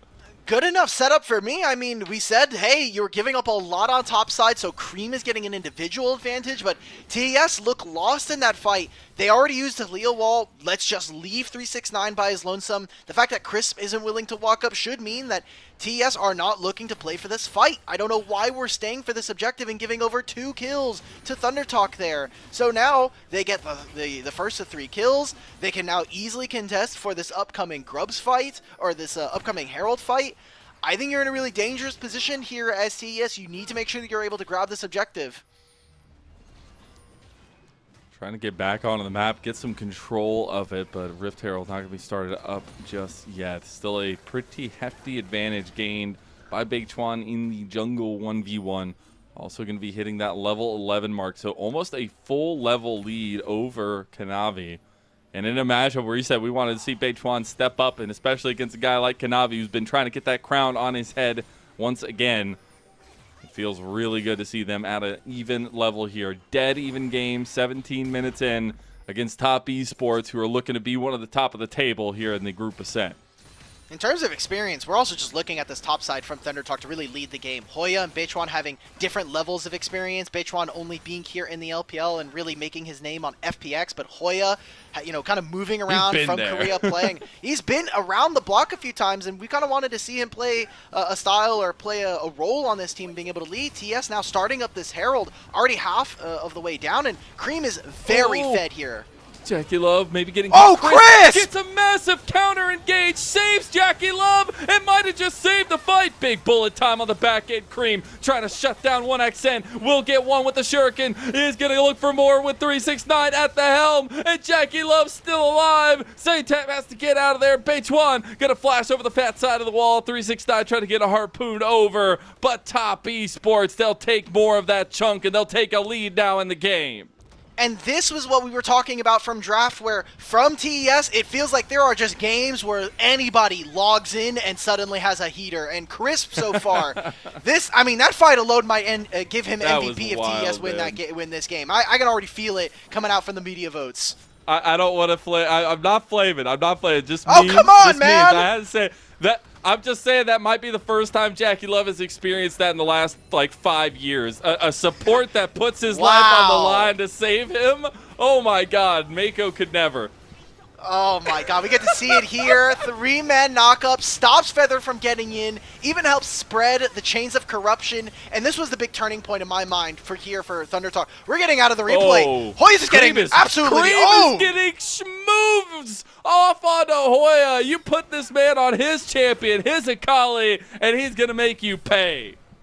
Look, he's got 2 items. He already has the Shadow Flame. So they said, look, Cream, you spent a little bit of time on the side lane. Now you have to pay it back. Kanavi using the bait of Chris, What are but we Mike doing? just baited himself into a death headbutt coming in, and Top Esports are committing themselves to this fight. Equalizer hits it. It's that straight line. It's not parallel this time. Maybe going for more on a feather. Jackie Love now coming over. This is a cluster.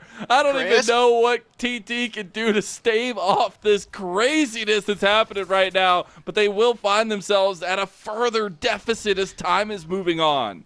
Maybe Kanavi was just kind of tired of giving MVP votes. You know, sometimes you're just like the gold medals. They don't hit the same. Someone else has got to spread the love, spread the wealth here. I mean, while Kanavi individually has not been his brightest this time around, the general maybe missing a few shots. TES, the rest, I think, really starting to kick into overdrive past the 15-minute mark. We had a lot of questions. There were some question mark pings going on to the gameplay here, but so far, TES playing around their mid lane, playing around their item spikes really, really well, and now they have kind of pick of the litter. Do we want to go for the third dragon of the game? Do we want to maybe set up around this Baron and maybe play around this Otacon? No, it's not even Baron, it's Rift Herald still. Ah, man, we need to... The fact that they moved it back 5 more minutes. Such a good change, low-key. Yeah, actually, it's kind of cool. But I mean, Creep, it's so funny to see this game one set up like this. I mean, TT getting forced out of the Rift Herald now. Top Esports probably just going to look to take this one. But Satab, a new entrance into the league for TT, where Cream, you know, all those years ago on OMG was making his own name, but now he is an established name in the LPL, and now putting down players like Satab and trying to show a little bit of dominance on a premier pick of the Akali for him. And even though it's been all those years since those OMG Dark Horse days, it's still nice to see a little bit of recognition that this guy is good. There's a reason why Top Esports have been willing to build around this guy, and there's a reason why almost that entire OMG squad got picked up one way or another. Yeah, I think especially you look at Cream's split one, the fact that he had to go through so many legendary mid laners of the LPL, ends up winning the league, giving TES one of their first titles in many, many years. You get to see ThunderTalk setting up around the dragon. Now, Kanavi is going to be late here, but Cream has a monster flank if he's able to get in position. Oh, he got spotted out by Hoya. Crisp getting a little low. Okay, Kanavi going to ride off into the sunset. That's the equalizer. Okay, sure. Distractionary tools. They get the turret. The dragon did end up resetting, and the turret gold went the way of Top Esports. I'll take that. Look, TES now, they get to continue to make this map really difficult. We talked about from draft that ThunderTalk are the team that want to try to play the map a little bit wide, use this Gwen in the side lane, maybe use Talia to push a wave, enter into a fight, maybe cause a chokehold there. But without them getting grubs, and especially with the fact that now TES, some of these members, especially Akali, is so difficult. Who on a side lane is going to be facing off against Cream? I think if you send Talia by herself, she's getting one shot. So this is a really tough ask here for ThunderTalk, where now they need to be creative in fights and be able to find a way to stop some of the powerful members of TES from winning the game outright. The multi-headed Hydra from Top Esports rears its head again. It just feels like there's so many entrances of winning conditions into these fights. You have to watch out for Cream getting on your backline. You have to watch out for a big leap strike, counter strike combo from Kanavi. You have to watch out where the equalizer's going. What is Crisp doing that entire time? Jackie Love is just putting arrows into you while you're dealing with all those entrances. And I think it's just a really solid composition from Top Esports. And this, if it does end up being a win for them, it does feel like a pretty solid Top Esports condition of how they like to win games. And this is the kind of setup I wanted to see from them coming off of that loss over IG.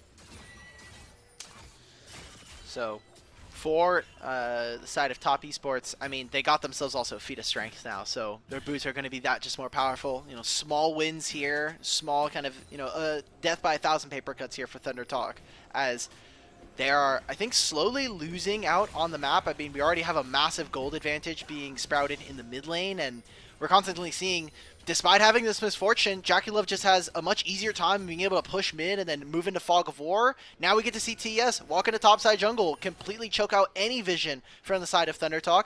And as we said, just play the side lanes. Let Cream be on a side lane by himself and then move in. And now you've got this pincer maneuver. 1xN always has to be careful about where he's playing. He's got to lean a little closer to his team. TT starting to adopt that 4-1 strategy, try to roam around a little bit, but it's getting a little dicey now. You've overextended yourself. TP coming in to try to save the day, but Feather might just bite the dust before he gets there, and he will fall to the burn. TP ends up coming through. A little bit of safety play from TT, but they're down a member, and a crucial one at that. Atacon in the eyes of Top Esports. You could see the old heads on TES were like, guys, ping and Baron. Where's Baron? I guess we're starting Otacon instead. Whatever. They're going to take control of these choke points.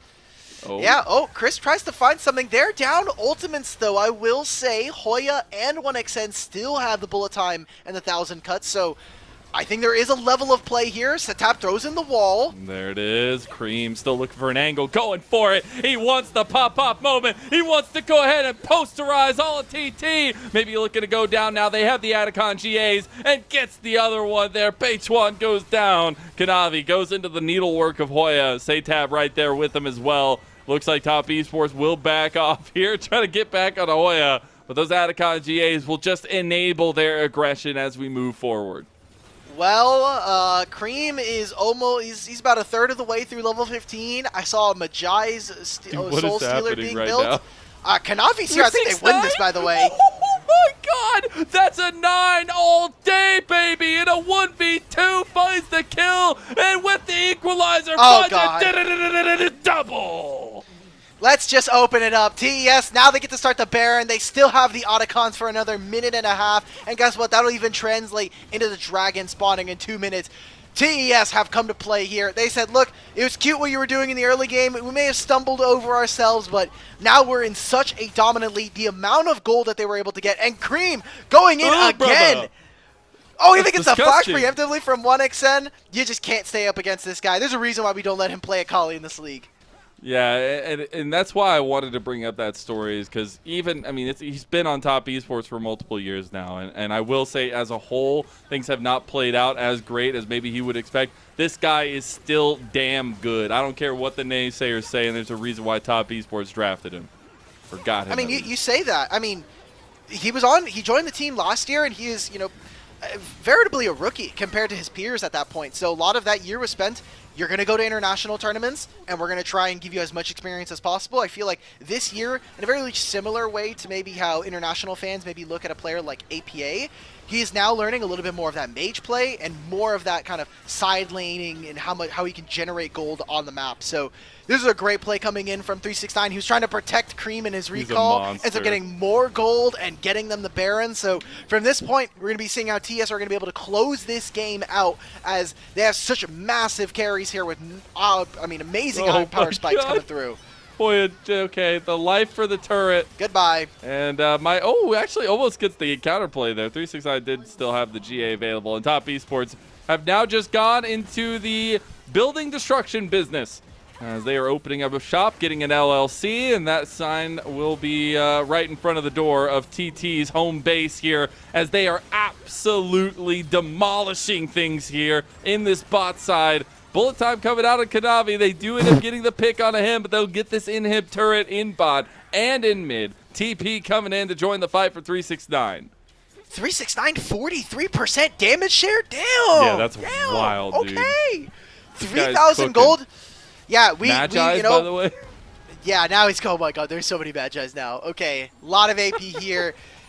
TES, man, 27.5 minutes. Probably looking at like a 29, maybe 30-minute game here, but I mean, you look at this gold lead now, almost 10,000 in lead. You think about the experience differential. No. If it was literally anybody but Feather, I think maybe also Beichwad, he's going for a solo kill there, for sure. It was damn close. Man, where's the Kelsey B when you need it? Top Esports domestic versus Top Esports international. They just know how to turn it on. I will say, though, man, I was so frustrated with some of their losses they've had, but it's still nice to see this team function. And now 369 engaged on, doesn't have the Atacon GA anymore. Crisp is in a 1v5, but Cream looking for the angle off the back of the Chains of Corruption, looking to take one. Might look for that perfect execution across the back line, gets onto one, gets onto two, looking for the Shuriken flip now, but Jackie Love is the one getting the kills. Oh, he decides not to go for the last second. Piercing arrow goes a little bit wide there. Kanavi tried to follow it up with a big counter strike, but not going to find it. Seismic shove goes a bit wide too, and Cream is just stunting on them. Cream's having a little bit of fun. He knows this game is basically over. Has a death cap on 16 stacks, almost level 17, so he has at least 3 points in his ultimate. TES are just here to play. I'm glad You that don't this get is the this level kind we're of gonna... game often. You got to Yes. enjoy it. Now, what I'm going to ask of TES, Top Esports, if you're listening to us, because you're probably already done with this game, you're sitting back and Baker doing your review, you have LPL English up on another monitor from one of your coaches. Please make Game 2 just like this. Please don't. 1xN is dead, by the way. What? Huh? How did that happen? Why is he dead? He's just dead in mid lane. Yeah, All right. he's just gone. He's just gone. I And see it Cream was has only no one TP part- and no ultimate. It was only one part of the perfect execution that got him. Okay, we're going to look at it. Okay, this is way more important than whatever's happening. Okay, so we got the Yeah, I Q, don't care what's happening. Oh auto my attack. God. Yeah, Didn't okay. miss anything. Nope. They just ult there at the end for no reason? Like, Hey, well, he has the second Oh, charge God. of it. He has the Yeah, second yeah, charge yeah, of it, yeah. right? So he has to use it. all All right. well, Well, TES, let's wrap it up. 1xN's coming up in 5 seconds. They wrap can use it a up, bullet boys. time. They Go to can game look. They've got 2. bullet time. He can clear 1 minion wave, which stalls this game another 30 seconds. yeah, true. Again, the thing is, though, for Top Esports, this is needed. This is the kind of dominance this team should have. Now that BLG have tripped up again, now that BLG might not be the obstacle that everybody thinks they are here in the LPL this year, Top Esports can take that mantle after taking the Split 1 championship. They are looking oh so dominant in the Group Ascend stage of Split number 2. When they turn it on, it is an absolute heat wave. And now with one final push, TT try to save themselves from that darkness of game number 1 loss. But Top Esports, they're looking ruthless. And 369 is burning people alive here. They gave him a literal flamethrower. That's a piece of content I'd love to see as the final Nexus turret is on the Guys, hit horizon him. here. They want to get one more big flash counter-strike from Konami, and they want kills. They're ruthless. They're bloodthirsty. They're absolute animals. And game number 1 will go Top Esports' way. 19-6, 31 minutes there, and TES just make it look easy up against Thunder Talk. Again, expected favorites coming into this matchup. Thunder Talk have not been able to piece together wins, but there were moments in that game where we were like, okay, Beitron has a solid lead by himself. The bot lane had not been kind of going in the same way that we saw from TES, but it was a couple of fights in a row, and really the fact that Cream on a side lane, uninterrupted, I loved how TES played around his advantage. Yeah, I'm really glad that we got to see some of the flexibility that this team provides, but also a lot of the comfort that goes well for them. I mean, that was a B1 Rumble that had to be left open by TT. 369 makes them pay with it. We got the Akali special from Cream. It all worked out. The Jax, left to be decided there, but definitely the solo lanes having a great first game here for Top Esports. Oh, for sure. So for Thunder Talk, we have to immediately go into diagnosis mode because many things going wrong there. I think the theory of misfortune was great. The execution of having to play into Rumble, into Varus that you already had seen very early on, not the hottest. It's a tough game to play, but also you'd already seen all those picks in the draft before you picked the misfortune, so kind of have to go back to the drawing board, and we have to expect that bans are going to stay pretty much the same. We're going to see TES probably end up on the red side, but they banned Poppy, they banned Yone and Galio. Really big champions, especially for the fact of, the Vi as well that was gone. So many champions gone from Thunder Talk. And there was a lot of bot lane bans too, so maybe opening things up for 1xN at all. But this is good news because TT, they haven't won on red side so far this split. I know they haven't won a lot of games, but they haven't won on red side, so now they'll get blue side. Wow. There you go. See, and we're going to go to 6 games like I had expected. I'm just trying to wheel that in there, just keep throwing it at you. If anybody didn't catch it, Alk thinks it's going to be 5 games. I think it's going to be 6 games. True. Our producer Mickey, wants 4 games, but that's just because he's here for all 3 series. That is I respect true. that. That is very true. I do respect the hell out of that. Shout out to production there. Technically, no. if our producer is actually kind of aligned with you, he also wants 6 games, but he's just talking about the whole day. You want 6 games between the next 2 series. Yes. See, we're on the same wavelength, just separate brain cells. Look at that damage. Yeah, I got him with that one. Yeah. I got him with that one, folks. 42,000 damage done just about by 369, and that's a little bit of a roll of the 9 on the dice there, I think. Oh, for sure. That was a 9 performance in terms of damage. maybe a 6 in terms of some of those fights, Those especially. But equalizers, man. there were some It's equalizers. We gotta fine. keep him honest. We gotta keep him honest. If there's anything he can learn is how to make a line. That's all we're gonna ask. That's all we're gonna ask. Really good performance across the board, though. I mean, the pincer setup that Top Esports continuously had, we set up for TT that they really wanted to spread the map. They wanted to kind of be stable. And yes, Kanavi's early antics didn't work out to try to upend the pathing of TT and how they wanted to play the game. The later parts did, right? Once they got leads, they just continuously kept pressing the tempo into TT, and they just didn't have real responses. And that really has been, I think, TS's game plan for basically the last year, even with that older roster with Tien and Mako, was just try to smash as many of your lanes as possible. Let's see how aggressive, how much can we kind of like nickel and dime your opponents for every single resource on the map. Can we squeeze on the side lanes and really try to outplay you in fights? And we had to see it here. I'm just really glad that we got to see so many of the replays are really going to be focused on how Crisp in particular played a lot of these fights in conjunction with his carries in the solo lanes.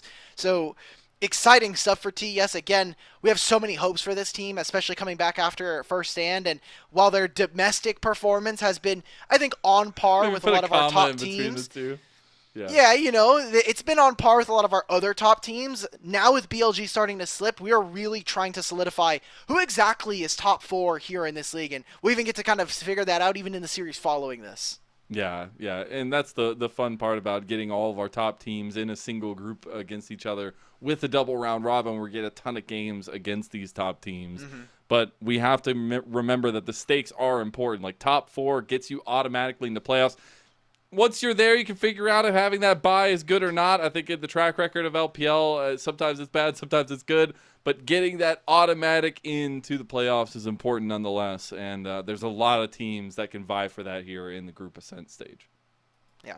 I'm already just kind of looking at our top 4. Like if we ended the standings today, JDG, AL, Top Esports, and Invictus Gaming go to playoffs, which is BLG not in there. That's BLG crazy, not auto qualified. Man. They'd have to play up, the last year. Yeah. What is it, like the play-in stage of playoffs? Just play-in playoffs. Either.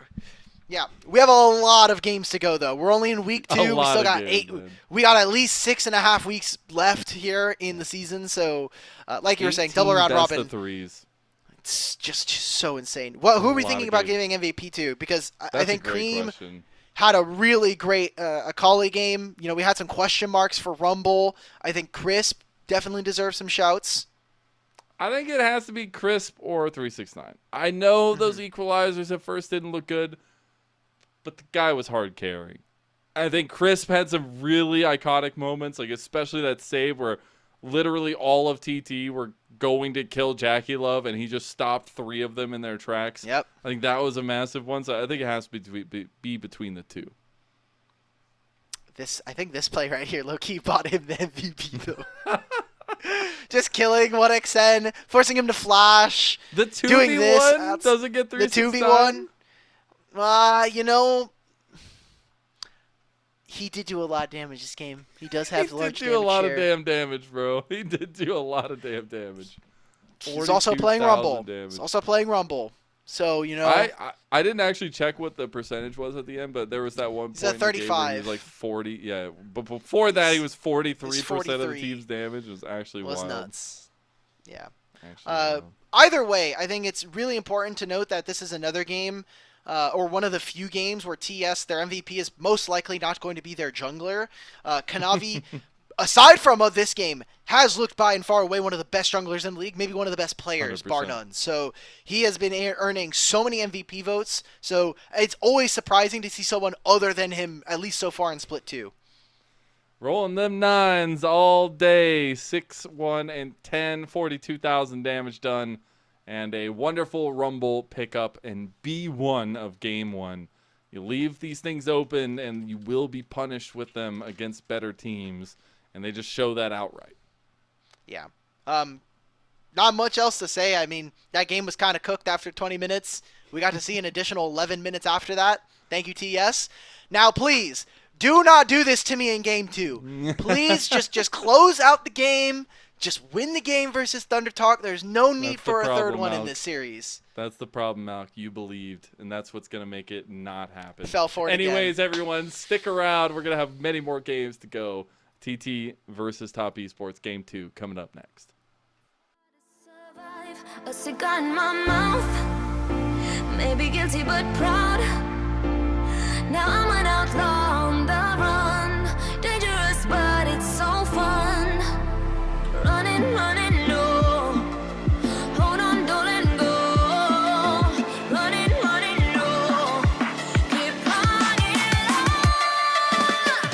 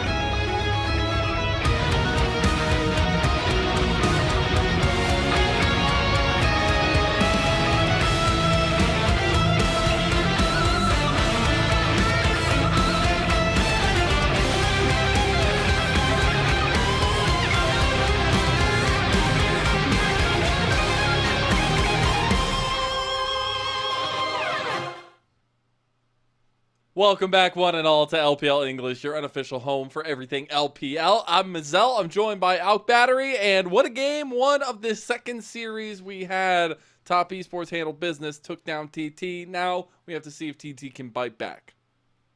Hopefully. TES, though, they make it real hard to have any teeth in this fight. Maybe doing some quick dentistry on these guys. We want to shut them up, put them Removing their please. teeth? I need TES, bro. You do not know how badly I need this 2-0, please. Like, I need this like water. Because I look at their schedule. I'm telling you. Man, that FPX series had me on nails. Then I see the IG series and we lose to those guys. Like, I'm watching the most disgusting things. There's the theme. And it's this circular thing. And no, it might we can't start have with that. The circle of and then something else. Because all teams lose to all teams here in the LPL. It's just the way the world works. No. So we're all way into it now. We'll see if TT can do anything against the might that is Top Esports. Had a very good comp, and TT have chosen to stay on red side, even though they have not won a single game on red side. They're going to stay there, I guess. This is, I think, that's a first. On a number of hands. We have seen one other team choose red side. I do not remember what it was, and I know it was in the LPL. Very interesting strategy. That's the only team I could see. Maybe it was AL, because we one of the early narratives for ALs where they were red side warriors. They really wanted to give Flandre counter picks, so I think that may have been them.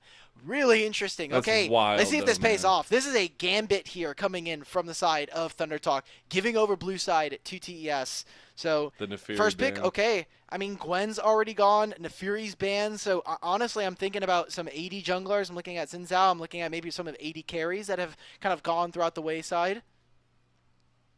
Could be a little bit of focus towards that bot lane. I wouldn't mind seeing it. The Kalista is something that always gets banned away in the second phase. Maybe this time around, trying to give Jackie Love the keys to the kingdom to drive around Top Esports here. But it is going to be that Yone. Probably a very hefty win condition for Top Esports' comp going forward now as well, with most likely piloted by Cream. Yeah, so does Thunder Talk immediately try to snap up the Sejuani, try to break up that pair between them and the Yone? I think the Yone is also a good takeaway from a player like Satab, who unfortunately has had his pool really constricted so far. I mean, already taking away the Akali we saw in Game 1, a lot of those bans head his way. Thunder Talk are going to break up the kind of the two duo of Sejuani and Yone, and so what solo lanes are they really going to be able to pair? What melees are we going to be looking for? Again, I'm kind of seeing this, probably going to be expecting an Ambessa from the side of Hoya.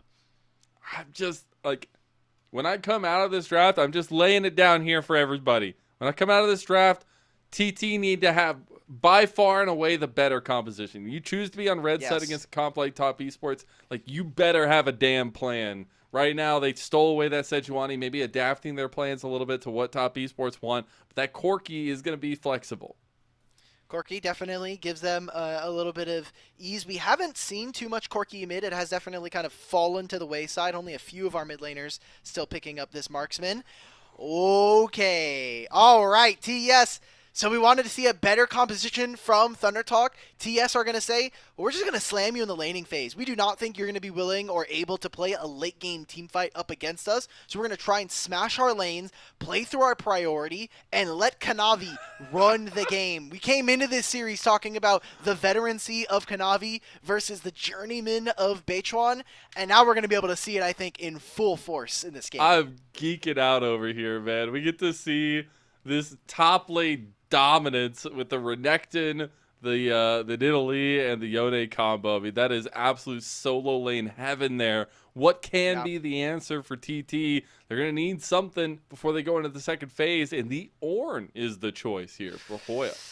Okay, good matchup into the Renekton, especially early on. You get a lot of really great resistances. Side lane, you're going to obviously be a lot more tanky. But it's going to be about how much experience can Hoya actually draft for himself, as he has typically been a bit someone that has overgrouped and tended to neglect some of his side lanes. So TT have a very, very robust team fight. Now they need the damage dealers to really be able to flesh out the rest of this composition. Now I'm wondering what those damages are going to be. I was actually wondering if they were going to go with the Kaisa themselves. They are going to ban it away, though. And it is right now a lot of that setup for Chris being focused by TT with that Nautilus ban. And you do expect there to be a lot of emphasis on what Crisp is going to be playing in this one to kind of set up the rest of the team with so many carry potentials. So, with the expectation that this Corki is going bottom lane, I am looking at Setap here. What mid lane champions can we really kind of start to think about? Aurora is still up and available. We've seen his rise beforehand, especially into a Yone, something that can get a lot of value with how short range TS are looking. Dude, top esports hate 1xN, man. They just like, they're like, Wow. This guy, we know he's the one that Yeah. could potentially carry for TT, and they want to block him out. It will be the Leona locked in. I know you're talking about that for last game. It's going to be here for Feather in game 2. Good into what they were showing. I personally would have also liked to have seen the Braum on Thunder Talk's side. I think against 2 of those melees and this Nidalee could have offered them a lot more. We get to finally see what AD carry is snapped up here. Again, with Kaisa and Jinx gone already, I think it definitely opens up. We're getting Kalista. Now, is this Renata or is this Nico It has to coming be in from Renata. Crisp? Renata Okay. feels so good here, right? Like, if anything, whatever you're going to go for TT, it's got to be a follow-through with Sejuani and Ornn, and you're going to have that hostile takeover to delay any of that. So Thunder Talk, they want a fight that goes on for a really long time. TES have this 1-2 punch with either the Nidalee coming in with a Yone, or they have this Kalista. I don't think Ezreal's it. I'm going to be honest. You have all this front line. I really, like, Sejuani kind of feels like he got left out to dry. This bottom lane matchup was is going a to be steal. very volatile. So whoever gets control of brushes early is definitely going to come out in the advantage. We've seen it more and more pop up as a matchup. And Lennon, I feel like Thunder Talk, we said that they needed an overwhelmingly better draft than their opponents, and I just don't think this is it. XXXXXXX. I think that there was a plan in place, and then they saw what top esports were about to get with the Yone Sejuani combo, and they had to divert. They had to steal that one away from them, and maybe that changes how they wanted to go about the rest of it. I think this is a very tough draft to deal with top esports' hand of dealing, and it's definitely one of those situations where top esports said, we got an inkling that we were better than you in game number 1. Now we're going to prove it to you. Yeah. And for the side of Thunder Talk, obviously, they just need to be able to withhold and withstand some of the first punches thrown by top esports. If the Yone isn't able to get into the back line, if 369 isn't able to create havoc with this Renekton, with things like the Dominus and the Sterix Gauge, then more than likely, we're going to see them flounder in a lot of team fights. So range is going to be so important, and how Setab and 1xN play is going to basically make or break this game for them. Yeah, they have huge carry potential on their side of things, but a lot of onus on what top esports are going to be looking to do around the map. I need to see this Kanavi Nidalee be proactive on the map and keep pressure up against the Sejuani. Can be a little difficult as it goes, but definitely keeping an eye on how much influence this bot lane can get. The first time we're getting to see Kalista here for a long while, always banned away. Jackie Love's only played it one other time so far in the split. But you also have to remember, this is top esports' 4th best of 3 of the week. These guys are running the absolute gauntlet right now, and they want to finish strong with a 2-0 over TT. Can Thunder start talking to get into game 2?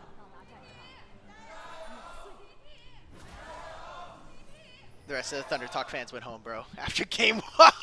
Bro, they're still there. They're still there, all right? I heard them. They're getting popcorn. Yeah, maybe that's the case. Okay, so opening spread here for Thunder Talk, or for TES. Just trying to see if they can fish for a little bit of damage, getting emotes between the 2 top laners at least.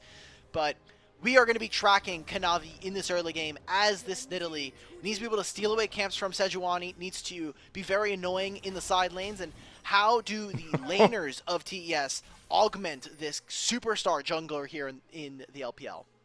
Yeah, anytime you give this guy the Nidalee, it's like a switch is turned on. It's a different top esports than when we see him on the facilitators, when we see him on these things that are trying to enable 369 or Cream or Jackie Love. No, this is the King Kanavi show. And against Beichuan, who I think had such an onus or such a spotlight on him for TT in so many of their kind of come-up moments over this year. It's just fitting that Kanavi does truly want to make him kneel here, I guess. Do you know what Kanavi's all-time record on Italy is? I don't know off the top of my head. I'm going to guess it's like 57% win rate. He has 36 games total. He has lost 9 of them. He has a 75% win rate on this. That's dirty. Dirty That is stuff to be absolutely seeing dirty. from one of the most tenured and obviously one of the most storied players here in the LPL, at least from the past couple years especially. So here for TES, both of the junglers are going towards the top side of the map. And again, how 369 kind of is able to play around this Orin, it's really hard to push him around, especially once the wave is under the turret. So we need to see how TES are able to play around the top side focus and some of the priority that is granted.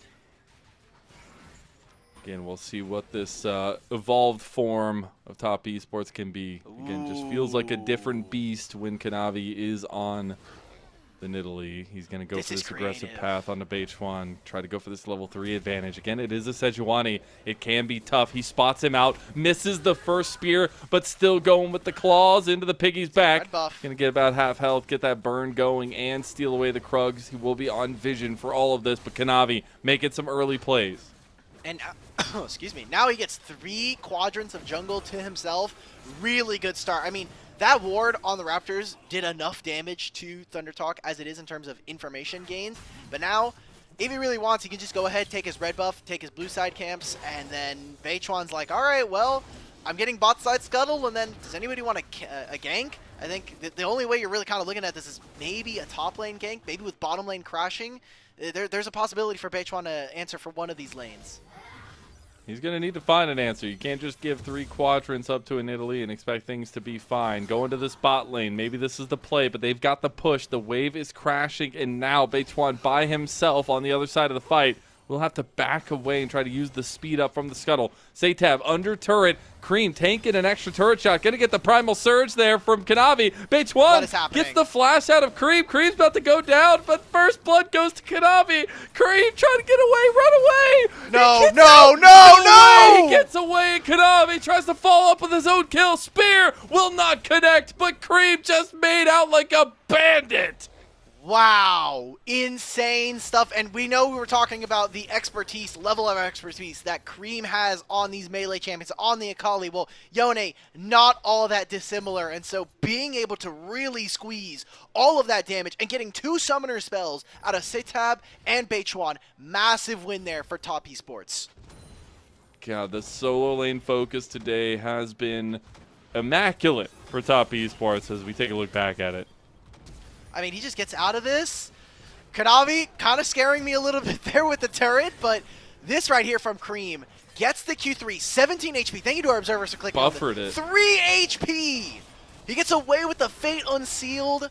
Oh my. He buffered the my permafrost with the Q3. Like, that's actually insane. Oh God, watching this guy play melee mids it's just so fun. And now top esports, with this little bit of a lead, have moved some pieces around the map because grubs are coming up at about 40 seconds, keeping Jackie Love and Crisp in mid lane to getting ready for that side of the fight. And instead of playing, they said, look, we know that this game is going to scale, that TT are probably not going to be the team that play on side lanes as much as we are able to. So let's just cut them out from underneath. Take these dragons, let's put a little bit of priority, and we'll have to see where TS are going to throw their weight around. You know, they have this bottom lane that constantly has priority in the mid lane. So where are they going to move out onto the map after taking some plates? He's not going to proc the demolish. They still get the plate anyways. It's fine. Okay. But there's a lot of pings already moving from top esports up towards this first spawn of grubs. A redeploy from Beichuan out towards bot side. So it does seem like TT are willingly giving up this. And I think it fits to a T and maybe another T. What we were talking about from the draft and what they want to try to hold on and try to keep away from this surging pressure that top esports are going to be putting in. I think at 15 to 18 minutes, if ThunderTalk are not at a massive disadvantage, oh my god, I'm choking up. Don't die. Now my body even tells me this isn't true. This is not letting you speak. Wow. Get some water. Thunder Get some Talk. water, Fred. Dude, I'm dying. Dude, Thunder Talk, please, man. Just scale, please. You can hit 3-item Corki, Just you can hit scale. 3-item Orin. I think it's playable there. There you go. As Hoya getting surrounded here now. As Crisp is just looking for something to do. Scream actually looking for an all-in himself. Does have the fate sealed. Hoya also has the Horn available to him. Still Flash available as well. So a lot of safety there. Dragon not started up by TT with that counterplay from the Grubs. So we'll continue to see that objective sit on the map. And Kanavi just going to get this one and probably back. I kind of like this coming out from 369. Actually went for the Cole into the matchup, recognizing I'm not doing anything into this Orin, bro. I'm pushing waves. So monetarily, I think that TES are going to be happy with where they are. They are picking up some pretty important spikes. Those Berserker Greaves already done for both Yone and the Callista. So in terms of power, they're going to be that much more in terms of their opponents. And so, again, we're kind of looking at TT. 2-3 item power spike is going to be really massive for them, but their ability to actually deal damage and then subsequently win fights, kind of questionable from that point on. So later this game goes, Orin gives so many of stats from the Masterwork items, but you got to reach that point. And the problem for Thunder Talk is they have not been the best team at being able to play the map, and nor so being able to even kind of hold their own and sacrifice enough. You look at the top lane, 369's already 30 CS over his opponent. Yeah, it's actually insane, man. He's like almost up an entire level over him as well. Is up an entire level over him, and now Jackie Love starting to put the hands on 1xN here on this matchup of this Callista that we never see them get, or anybody for that matter. 369, though, he has found a couple combos, flashes out of one of them, gets hit by Hoya, though, on the back end of it, trying to heal up as much as he can, get this rage stacking with the Dominus, get another heal coming potentially, but he is still in a 1v2 and will fall to Beichuan.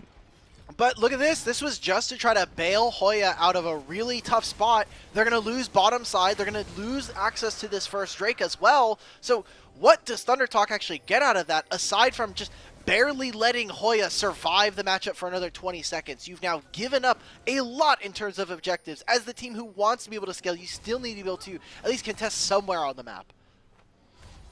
And keep their heads above water. Right now, that water level rising just a bit. We do have mirror builds from both Cream and Jackie Love getting closer and closer to those first items, but going to be delayed a little bit with those first boots starts. And we do have to think another spawn of Grubs coming up in about a minute and 5 seconds or so. Try to see how much priority TT can put over on that side. Do you think it's just that they're willing to go down 6 Grubs? I would really think that this game's incredibly difficult to play. Maybe they try to make this play after Cream gets out of his E. There's no level 6 here for Feather. Feather is level 5 just now. But they Cream just expended everything on that engage. They planned it out, and Feather ends up coming away with the kill. Now he might be able to get to level 6 a little bit sooner. But that was a planned play from TT on bot side. Okay, so now what they need to be able to do is reset, go towards the top side of the map. They'll enter towards these Grubs a little bit late, but Beichuan should have the ultimate. Feather should be able to at least soak experience from one of these lanes and hit level 6 soon.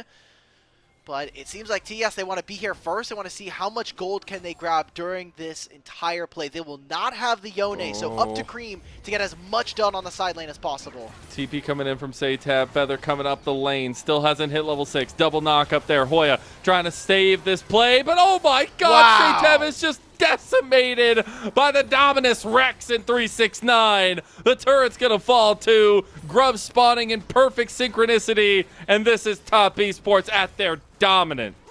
Well, you invested the TP from Saytab, so now you lose the top tier 1. Yone's just gonna keep hitting on this bottom lane tier 1, and hey, why not? Let's just keep sending more objectives our way. TES with a massive fight around that top lane turret. They try to make the dive work, and it pays off in spades for them as TT just look lost around the map. And again, I said it in draft, but the way that I feel like Top Esports approach this game is they smelt the weakness. They smelt the wounds in TT in game number 1, and now they're just exposing them even more. This Renata ult from Crisp is just beautiful. Just gets both. He was one of the best in the league when she came in. Oh, for sure, for sure. I mean, that was kind of like one of his strengths, right? Even just last year, you talk about him and Light. I think one of the best combos they had was having this Renata on lock for them. So it's tough now because you're looking at 6 grubs here for TES. You don't win on side lanes. You're already down. And the fact that this dragon is spawning in 2 minutes kind of feels like almost has to be a win here for ThunderTalk. They need to be able to grab this. And every single time we've seen TES make a play on one side of the map, it just feels like ThunderTalk either reinforced and lost on that side or have just done nothing to really progress their game. They are not being very proactive. And TES are like, yes, okay, we will take a very inactive team to just let us take everything on the map. TT just holding on to that hope that these item spikes, that this scaling can come through for them, but that light at the end of the tunnel dwindling ever so much. We are on first items for top esports, at least getting closer for Cream and Jackie Love, obviously, since I said they're going to take that stop off to the boots, but more importantly, Leandries for Kanavi and that Black Cleaver for 369. And that's never a graph you want to see on the left side of your screen when all the names are blue at the top of the list. But it's the reality of the situation, and Tab might just make that list go a little bit more blue-sided as he's getting 1v1. The flash comes through, and 369 will roar as he takes that top lane 1v1. 369 won't have dominance, but now Tab won't have flash for this dragon fight. I mean, they're already late to the play, Lennon. TT are not going to be able to really do much, and this is going to be more of the jungle taken away from Beichuan. He is playing Sejuani, so kind of has already reached his 1-item power spike in the Heartsteel.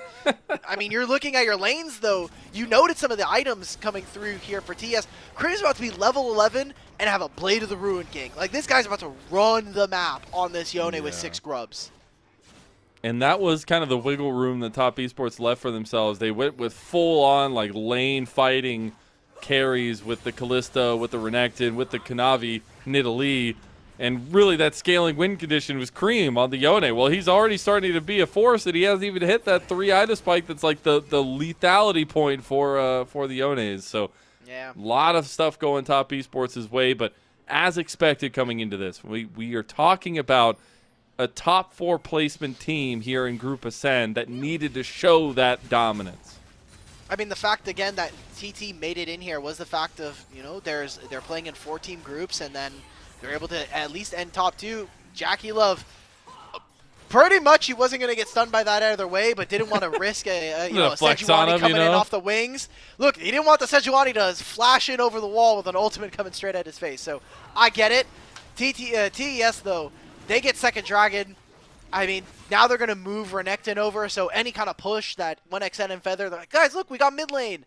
Nope, they're just going to get collapsed upon immediately. It's fake. TT have really not much to do, and we're at that point now, Lennon, where I said at 15 minutes they have to be at a not distant, you know, pretty big gold lead here for TES. Yeah.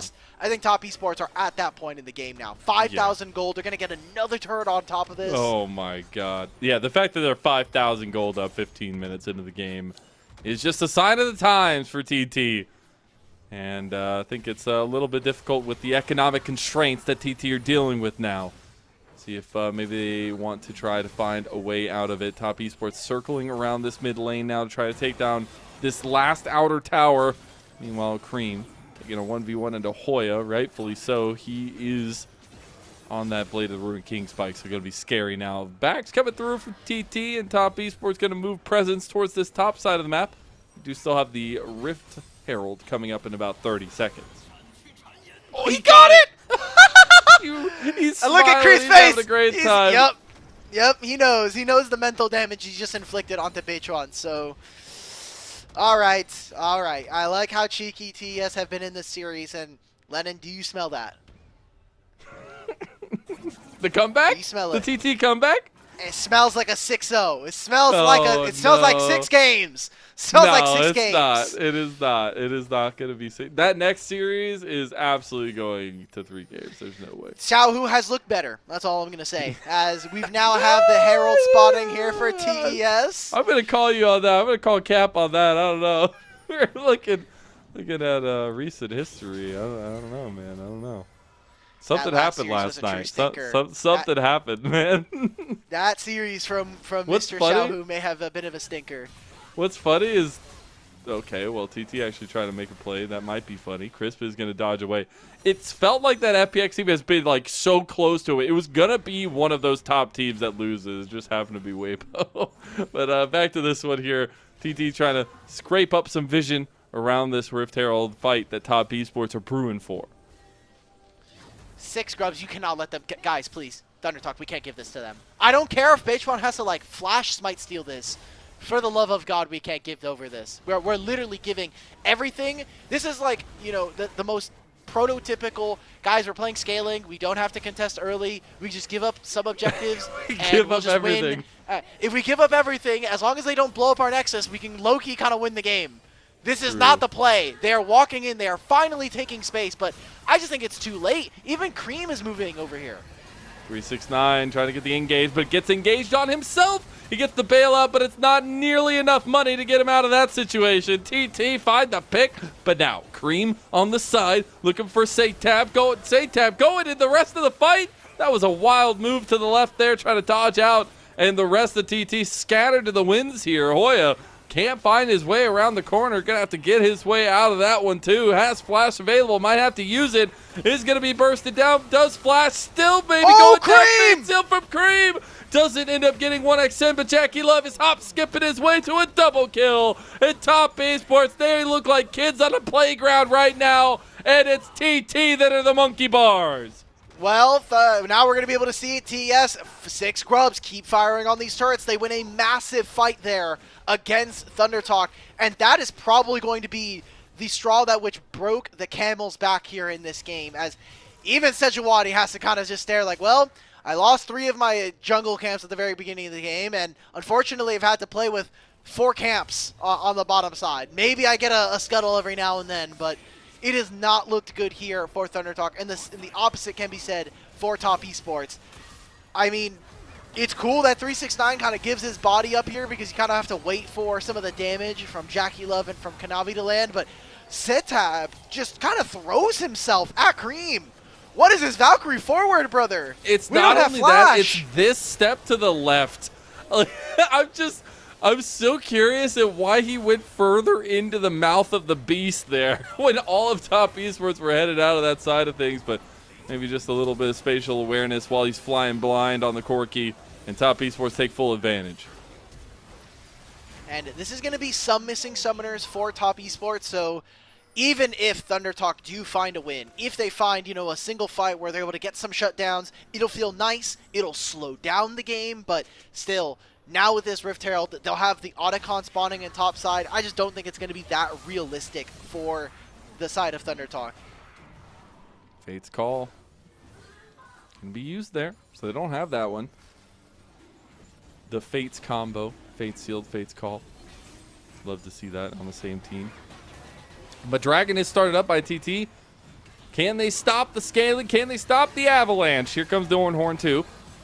Big engage Cream there, on but the flank. hostile takeover hits on the 3, and Cream now looking for his own entrance here. All of TT starting to lose their health bars. Fates sealed in, and the Fates have been set for Top Esports as they take another Dragon, and that's almost 10,000 gold at 20 minutes into the game. Top Esports running away with this series.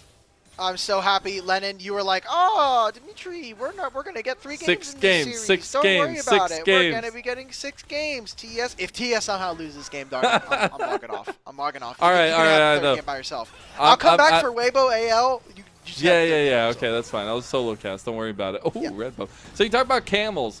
Obviously, Yeah. I'm going to take this time to talk about animals. What is Yep. what is the weirdest fact about camels that you know?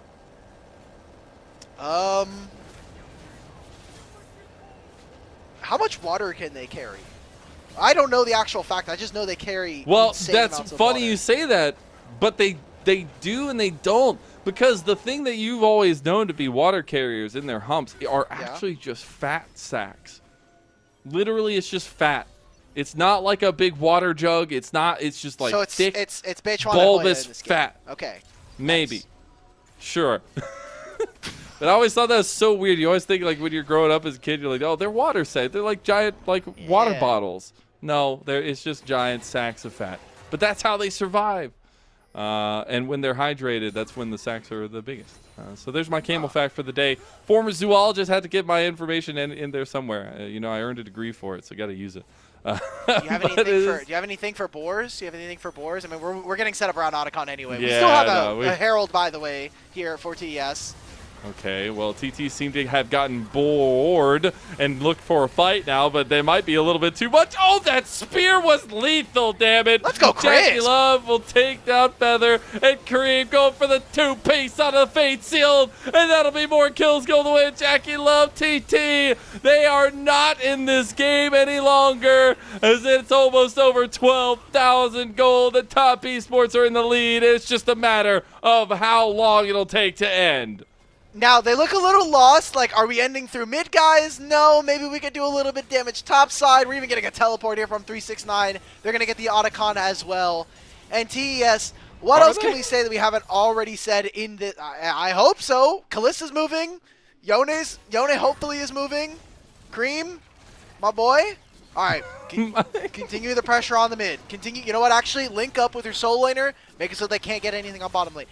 What did I want to say about TES? This was a really important win. I know it's really fun to understate, like, they're playing against TT. It's probably a good win. Goodbye, Feather. But I think TES really needed this win to help, solidify not only their standing in terms of just the group setting as a whole, but also the community at large. Because they've had some questionable games here. They have had to play 4 best-of-3s in a week. So needed to see them kind of finish out the week strong.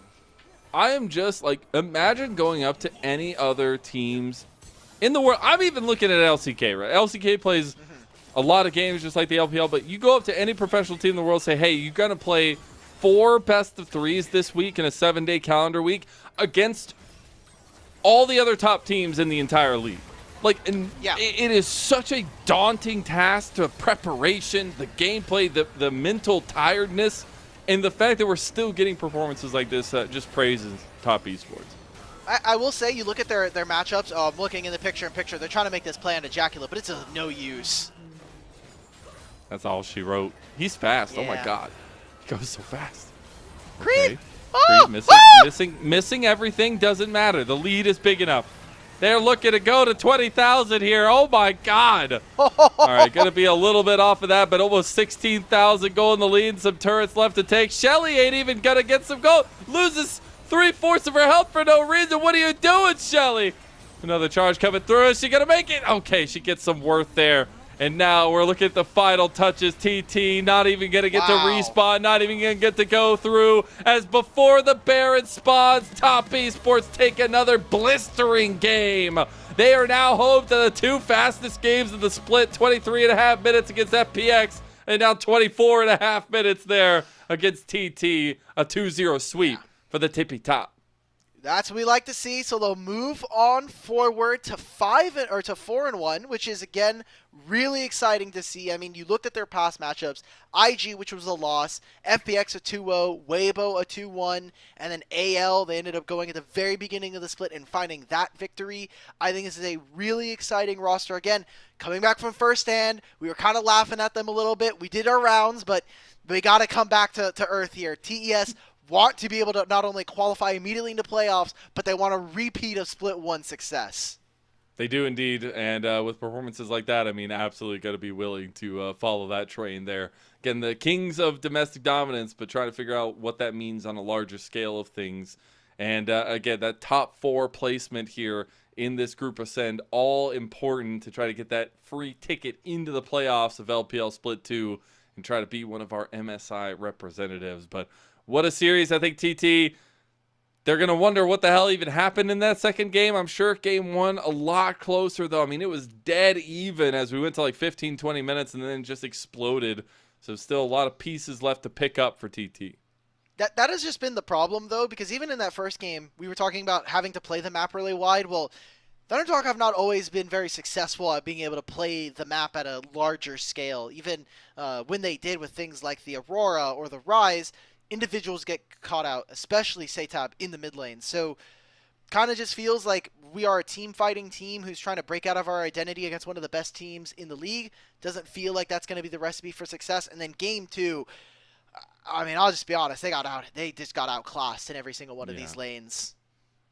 Dude, and honestly, Top Esports, I feel like could be super proud. I mean, all the teams get like a 4-series weekend or week at least, but to come out 3-1 out of 4 series in a single week, that feels pretty good.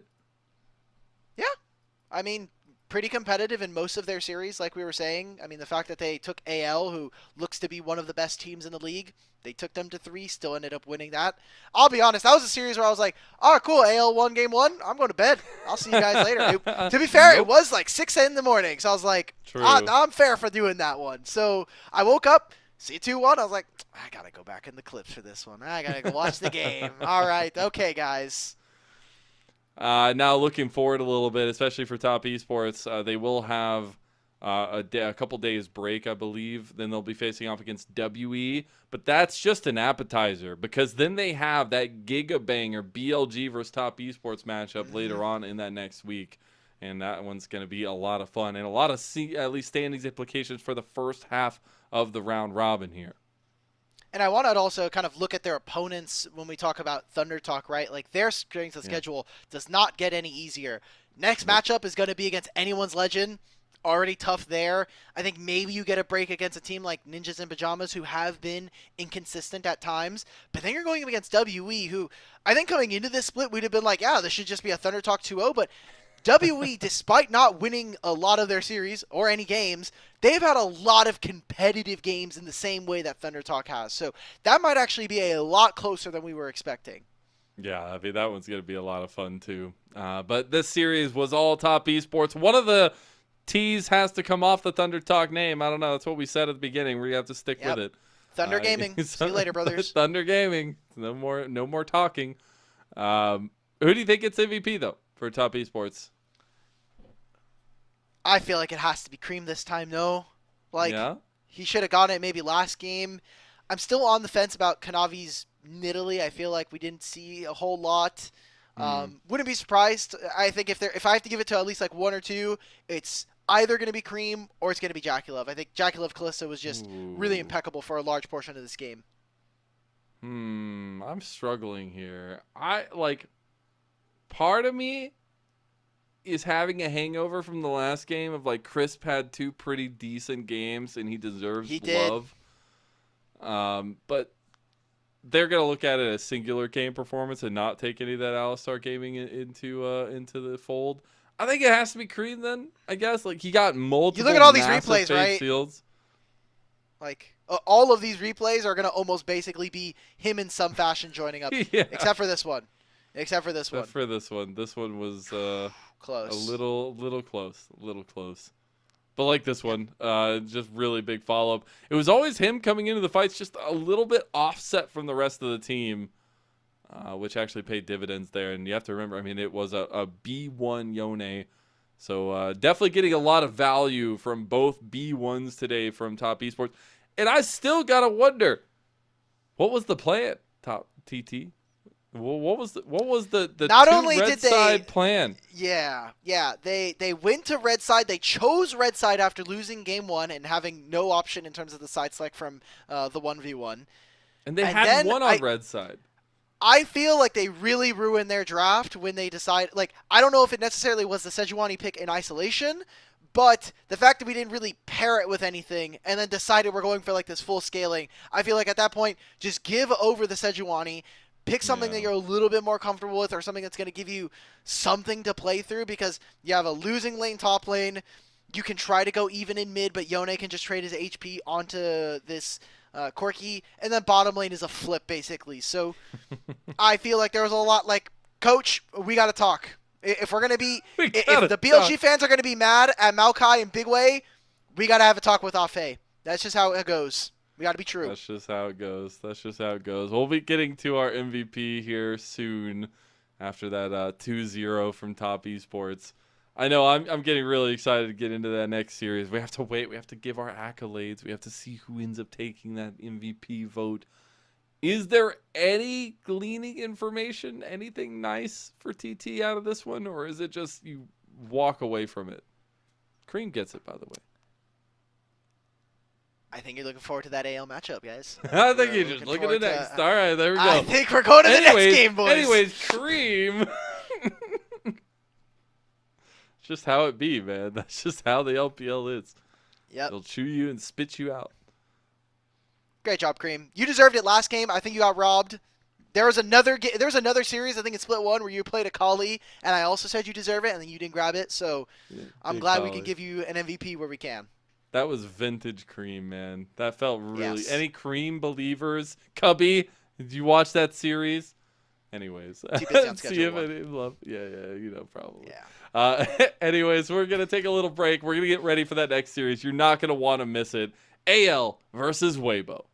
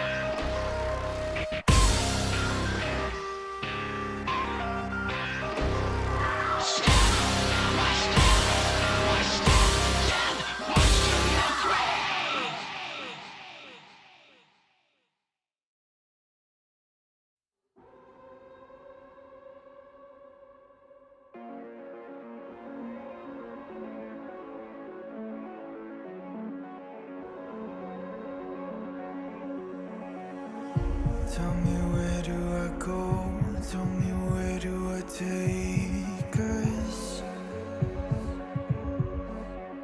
Your heart is starting to slow. May the water be safe.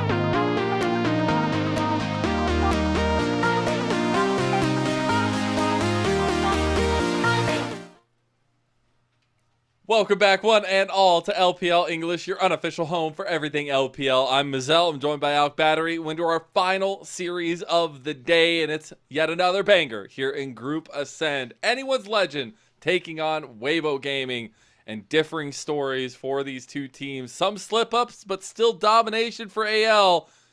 And then whatever the hell just happened to Weibo last night.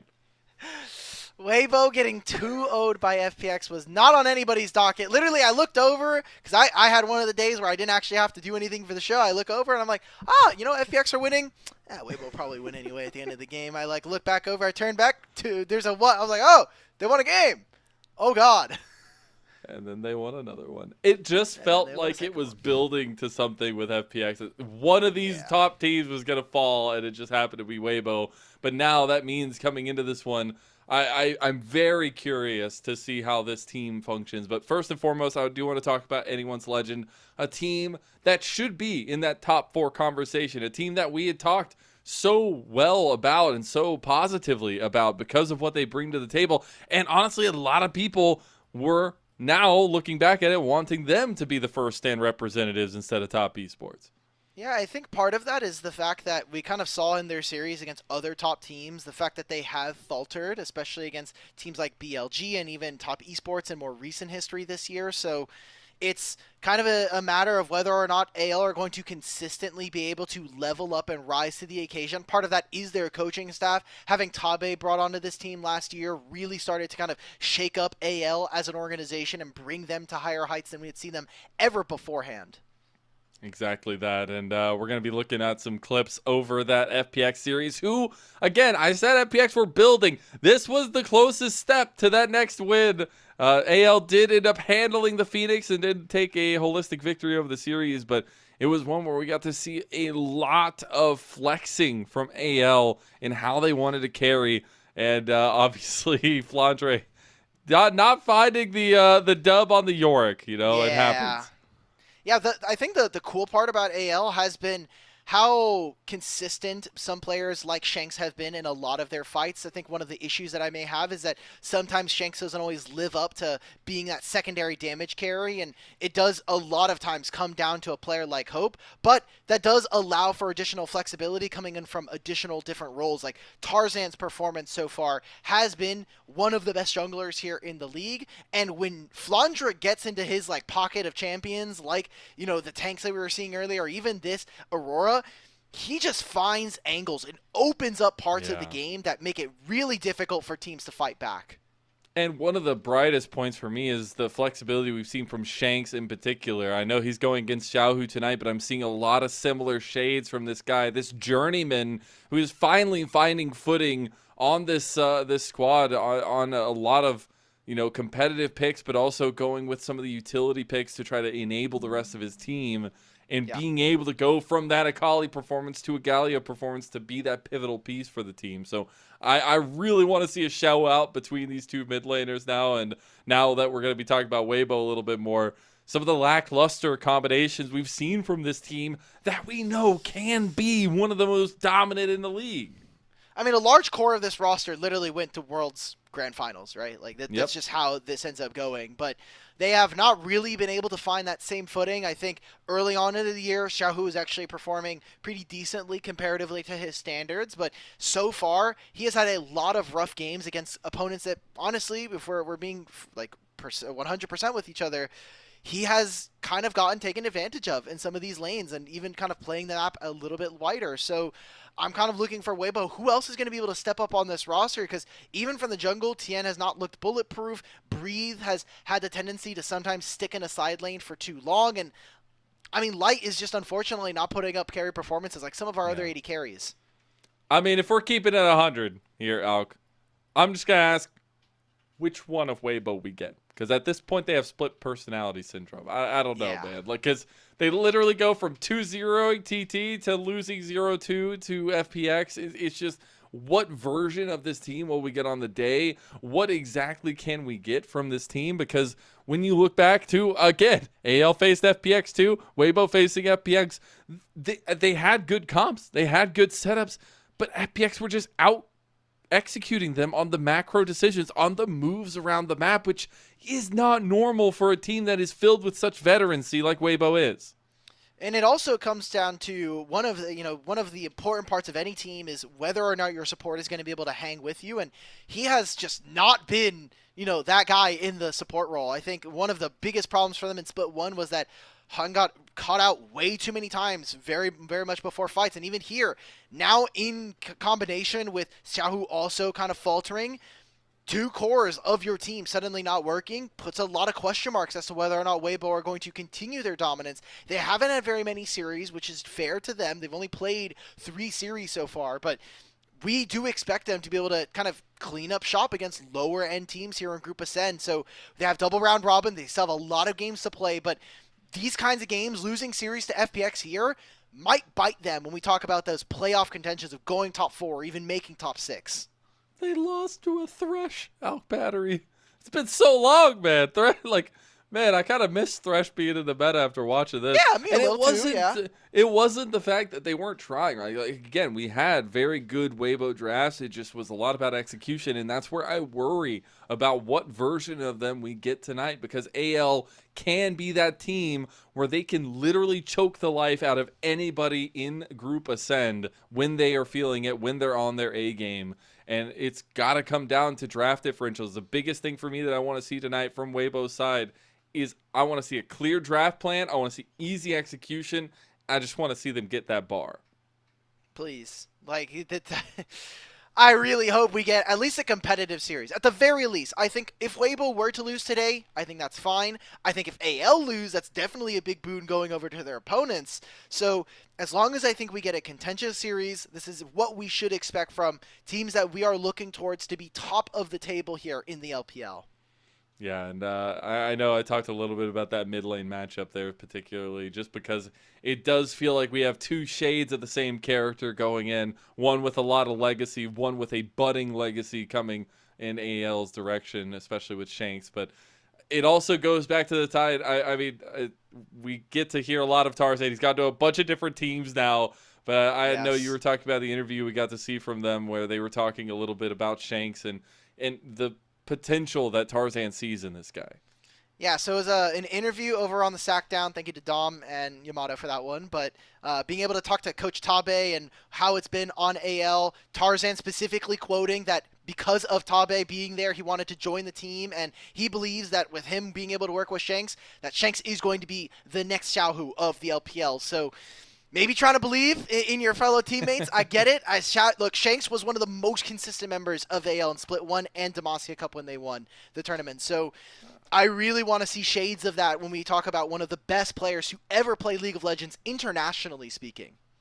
Yep, and it's big shoes to fill if you're going to try to be that next iteration, but I think it's very much propped up by the jungle matchup that we have today. I mean, we see so much of these team compositions for both these teams center around that mid-jungle duo, but then you have these 2 jungle titans going at each other's throats here, especially with Tarzan versus Tien. It just feels like a matchup of legend in the LPL, but also just one that's going to be damn fun to watch. Especially for Tarzan, man. He's been a mercenary here in the LPL. Yeah. The only thing he hasn't been able to do is pick up some silverware. But you look at his performances, even on Weibo, revitalizing this roster in summer of last year.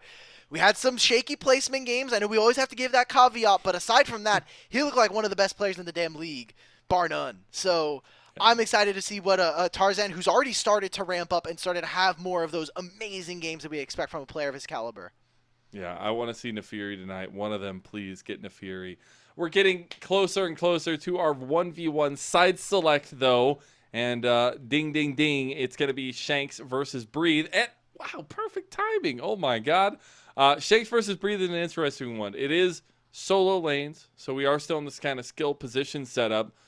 But maybe some different picks coming through. We do see the Rumble, the Gwen ban, though, by Shanks' side of things. The Jace and the Corki ban by Breeze's side of things. See if we're going to get a mirror matchup. See if we're going to get anything fun. That last one we got was actually pretty entertaining. Yeah. AL have been cooking. I know that Coach Tabe has been talking a lot about talking to some one tricks, trying to get some information for the 1v1s. I know that Heimerdinger was My his goat. Disgusting piece of tech. Please not again. Do not look. Jace got banned. There's no Olaf. We're picking Renekton. Just outright. Oh, we're getting another just Aurelia slams matchup the again. Renekton.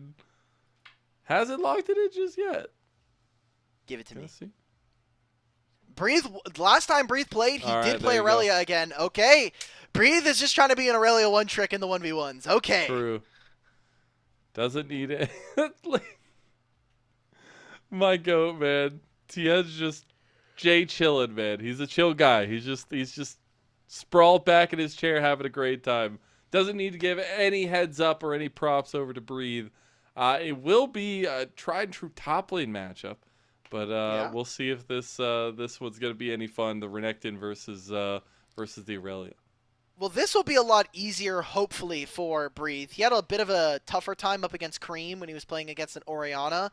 Into the Renekton, you should be able to handle yourself, but maybe the matchup has changed. It's been a while since we've seen a lot of Aurelia play at the top level, so maybe some of the matchups have changed. I know that Blade of the Ruined King did get changed, although stronger for melees. Renekton has definitely been able to abuse some of the new Bruiser items, so maybe there's something there. That would be interesting to see if they change that kind of first item setup between the two. Although I will say, anytime you get kind of bruiser fights like this, a lot of the time people get out with like a smidgen of health, reset, nothing happens. Then we go to the fateful fight in the Ring of Fire. We're looking at that. Yeah, that's what we're looking at, bro. Come on, you already know. So go ahead and set your timer. Get ready for the Ring of Fire. You can even start playing the song if you want. We can't do it because it's copyrighted, obviously, but if you want to, have fun with it. It's going to be Breathe versus Shanks, though, for the 1v1 side select. If you're wondering why we do this, it's to get blue side, because it's always blue side. Unless you're TT in game number 3. Okay. We just go the all-in? Okay, Breathe is just going to die. 1v1 status, barrier popped, and Shanks salute gets the first kill. I like it. Well, now he gets to push this wave. He might even be able to, honestly, take a turret plate if he really wants to get a little greedy and juice him here. Yeah, he's dead for 8 seconds. Take the plate, bro. Okay. Let's go, Shanks. Dude, that's wild. Breeze's just like, I'm done with it, man. I'm done. He takes 2 plates and, oh, no. We don't need blue side, man. We don't need blue side. But anyways, before I was rudely interrupted by our players actually playing the video game, it is first turret, first to 2 kills, or when the Ring of Fire spawns, first kill during the Ring of Fire is the one that wins the side select and chooses that blue side, as you said. And now, or as we said, and now you just need 1 more kill as Shanks. Like, honestly. Yep. You already have the Bramble Vest, too. Wow. What a disgusting piece of tech. I know that Tabe last night was helping with some of the game, or in the series versus BLG, he was helping with the itemization there. He's like, okay, look, actually, this is what you want to take. We're going to be changing it up a little bit. You're going to be looking for this kind of item instead. It was very fun to watch, but now here, I mean, he just gets a Bramble Vest. That's really tough for Breathe to deal with. Ain't need no pointers. Shanks can do it on his own. Though now, I think a little bit more reserved on both sides. Going to be a pretty massive wave here coming in. Yeah, so, should just be able Breathe. to finish this. Yeah, Shanks What is also Breathe just gonna going get with? Level 5. Has to just be Blade of the Ruined King, no? Like, I feel like for all of our AD champions, it's either Blade of the Ruined King or you're going Black Cleaver. I know Just we such saw, a good first item. Yeah, I know when we got the Pantheon mirror matchup for the first series of the day between Doinby and Taeyun, there was a difference between Black Cleaver and Eclipse. That was But wild. I don't think Eclipse is very real when we are playing a. You have to try to all in. I think the HP is just too valuable. The movement speed as well as the ability haste is pretty OP. I'd agree. I would agree. As back to it.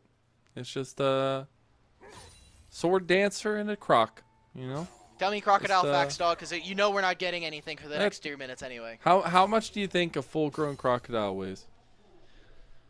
We're talking pounds or kilos? Pounds. Okay, probably like 800 pounds, 700. It is actually just about over 2,000. So you're a little bit off. But a full-grown croc can be like anywhere between like 1,700 and like 2,200 pounds. How much does the average Which is domestic house absolutely cat weigh? wild. Because my house cat currently is griefing the hell out of me, dog. I need to know how heavy this Mimi is. Hey, What's going on? I'm literally turning my back to the 1v1 because I know nothing's happening. Dog. We're waiting. What's going on? We need the Minerva cam. That's what we Okay, need. I'm gonna try and hold her while the 1v1 finishes up. We'll see how long this lasts. Oh, we need the bump in cam. We need the Mimi cam. Mimi's like, I'm on cam. I'm out. She is taking my desk. Mimi, let go of my desk, please. Mimi's the best. All right, Okay, Mimi. all right, Thank she's you. done. Thank you for your loyal service to LPL. Thank you, Mimi. Shout out to Mickey Production behind the scenes getting that one going. Mimi just hates the camera. Just hates it. No, as soon actually, as the camera Mimi is going a on. huge camera hog. As soon as she'll be doing the cutest thing, literally AFK posing around the house, I whip out my phone and take a picture. Immediately sits up, looks at me deadpan, ruins the whole picture every time. I love that. Mimi's the GOAT. Shout out to all the cats everywhere. Because we're not gonna have anything else going. Do you want more croc facts? Yes, we are I did say, we were saying we were talking about the Black Cleaver usually. Shanks going for the Eclipse this time. Eclipse All right, plus interesting. Bramble Vest. That's kind of nasty. Yeah, that's pretty OP. All right, give me more croc facts. Well, did you know they can live to be No. over 60 to 70 years old? I thought that was Wow. wild to me. The fact that they could be around for that long is kind of disgusting. Because I I mean, thought you they were think gonna be like around obviously, you think of like I was talking about like the poundage of them, and like that those are like on the high end, right? Like those are like the biggest that we know of. But also to follow that up, they're like 7 meters, like 6 to 7 meters long. And meters, if you don't know, for all like NA people, are big. Meters are long. So we have 7 of those. And then they just get to live for like 70 years. And they weigh Like, 1 that's million just wild. pounds. Jesus Christ. Yes, 1 million pounds. Yes, We scientifically. we need to get these guys on a treadmill. We need to get Irwin, Steve Irwin. Let's send you back out there, dog. We need you to get these guys in shape. You just made me sad. Oh, we're gonna sorry, get the 1v1. Okay, Shanks, maybe Shanks? going for the second kill. He gets it. Breathe has no chance in this one. AL absolutely handle the 1v1 and will absolutely choose blue side for game 1. All right, Tabe's got the tech. I believe now. I'm a sole believer in Coach Tabe. He has straight up won the 1v1 now for his team. Just a straight up handful of times at this point. Really having a good good job time. from Shanks. Yeah, honestly, very, very nice stuff from Shanks. Also getting him warmed up for some potential carry performances. And Breathe losing another 1v1. Not going to feel too good in that regard. But that does mean if we do potentially get into this one now, it will obviously AL choose blue side. But you have counter pick for Weibo on red side. Maybe you can use it. Maybe you can do something with it. I think we're getting probably top lane counter pick.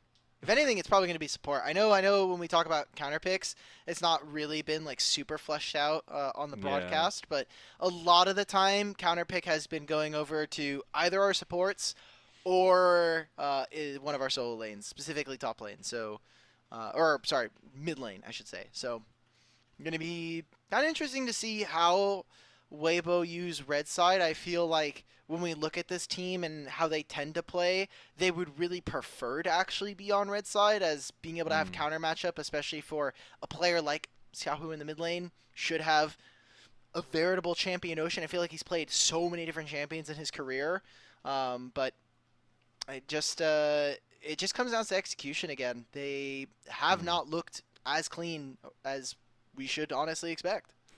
Yeah, I think you could say that again. That's for sure. Honestly, for both sides, but definitely more for one side than the other. But I think now we could go ahead and turn attention to what exactly we think we're going to be getting in the draft.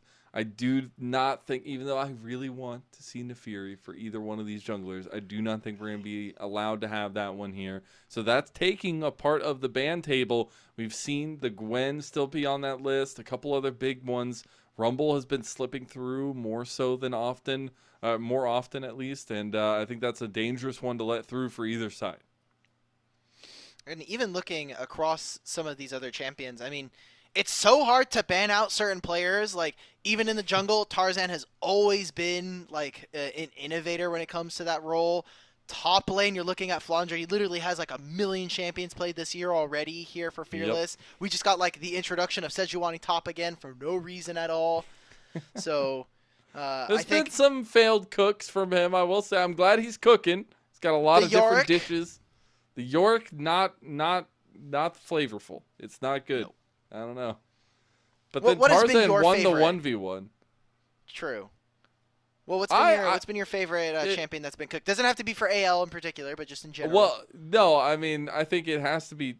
I know I'm gonna be a heathen for it, but I miss Tank Jace. Like I miss that first couple performances. Mickey, mute this guy, dog. Just mute him. Just mute this guy. Flandre's Tank Jace. Like, do you remember that first game when he played it? And how just I got him server muted, dog. Don't worry about it. He's not aware. We're not letting him talk about the server. We're not talking about it. It was so good. I'm a mod here. I can get rid of that. It was so good. You're back, Lennon. Please tell me you're done about Tank Jace. No, I'm not. I'm not. I can never give it up. It's fine. No. Good times. Anyways, it is still about this mid lane matchup being levied to by these junglers, and so I think there can be two different ways we can go into this draft. We can see a lot of that jungle focus out the rip, or maybe we even get some safety by taking kind of bot lane first and foremost. I do wonder how much impact Kael and Hung are going to have in this one. We talked so much about Hung having a pretty bad series. Let's just be really honest with it. And now trying to find stability for him when you're up against Kael, who's been cooking at the support role and also plays everything under the sun, but also having a massive impact to this team. You know what's funny is that in a very similar way, how Kael and Hung actually play the map is, again, quite similar. But I think the difference between the two is Kael typically has a lot better regard for how much HP he has and when he's allowed to take damage, when he's not. That is not the case for a player like Hung. He has been, I think, a little too far forward. He doesn't play a lot with priority, and sometimes he's definitely gotten a lot better with that. So I do want to applaud him in his improvement into Split 2. So we'll have to see what that looks like as we get further. And I'm assuming there's some kind of error on the stage because we would have already gone into this game. We've already gone into draft. I've been pressing my caster start the game button this entire time. It's just not working. I don't know what to tell you, chat. I don't know what to tell you. It's I think chat probably just told something me they to do have with another 3-minute ad break. I think they actually really wanted to watch ads. I think they really wanted that. I think they really wanted that. Yeah. It's got to do something with the green on the jerseys and the reflection into the monitor, into the computer. I don't know. I don't make the rules. Lennon, did you ever buy a BLG jersey? I know you were. I did. I have two of them. You were okay. Do you have the white, blue, pink one? Whichever no, I have two pink ones. Ah, okay. Yeah. Okay. Because Mark was asking about how he can pick up some merch because he really wants you gotta go to that one website. I don't remember what it's called. Nice, good one. Go to that one website where they sell the things. Leaning something. True. I have that bookmarked actually. Yeah. You can get all you want. But they only have certain sizes, so be careful of what you buy. Anyways, AL going to be on the blue side. Shocker! As it is going to be the Gwen and the Lilia ban, at least to start it off. Weibo on that red side going to ban away that Rumble I talked about, which has been banned consistently away from these two teams all split long, and the Vi as well. And so coming into the series, I think people might be surprised to see Ashe priority a little bit lower. So far here in Split 2, neither of these teams have opted for the Ashe. I think we're also just seeing generally across the world Ashe starting to fall a little bit in priority, but definitely super interesting as, again, getting rid of the Scion here. AL have been a bit wary about letting this champion go through in a couple of their series so far. I can appreciate it, especially if you're looking to go for something set, at least in your first pick with blue side. Try to get some wonky answers off. The Neferi is open. It could just be that first pick, and the Varus was that ban, so maybe highlighting hope a little bit more in the respect that Weibo are paying. Also, it's just not Neferi. I mean, TN takes it, right? TN has to. He's been one of the biggest players of this champion alongside him and Tarzan. So, gonna be interesting to see. Bait? Look, they got Jace for Flandre. I think that's fine. Hey, real quick. I know What's that? out of left field, random fly ball. We did Yeah. just see Zed as an answer into Nefiri and LCK. I'm just saying, leave it on the table. Anyways, the Kaisa is the lock in there for I Weibo. don't know. At least I he don't know gets if set for Tarzan life. has the pass like that. No, I don't know if there's he no gets the way. pass. There's no way. If it was Aki, I would 100% give it to him. That man is a dirty Zed jungle player. Oh, okay. So Weibo not Really going good for the one, too. Nefiri quite yet. Getting the Kaisa, which again is a takeaway from Hope. It has been one of his most played throughout the year. The champion that we have seen him play monstrous carry games. So again, a takeaway from his opponents, and even grabbing the Mbessa, which has been one of Breeve's best play champions so far. This is an incredible answer. It feels like AL just put a wall down in front of what Weibo wanted to try to accomplish. They have all dive. They have all kind of go forward already with their first 2 picks, and you are setting up so well in the spacing. You're taking away from them with the Poppy Talia Wombo combo. And the Poppy's also a flex. You have to imagine going into Yep. the support role potentially if they find something a little bit better. So back end of these drafts, though, we have at least one flex in the jungle and no jungler selected for Weibo. So AL looking to probably pinch the pool there and try to force Tian into a specific matchup. But Weibo really all-inning on this dive strategy. How much more are they really going to index into this? Because I think it's so much more difficult to play, again, when there's a Talia and there's a Poppy on the opposite side. Yeah, that's the hardest thing to think about. I do like the Kalista ban, though, at least from Weibo, taking away some of that 2v2 prowess that can still come through that bot lane. Skarner is going to be the ban in AL's side of things here in the second phase. Do appreciate that as well for all the setup that Tien can get on that champion for the rest of the team. I think Weibo need to ban away Alistar. I think Alistar just does too Yeah? much damage. Like, you have Alistar sitting next to any of your backline tanks, and then suddenly you're like, oh, well, now we can't play the game. So, Hope here. He gets a couple of options. Ezreal and Kalista are taken away, but you are thinking about things like potentially even picking up the Corki for a little bit more damage. MF in theory should be nice, but again, you have so much dive here coming in from Weibo. I really wouldn't like that for Hope. We do get that Ezreal ban. It is the Xin Zhao ban in the end. So both like premier junglers in the Vi and the Xin Zhao will be banned away for game number 1. Maybe opening the door for those in game number 2 or 3. We are in Fearless. So everything picked in this first game cannot be chosen yet again. And now you have counter picks still available for Weibo. Don't know how much you're going to be able to utilize it, but maybe holding that on to see if that Poppy will be flexible. See what they want to grab before that one here and see if it might be that setup tool from the jungle in the Sejuani. No Sejuani top this series. I'm sorry, everybody. You're going to have to wait another whole series before we get that from Flandre again. All right.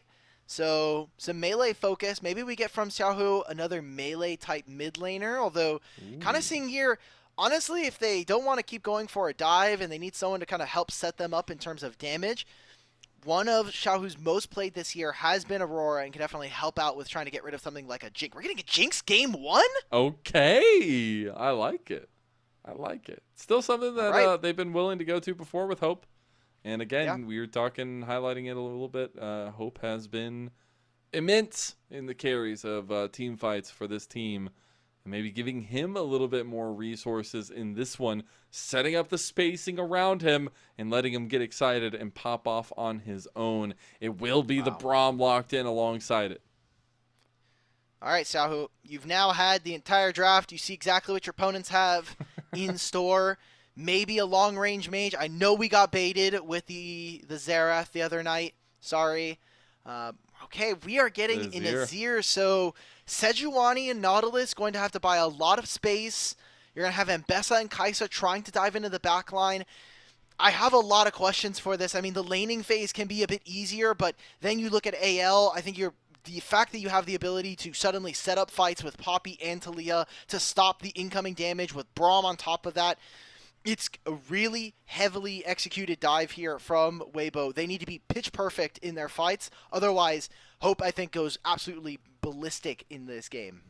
I love it, though, when I'm looking at that mid lane matchup here, and I'm seeing Some of the side lane prowess, some of the map macro decision making that has made Xiaohu the legendary Tiger King of Spring. He's on the Azir, he has side lane potential, but he has a lot of setup and utility to engage for his team. Meanwhile, Shanks on the other side of things as well, gonna have a ton of mobility, a ton of utility, a ton of setup for his team. Both these guys gonna be in very similar positions, even in career, and now looking at their setup on the map in game number 1. I think it relies a lot on how they're played to and how they play towards their teams. And anyone's legend, man. I mean, what a come up of a year already. We're already in the split 2. I know we're very early on, but the fact that they came out swinging in Demacia Cup, they came out swinging in split 1, just falling barely short of a championship, gonna be important here as they take their first matchup against Weibo. It's been a little bit of a bumpy ride for Weibo. We'll see if they can turn that up right here, or if anyone's legend can continue putting themselves in that top 4 conversation to book it into the playoffs. A long way to go here in this Group Ascend setup, but this is a double round robin, and you want to come away with the victor as we're coming into game number 1 of our final best of 3 of the night. Anyone's legend versus Weibo Gaming.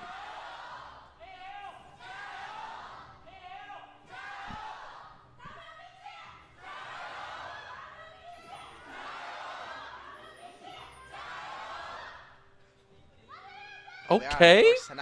Got enforced tonight. 6 I like six it. games. 6 games. Okay. AL. So early on, getting a lot of vision towards the bottom side, putting multiple members on that side. Again, with Braum and Poppy, you have to expect that their level 1 is going to be a lot stronger. And what we should come to expect from this game, when we look at the laners here, Hope and Kael should have easier ways of being able to push. Their damage in longer sustained fights versus a Kai'Sa can be a little bit tricky, but you can already see that Weibo very, very afraid of any early game shenanigans going on between them and the Tribe Rush. They are indeed. They don't want to fall for any shenanigans.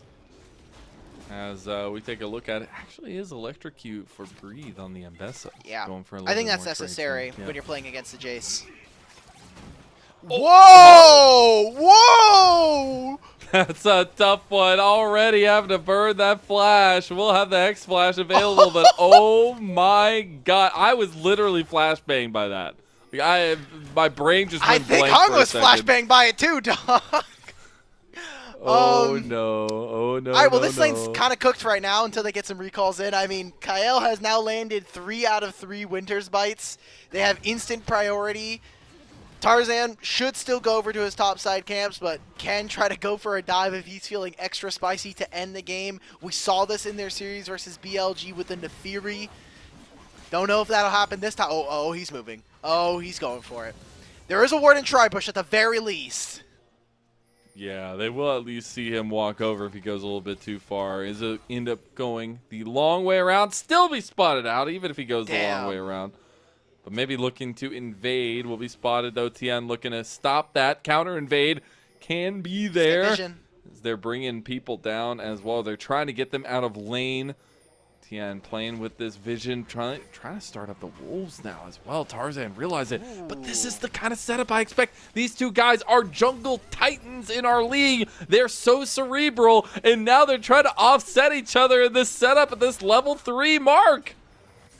You can already see the bot lanes are moving. Hung has first move, but so far, Hope and Kael have played around this Tribe Rush so well to make sure that they can protect Tarzan. Oh, Flandre's is dead! Whoa, Breathe! Gets the solo bolo on the Flandre! Sit down, my good sir! He has been so greedy in a lot of these top lane matchups, and it's good to see that Breathe, someone who has been a bit lackadaisical in some of these. Okay, there we go, guys. We're finally finishing this camp. Tien is like, nope, I'm not giving any more of my camps. We're getting done with this. Maybe tries to go for something sneaky in the Tribe Rush, but both the bottom lanes can't move. Shanks has first kind of walk if he needs it. Dude, he is just a menace. Tarzan is a monster, man. He is just on Tien's back right now. What does this do for the map state? Why is AL so willing to commit to this? This just traps Tarzan and Tien on the bottom side of the map. They know that the top laners are going to be isolated for the time being, and while this is happening, I will say Tarzan still has all of his camps on the top side he can go for. Tien is now going to waste time on this ward. Maybe they just go for the 3v3. They do not know that Poppy is making a return gank. Oh, here they come. They want that 3v3. Tien, I think, realizes what's going on. God, this 3v3 has been so tense in the bot lane, Alk. But look at this. Like, I go back and I'm saying, hey, Xiaohu's actually just getting rocked in mid lane. Xiaohu went for lethal tempo, which I just think is a pure mistake in terms of the 1v1. I think you lack damage and they changed how this champion operates. You're going to get a permafrost. Who really cares? The bottom laners are moving, but you still get cut off here. Dude, we are just seeing such a contentious early game between these two teams. Finally, things will peter out. The blue buff was left on the side of Tien because he's just tired of having to contest over that side of the map. And I will say Tarzan needs to get up towards his top-sided camps here to get those cleared. Yeah, they are still level 1, so they're going to not be worth as much gold and experience as you would have thought, but now, I mean, kind of the camps or the pathing of these two champions are kind of fixed towards the top lane now, as, I mean, Tarzan just wants to abuse the fact that Poppy level 3 is one of the most broken things in the game. He'll get early scuttle here, and with Flanger resetting, and same thing with their bottom lane, looks like AL are going to be looking to play and move their bottom lane around whichever objective they want. Yeah, AL trying to play tempo gaming here. They will get the reset out from Tarzan to get those double scuttle crabs. We are getting level 6s for the mid laners. Obviously, the Weaver's Wall good in setting up the block on a lot of things, but I think Xiaohu can have a little bit more instant impact with that Emperor's Divide if this grub fight is to kick off. Kyle's actually staying down here. His back got canceled. So maybe this is a play away from the grubs. I mean, Tarzan, because he never finished those topside camps, now he can path towards the bottom lane, maybe look for a play around there. My eyes are now going towards the solo laners here, especially for the side of Weibo. Their two ultimates are a lot more impactful than AL's are hitting level 6. And it's really just Shanks now with this wall. What can he do? Oh, Shanks in a little bit of trouble. Hung waits just a second too long. Gets the flash out of Shanks before this objective fight, though, and that'll be big. Yeah. I mean, it was either that or have to force Xiaohu to use his ultimate, so just playing with a little bit more patience here. Hung is in the area, like we were saying, especially with the mid lane shove. Shanks can always just appear here, though, so it's kind of up to Xiaohu, like, hey, do I really want to push, or am I going to sacrifice this wave to make sure that we're able to fight for grubs? 2 grubs go the way of AL. The third will be taken by Weibo. So a little bit of a split there with those neutral objectives. Meanwhile, Hope's been winning out pretty heftily on bot side. Going to take his second plate and push this lead up to about 600 gold for himself in the 1v1. Also has the Super Mega Death Rocket, so maybe you could look for a little bit of a cheeky play there. Nothing else on the map right now besides this dragon. So maybe a little bit of early setup. Oh, light. Oh, light. He doesn't know, so Kyle doesn't know until now. He doesn't know. So Let's he'll be able to walk go. out. Unpunished. Unpunished. But he loses out on this wave. It's super punished. Look at where he is. He's an entire level down on Hope. Xiaohu has to, like, even pretend like he's going to feint, but he misses out on this entire wave. He'll miss out on 4 out of the 6 minions there, which is huge already for a deficit that's been caused by your 2v2. Now we see both junglers hovering around this mid lane. Both of them very willing to just be in each other's faces. A little bit of vision being played towards by AL there. Breathe going for another 1v1 onto Flandre. Flandre is getting a little bit in trouble there. I'm actually surprised Breathe didn't want to commit any further. Had the public execution there. Tarzan, this blue buff, it's his fate. It's his destiny. He doesn't want Tien to have any part of it. And finally, after all of this, they will end up stealing that away from Tien. They have vision of this one as well. Are they going to continue to go for this? Kyle, you are a sicko for this, by the way.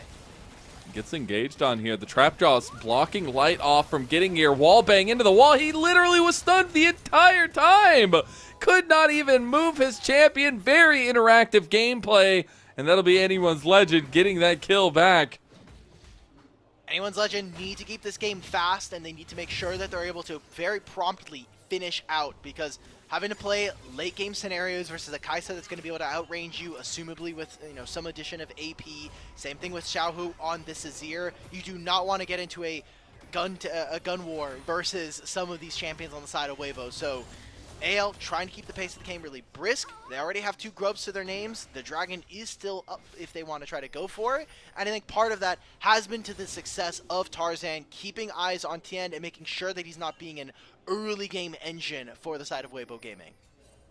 I will say an early game engine has just arrived, though. Yuntal's completed at 9 minutes for Hope, but top lane, it's the play on to Breathe. He almost gets the kill himself, but now Flandre will be finished off by Tien. Stacking the permafrost, gets the flash, still dies. Flandre has gone down 0-2 now to start the game.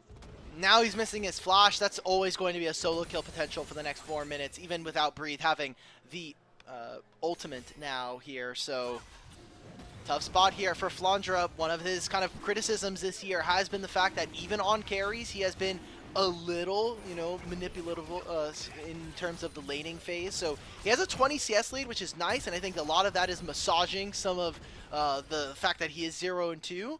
But Jace just has so much utility that eventually he is still going to be very useful. Just in terms of damage, we just don't think he's going to necessarily be there, especially with the bruiser items that are coming on through for him. I want to go back to the point that you were talking about in draft, where Hope can be the end-all, be-all for anyone's Legend and for this entire game.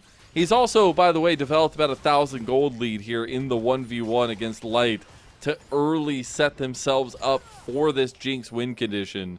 And I think that's something massive, especially when you're looking at this next Grub spawn coming up, that he has that much difference in strength coming into these fights if they want to move him. Hope has just been the guy for this team when it comes to DPS, when it comes to winning them so many fights. It kind of just feels like in their last hour of Hope, it always comes down to the AD carry of anyone's Legend. He has been very impressive for a player that kind of dropped off the map internationally and even competitively speaking, really after that Worlds run in 2022. Yeah, getting replaced a couple times, looking back to the EDG days, then the JDG days. And now trying to make it after the WE swap to this setup now on anyone's Legend with his right-hand bro and Shanks. That next spawn of Grubs, though, not even contested at all by Weibo. And it will just be 5 Grub completion for anyone's Legend. And that'll be really nice for them on their seed potential. Imagine Hope on the Jinx with this excited potential, getting those turrets even faster. Yeah, but how many plates can he grab? Oh, the flash. Like, just wait for one of them to go down. Now we're missing out on an ultimate there. It's a good trade there from Weibo. You will be able to come back to that, especially now. We haven't really seen Xiaohu kind of press the issue. It's typically what we would want to have seen. Now this Breathe. Can he make it? I mean, that's a lot used to try to get him. He's offset off the tower. Tarzan coming in. Oh, no. Now they're in a little bit of trouble, though. Tien has found the crux here in it, and Shank's going low. Xiaohu will take him down. AL, what happened? A double kill comes across from Breathe, and Light will flash to make sure it's more. Kyle falls, and Weibo now take the advantage. Well, Hope never used his flash, so guess what? He just loses his team the entire game right there. It'll be the teleport. I mean, you have 5 Grubs. Flanger, hit this. Hit this, brother. Let's go. Come on. One more. Nope. Oh my god, Breathe just annihilated this minion wave. But coming out of that, you lose a lot of summoner spells, and it's just... I think the idea of this dive really works. Again, there's no Sejuani ult here, but Hope just does not flash. He doesn't try to dodge out. He thinks maybe he can try to... He doesn't get hit there. Maybe one of his teammates can block it, and that completely turns the fight. Yeah, it didn't even feel like it was worth barriering there, and then AL just get completely caught with their pants down. Really, honestly, worth flash from Light just to make sure he gets his own part to the puzzle. Because now they're on first item completions. We look back at Tien. He's going to just dash his way away from all of AL that were trying to collapse onto him into that Baron pit. But like I said, first items coming up here for both sides. Does that change the state of the map as we see this first turret go down? For right now, I don't think it's going to make a big difference. I think for me, I'm really looking at those 5 Grubs here for AL. How much can they actually kind of get out of these structures? Turret plates are about to fall, so really it's just going to be about the amount of gold that Hope was able to secure for himself, as well as whatever small pittance Flandre has been able to grab around the map. He is really just trying to play a resource rat in this game, just walking around like, okay, I can take a little bit here. Okay, cool. I'm probably not going to be useful in a lot of instances. I'm losing the 1v1 at this point, so just give me whatever gold I can scrounge for. Yeah, I think Breathe is feeling pretty good right now. I mean, the Mbessa has a lot of entrance into the backline fights for the side of Weibo, but not only that, There's not many answers, it feels like, to this Mbessa right now. So it feels good that Breathe is taking some of those resources, but the execution now needs to follow through with that. And I mean, he already has his first item, right? Like, we have first items across the board here for Weibo. Dragon spawning in 30. I'm looking at maybe the Herald in a minute and a half's time might be slightly more important for them, but I think you have a pretty reasonable amount of damage here. Light already has the evolved Q as well, so you have a lot of damage in my opinion, and maybe if you can just pull over Xiaohu, he has first priority in top. All right, we'll see now. Moving over to this Dragon side of things is Weibo. Still about a minute for that Rift Herald to spawn. Could be top lane focus there for AL, as that siege potential with their comp is so strong now that they have the 5 grubs. TN going to try to take this ward out, but heavy presence from Weibo in this mid lane, trying to fight for that priority as they start the Dragon up. This is a little dicey. They need to make sure they get everybody in position, because Light could get caught, but also can use the killer instinct to get into this fight. TP coming in from AL. They are setting up for this. This is hilarious. We're literally going to go for the whole game here. Keeper Verdict goes in. Weaver's wall across to block off 2 members. I don't think they can commit to it, though. Tarzan not willing to go in the pit. It's going to be a 50-50, baby. I love it. Tension heavy. Engage in. It's taken by Light of all people. Now AL get 1 pick. Now they're looking for more. Big Emperor survive from Xiaohu, the Emperor of Spring, and Breathe now popping off on his own right, but Hope is getting excited, and we said there's one man in this entire game that makes the difference, and it's that singing Hope for anyone's legend. Go ahead and give him a triple kill, baby. He gets double buffs as well. He just gets to lay waste to Weibo there. As we said from draft, parts of the game that were going to be so difficult to deal with, the Poppy, the Unraveled Earth from Shanks, it makes it impossible for Weibo to get it. While they steal the Dragon, it is a massive amount of gold going over to this Jinx. Now with an Infinity Edge done at 16.5 minutes. We check right into this replay, and we thought maybe this was kind of a lost cause here for the side of AL. There's no Poppy ultimate. There's no Weaver's walls. Now nobody's willing to get into the pit. And even without these ultimates, I want to look at the damage dealers of AL. Shanks, with his Unraveled Earth, completely stops Breathe, stops Xiaohu from really getting into the backline here. And then, I mean, Hope is just untouched. He hugs the wall. We're getting right out of the picture-in-picture. That's the Rift Herald gone. Rift Herald already taken by anyone's legend. Tien was looking for a counter engage there, but just doesn't have the Glacial Prison available to them. And it is chaos on the Rift, but it's still now almost a 2,000 gold lead developed by AL. You've got 5 grubs. You've got a Rift Herald. So anywhere that they want to play, I think you are so focused as anyone's legend. Let's get gold into this Jinx. Let's let Hope win us this game here. Yeah. It's a surprise pick as well. Not to say that Jinx hasn't been very popular, but to see her in the game 1 already?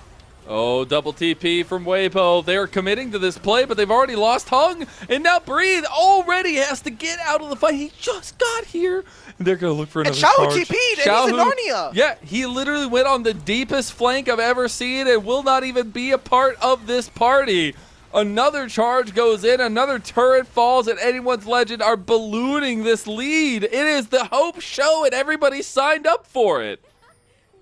Insane stuff here now for this AD carry. I mean, again, this game does get difficult to play for AL at theoretical 2 and 3 items from Weibo, but if they never reach that point, I think you're feeling damn good about it. And so far, the other pieces of this game for anyone's legend with Kyle and this Poppy and this Talia, again, are providing so much when it comes to protection for this Jinx. They just cut off Hung immediately, and like, how are you supposed to be able to play this? I just think the fact that Xiaohu is not even in this fight is really problematic for Weibo and their game state. I will have to say, Hope's getting chased here by Tien. The biggest difference maker in this entire game so far is Hope's dodging out again. The rest of the team is getting collapsed on, though. Tarzan was trying to stop people. Public execution goes wide. Hope's trying to get out with the Hex Gates. Will not go down, or will not end up getting out there. But the biggest things for me right now is that Tarzan on the Poppy and Shanks on this Talia are Thanos. Like, these 2 picks in this draft are so damn good. They wasted so much time trying to catch out Hope. They lose another turret here, so you can maybe feel some of the desperation here from Weibo. recognizing that, hey, we have dive, we've gotten this to work before, but these fights are starting to string back to back to back to back, and we're losing summoner spells. We're willing to send 4 members to try to kill Hope here, just in trade. I mean, look, Jace is getting back into this game. Talia just took a top tier one here. I think this is, really problematic for the side of Weibo that they need to take this much time and resources just to kill 1 member and get the shutdown. And getting Tian's flash, which actually on the Sejuani is a big, big tool. We see back into it, though, almost 3 items for Hope now as well. He's already halfway to that next item here, 20 minutes in. Everything available for both sides. Another dragon up on the table in about 40 seconds. Would be just the second dragon for both teams. It was really good by Weibo to deny that last one. Light stealing that one away, buying them a ton of time. Just as we said, their win condition needs. They need time. They need 3 items, but they're getting closer. Tian's going to hit his second now. They could just give this side of the map for now. You've got Leandries, you've got Nashers. I think this is a perfectly reasonable time if you want to be fighting. And we need to see Xiaohu included in some of these games. I mean, we've had some individual sweeps here and there, but he has not been kind of the real emperor here on the Rift. Neither has he been in the split too. So, gotta see it. I really need him to step up in this game because there has been a lot of doubt thrown on Xiaohu, the man in the mid lane, in terms of his name so far. And again, it comes because this guy is so damn good at the game. He used to be so called the general, right? He leads the team around the map. He has a lot of the decision-making power for the teams that he found himself on. And it's funny to see Shanks being the one on the other side that's providing that utility, that's providing that guidance at least, especially on this Talia, with that early move, that early setup for them on the other side. So maybe Tarzan having something going for him when he's talking about Shanks being that next iteration of Xiaohu. But a chance for Xiaohu to prove his dominance here and now on this Azir pick. Still very, very strong in a lot of these fights with the sustained damage. AL going to go ahead and take their second dragon. No contest from Weibo. And look at how they've been delegating a lot of their resources. Again, Flandre getting closer to finishing a 3rd item. Shanks now finishing his Leandries here. And we're imagining that Hope picks up maybe another mid-wave here after helping with that dragon, and he's going to be sitting on 3 items. So we are now at that point, the crux in the game, where AL are probably going to be reaching the height of a lot of their power. Maybe if Tarzan's able to finish the 2nd item as well, we'll really start to see them come into their own and finish to put themselves in a strong position for this game number 1. If you walk into the Weibo base right now, all plastered on the walls are just wanted posters with Hope's name on it. If there's one person you're looking for in these fights, it's got to be Hope. The question is, can you win the fight if you holistically focus on Hope with all the other pieces still surrounding him? But that has to be the starting off point because you're facing off a Jinx with 3 items 22 minutes in, and this is the definition of a hyper carry champion. Wow. Even gets the rapid fire cannon. Not a big fan of that one, to be fair, when you look at who's on the other side, but obviously just wants to try to get as much range to be able to deal with Xiaohu as well.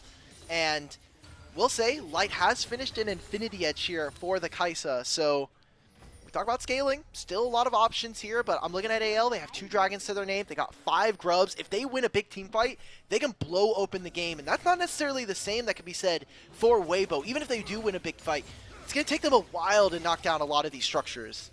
It is indeed. Even with that kind of attack speed focus from Xiaohu, it definitely can still be difficult. AL looking for picks, looking for plays in the top side jungle of Weibo. Xiaohu will not be caught in the side lane just yet. Atacon is being pinged by both sides now. Voidseeker was trying to come out and get some vision play there as AL going to force the hand of Weibo. Wow. Sneaky ward getting a lot of information as Weibo now are going to start to move on forward. And we walking into Fog of War here. There's a teleport now, and Flandre's going to be, double Bree's going to be on a flank. This is late, though. The Atacon now forced on Tarzan. Forced to flash out. Public execution goes wide. Glacial Fisher is going in, and Flandre only picks him. Atacon going the way of Weibo, but they will not get any of the flowers. They get only that permanent buff of the 25% to those lasting buffs, and that will be pretty big for them to have gotten out of nothing. A lot of gold now going over to AL. I mean, if they can get more objectives, it'd be nice, but as is, a lot of Blood Roses going over to AL. That's experience, that's adaptive force as well. That's just damage. That's straight up upfront damage you just get for free there. And kind of mitigating some of the soft losses. I know we've been talking a lot about Hope, but you look across the board, Breathe has been doing a really good job of securing his own advantage. Xiaohu, despite being as quiet as he has been able to maintain or keep up a gold and experience differential between his opponent. And the big one for me is Tien versus Tarzan. So we can take a look at this fight again. I think properly so, gave up a lot of space on this fight just to make sure that Breathe does not get taken down. But he loses his flash for this. Yeah. He also gave a massive shutdown. I mean, he was 5-1 before this over to Flandre. Yeah. So even more gold going their way. Really good fight selection from AL. That's what can make them so lethal. Just that full turn back onto Breathe. Now we get reset back out onto the map. About 1 minute and 25 seconds for the next Dragon. Gotta expect Weibo want to try to contest over this. Are they gonna have those item breakpoints we asked of them? They have a ton of scaling options. That 3-item spike, that is their promised land. They're right on the cusp of it, but it's starting to feel like they can't continue giving ground to anyone's legend. Serpent's Fang for Flandre. Right now. Wow, okay. I mean, he has a lot of poke. I think it's fair going up against, something like Breathe, especially with the Eclipse, but I'm looking at the Seeker's Arm Guard here for Xiaohu. I think is a huge purchase for him to be able to get into the back line. And how we've been watching fights play out, Tarzan and Kael buy space, buy time. You let Shanks put down the Unraveled Earth. And here for the side of Weibo, we haven't really seen that dive part of the composition. It almost feels like they've really been wanting to walk into these 5-on-5s and say, look, we'll just trade our backline by walking straight into yours with Ambessa and Kaisa. We did just see a couple trades there, actually. The Super Mega Death Rocket did go down trying to pick Hung out. So that's actually a pretty big finishing off tool that Hope will not have. Dragon is spawning, and Weibo, they're going to be first to the ticket here. End up getting a back completed there and second item completion for Mr. Tarzan. Do they actually want to try to go through this? I mean, it looks like they're contesting this, or at least giving this side of the map and contesting the Baron side. I think it's a massive mistake from AL. I mean, losing out on using maybe the Dragon in 8 to 10 minutes time. No way. Again, maybe they feel part of the stress of saying, hey, look, we probably don't win this game if we go later. There's a flank coming in as Hung is coming in from the top side of the map, No. and everybody from Weibo. Shanks is now completely split. No way. Okay, Baron goes the way of AL. They got to fight their way out of this one. Breathe, fully focused down 100-0 in a split second. That's a massive pick, and Kyle flashing over on a Xiaohu, and they're going to pick Xiaohu here too. He has to flash away, re-engage there, but Xiaohu's already gone to the hammer slammer of Mr. Flandre, and all of a sudden, you look, and Weibo have lost every single person. Tien's going to be chased down by Tarzan, and that's a full-on clean ace by anyone's legend. 27.5 minutes in, and they're going to finish the game. Yeah, they have 5 grubs. Okay, my bad. AL, I was not familiar with your game. They get Weibo to introduce a team fight. They lose out on a full ace, and now with Baron and 5 grubs, they're going to take game 1 here. No way, man. No way. I said it at the beginning, when this team is on fire, when they are in it, they can choke out any team in this league. And anyone's legend have come to play tonight. They'll go 1-0 to start off this best of 3. Wow, incredible stuff. Not only from the 2v2 at the very beginning of the game, just setting them up for success. Some of the shenanigans that we got. Maybe Tarzan saw what Kanavi was doing to base 1. He's like, I could do that even better. Watch what I can do. Watch my Poppy.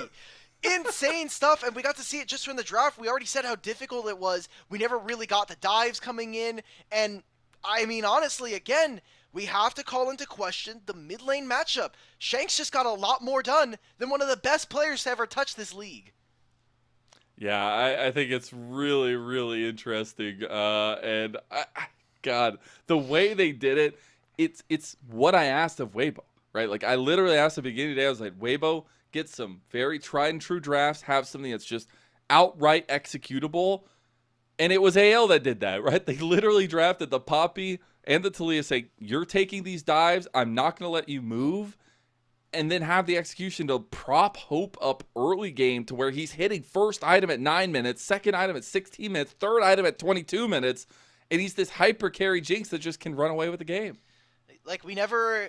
I think the problem for me is that we didn't really get to see... One, just the level 1 that we saw from them. The fact that in the brush, Hung took the Nautilus hook, had to lose Flash level 1, half HP, then also Light just becomes half HP at the same time. Like, that right there already made it difficult for you in a lane that you're typically not going to get a lot of priority or the ability to hit your opponents. But then in the mid lane, the theory of early game Azir is that you'll have the range to be able to poke out this Talia, and then come level 6, you get your jungler or your support involved in mid and try to force summoner spells out. And we saw some of that, but I just don't think we saw it to the necessary degree that we would have wanted to for Weibo. Yeah, I think that's the most difficult part is we just didn't see that step up that we would want to see against another would-be top-tier team.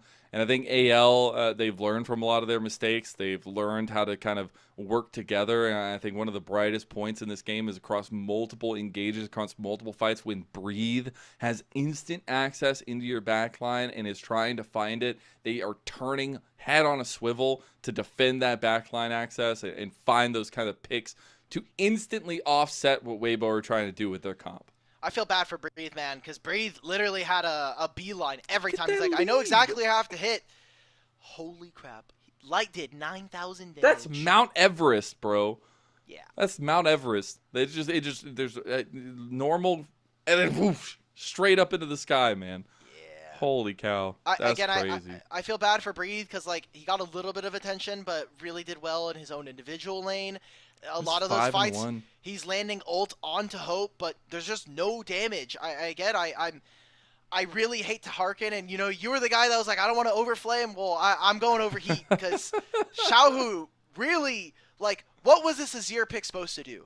Like, we didn't do much into the Talia early game. Then we get into fights, and we didn't really have as clean a setup. Maybe you can say that, Hung in particular had a hard time kind of setting up, but I need to see more. You're literally the 5-star general. You're an MSI winner in 2 roles, bro. Like, we need to be doing more in the kind of like the twilight of your career.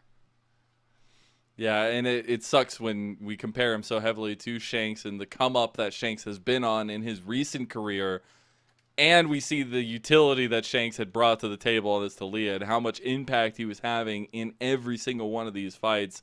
I know that it was the Hope show, but there was a lot of supporting cast on this team, and they are a scary team when they can all be on the same page. Yeah, and this is the AL that we kind of come to have expected here in this year. I know early on we were, kind of on the fence. I know some of us were really big fans of bringing on Tarzan and Flandra. Some of us were a little bit worried because Tarzan has had some of those splits where he just looks a bit too off, and Flandra just coming off of a JDG. But with their performance in Demacia Cup, their performance in Split 1, this is looking like to be one of our top 4 teams pushing forward and trying to make a bit of a name for themselves as an organization that still has yet to bring up a summoner or bring up the Dragon's Cup. Just watching that last fight there, I'm literally watching Breathe and Xiaohu get a beautiful combo, right, with the Emperor's Divide into the public execution.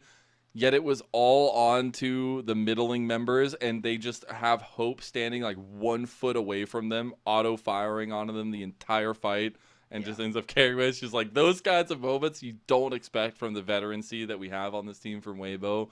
And that's why when you compound the loss to FPX into some of these performances we've seen, that question of which Weibo are we going to get on the day is going to be the story of this team for the foreseeable future. Thankfully, this is not a team like FPX. At least if you've been watching some more of this year. You're like, oh, AL usually, they're a team that kind of sucks usually. But not this year. They're doing a lot better this time. So we did say, even if it wasn't a competitive series, Weibo losing to AL is not necessarily unexpected, but starts to cast doubts, especially as a team that, at least from their record, the fact that they haven't played a ton of games, are starting to be that team on the outside of the bubble looking in. Yeah. All right, so who gets MVP then? Who do we give it to on. for anyone's legend? Lennon. Has to be Hope, bro. It's Yes. ADC world. We're just living in it. I can't Dude, believe how you're cool even, is it though? How cool is it though to see these Hope pop-offs after, like, people will not remember that like undefeated run by WE when Hope first got over, and then they went to like Asia Games. It was like That was really so rough after tragic, that. man. And it was like one of the most tragic stories in recent history. And that WE roster failed and failed and failed again after that happened. And Hope and Shanks were transferred off. They were shipped off to this AL team. We still had struggling moments. We still had struggling success.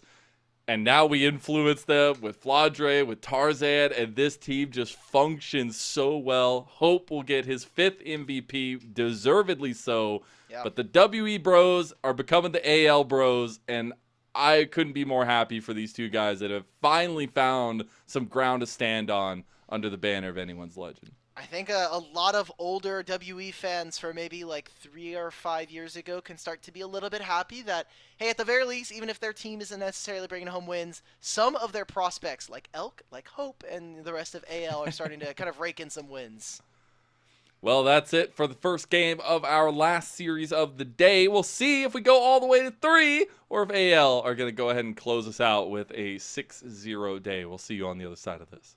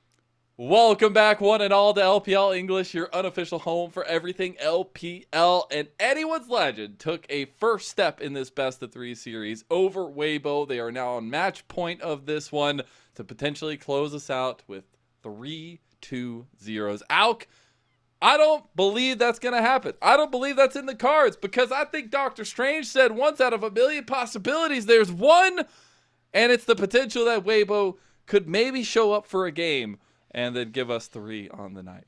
Well, okay, you just give up on them in the third game, and you're like, okay, like, I don't really care who wins on that one. Like, I just want you to take a game so that, our producer can be here for 8 games, or 7 games, sorry, yeah. Nice, man. Good.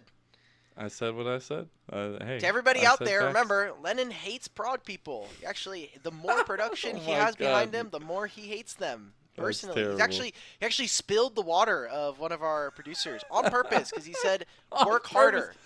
Telekinetically, I just thought about it and it happened. But let's go ahead and break down brass tacks. Right, I think that was a tough showing from Weibo. I think there's a lot to ask of this team, a lot of step ups to ask of a team that should be at the level to contest this AL team. But the thing about Anyone's Legend is, as soon as they smell blood in the water, they will absolutely choke out any team of any level in the LPL, and that's what we saw in game number 1. And you can even look, like, historically at their precedent so far this year. I mean, came second in a group with JDG, obviously, but then immediately getting knocked out of Split 1 playoffs. I think a team like this with so many veterans really makes use of having more time together and more stage games, especially. So the fact that they had their Split 1 immediately cut off pretty early into that split was pretty sad to see. So now we're getting to take a look at Weibo on the blue side. Some interesting champions that I'm now kind of taking a look at is the AD carry pool, mostly because Hope has been so reliant on the Kaisa and the Jinx. I could see a little bit of variation in what we're going to get at least. You see the bans at the bottom, or at least the picks at the bottom of your screen. Those are the Game 1 picks that are not available for the rest of the series here in Fearless. We did get that Nefiri ban by Weibo, first ban on the blue side, since they will be on the blue side for this next game. Though it is literally the Varus and the Callista to be banned afterwards. Very similar bans to all the other times, at least the last game for the Vi and the Lilia from AL. Okay, so is this going to be the Gwen or is this going to be the Rumble? 2 champions that did get banned in that last game, and we didn't get to see kind of the reverse of that. AL taking their sweet time. Personally, I think you should be willing to get rid of the Rumble because, or the Gwen. I think Breathe on Gwen has been a monster to deal with in a lot of these games. So, going to be interesting to see as Weibo now get their first pick. We could go for either of those top laners, or we could be looking in the jungle particularly. The fact that this might actually make it through is a big ticket item here for Breathe. We saw last series, the first pick Rumble ended up paying dividends. This time around, Breathe going to be on that one and try to figure out how to make this impactful, how to get these team fights set up and potentially a winning condition through top lane. Okay. I mean, AL have a lot of options in terms of wanting to either snap up their AD carries. Ezreal is good for now. It does mean that for Weibo, they have been kind of the team that will be able to, or willing to, play range with you, especially things like the Caitlyn that we saw from Light for multiple different series throughout the years. But getting that Sin Zhao, another great champion to, it also is a great like pseudo frontliner, right? Just having that Crescent Sweep just means you are immune to a lot of damage. And it's also like one of those big skirmish heavy junglers that is like the only one available on the table right now since Vi was banned away. And then we got those plays last time around from the Poppy and the Sejuani. Really curious at what that answer is going to be this time around for Tien. You know he wants some resources in the jungle to be able to contest against Tarzan. We saw heavy 1v1 focus in there. The Yone is going to be grabbed for Weibo. So you have to find success with these solo lanes that you've grabbed already.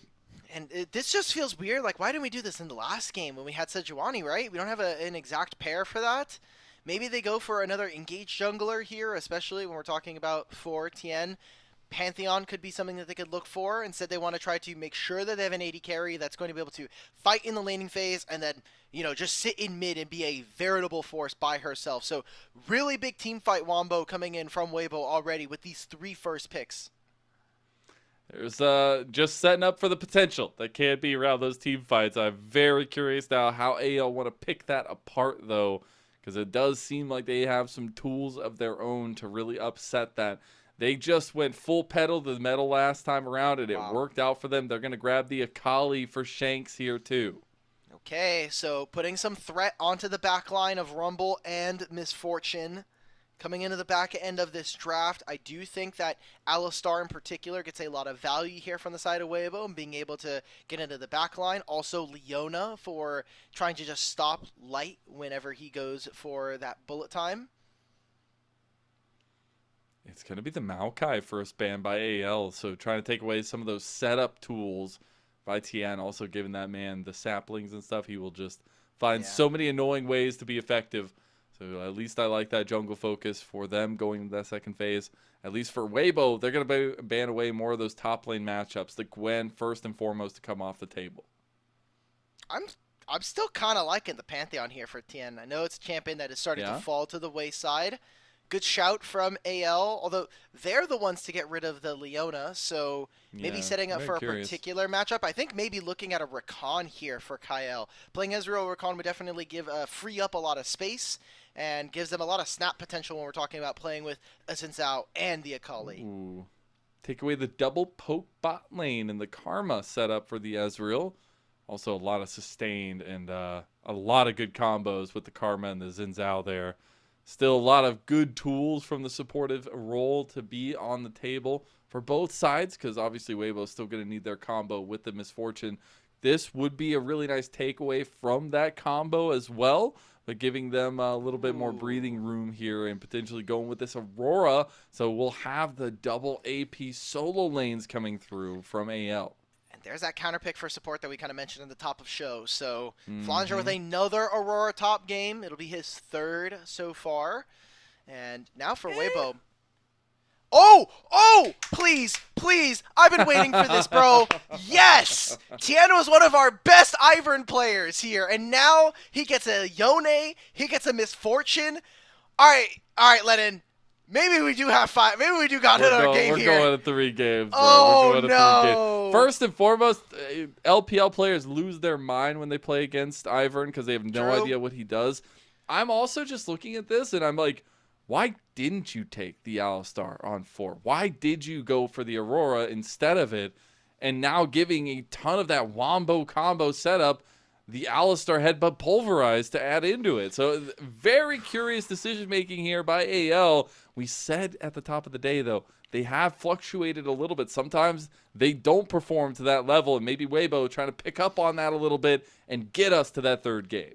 Yeah, and I wonder what setup Flandra is going to be going for, because a lot of, the other person that has been playing Aurora top, the Shy, has been more so opting for a lot of the electrocute builds, but Grasping the Undying has been popular. For AL, I do favor their team a lot earlier on. When you look at the solo lanes, they have a lot easier jobs of being able to whittle away at the Yone and the Rumble. But as this game goes on, I really do favor what we see from the side of Weibo. I mean, the fact that you have this Ivern who is going to be so obnoxious and being able to stop kills, have a really cheap build path, I think this is a great setup for the side of Weibo to take us to 3. God, I can't wait. I can't wait to see what we get between Tien and Tarzan. You have to remember, at that level 3 mark, these guys spent like 5 minutes just tussling around the jungle. It's so much fun, and now we get this different iteration from Tien as well. And I'm very curious. Oh, I'm going to sneeze. Sorry. Take over, Alk. No, it's gone away. Speaking about it, made it go away. And maybe speaking about anyone's legend going 2-0, this made it go away. And Weibo can bring it out, get us to 3 games with this very curious but stable comp. Focused around those objectives, focused around that team fighting and the Wombo combo that it can provide. I love this response from Weibo. I wanted them to have clear direction. I wanted them to have clear strategies to execute, and now they just got to live up to it. Hey, Ivern has been a champion that has been missing here in the LPL, and it's good to see one of our best Ivern players bring it out here in a do-or-die situation of the series.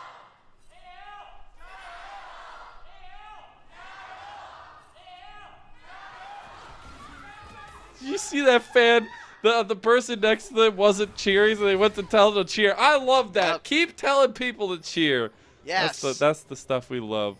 Jayo's still ringing loud for these two teams, though. Rightfully so. On paper, this should be one of the best matches of the week. But Weibo not having lived up to the expectations put on them. This is a step in the right direction with their comp. They need to take a step in the right direction in this series. You don't want to start 1-3, even if you have 18 series to play. Okay, so time to check out for Weibo how they can get through this early game relatively unscathed. When we look at 15, 18 minutes, not down too much. I think you're perfectly fine with where Weibo are. Also, how many grubs are they going to have access to? Because I think when you look at the side of AL, while they have some side lane potency, I think you really, as Weibo, want to try to leverage the fact that you have a Rumble and you have this Yone as this game goes on. So, going to be very important for AL, tracking where TN is, maybe disrupting some of his early pathing, and how are we going to get around a champion like Ivern? Because it's going to be so difficult for some of the lower ranged abilities of AL. I just want to see how much impact TN's Ivern's going to have. One of the more niche things that TN has been willing to whip out here in 2025. Showing personal character growth, you know? It's been really, really fun to see. Obviously, this jungle matchup taking a premier spot in this head-to-head. As level 2 Shattering Strikes go just a bit wide by Kyle, but they did end up getting level 2, so push will be in favor of AL in the bot side, as the jungler, at least for Tarzan, will be pathing up towards that top side. Tien will path back around towards this bot side. Yep, if you're unfamiliar, Ivern does have to, he doesn't kill any of the jungle camps, he becomes friends with them. And for some reason, when he becomes friends with them, he trades HP, and then after a little bit of gestating period, they just disappear. They just stop being friends. That sounds like a parasitic relationship. I don't know. It kind of is. I mean, look what happens. They die, bro. They give him all of his gold and the XP, and they do it for free. So, but he gives them his health. That was close. Hope gets to have a bit of a nice recall here. He'll get the tier. Cheater probably recall? Get back without. Yes, that did change, remember, with all the minions moving around. So we are kind of seeing already that AL's laners are taking some of Weibo's to task. So need to see a little bit more. Again, we're looking at some early objectives. We need to see early game objectives started for AL if they want a chance of being able to stay competitive here. A little bit of hover to mid lane.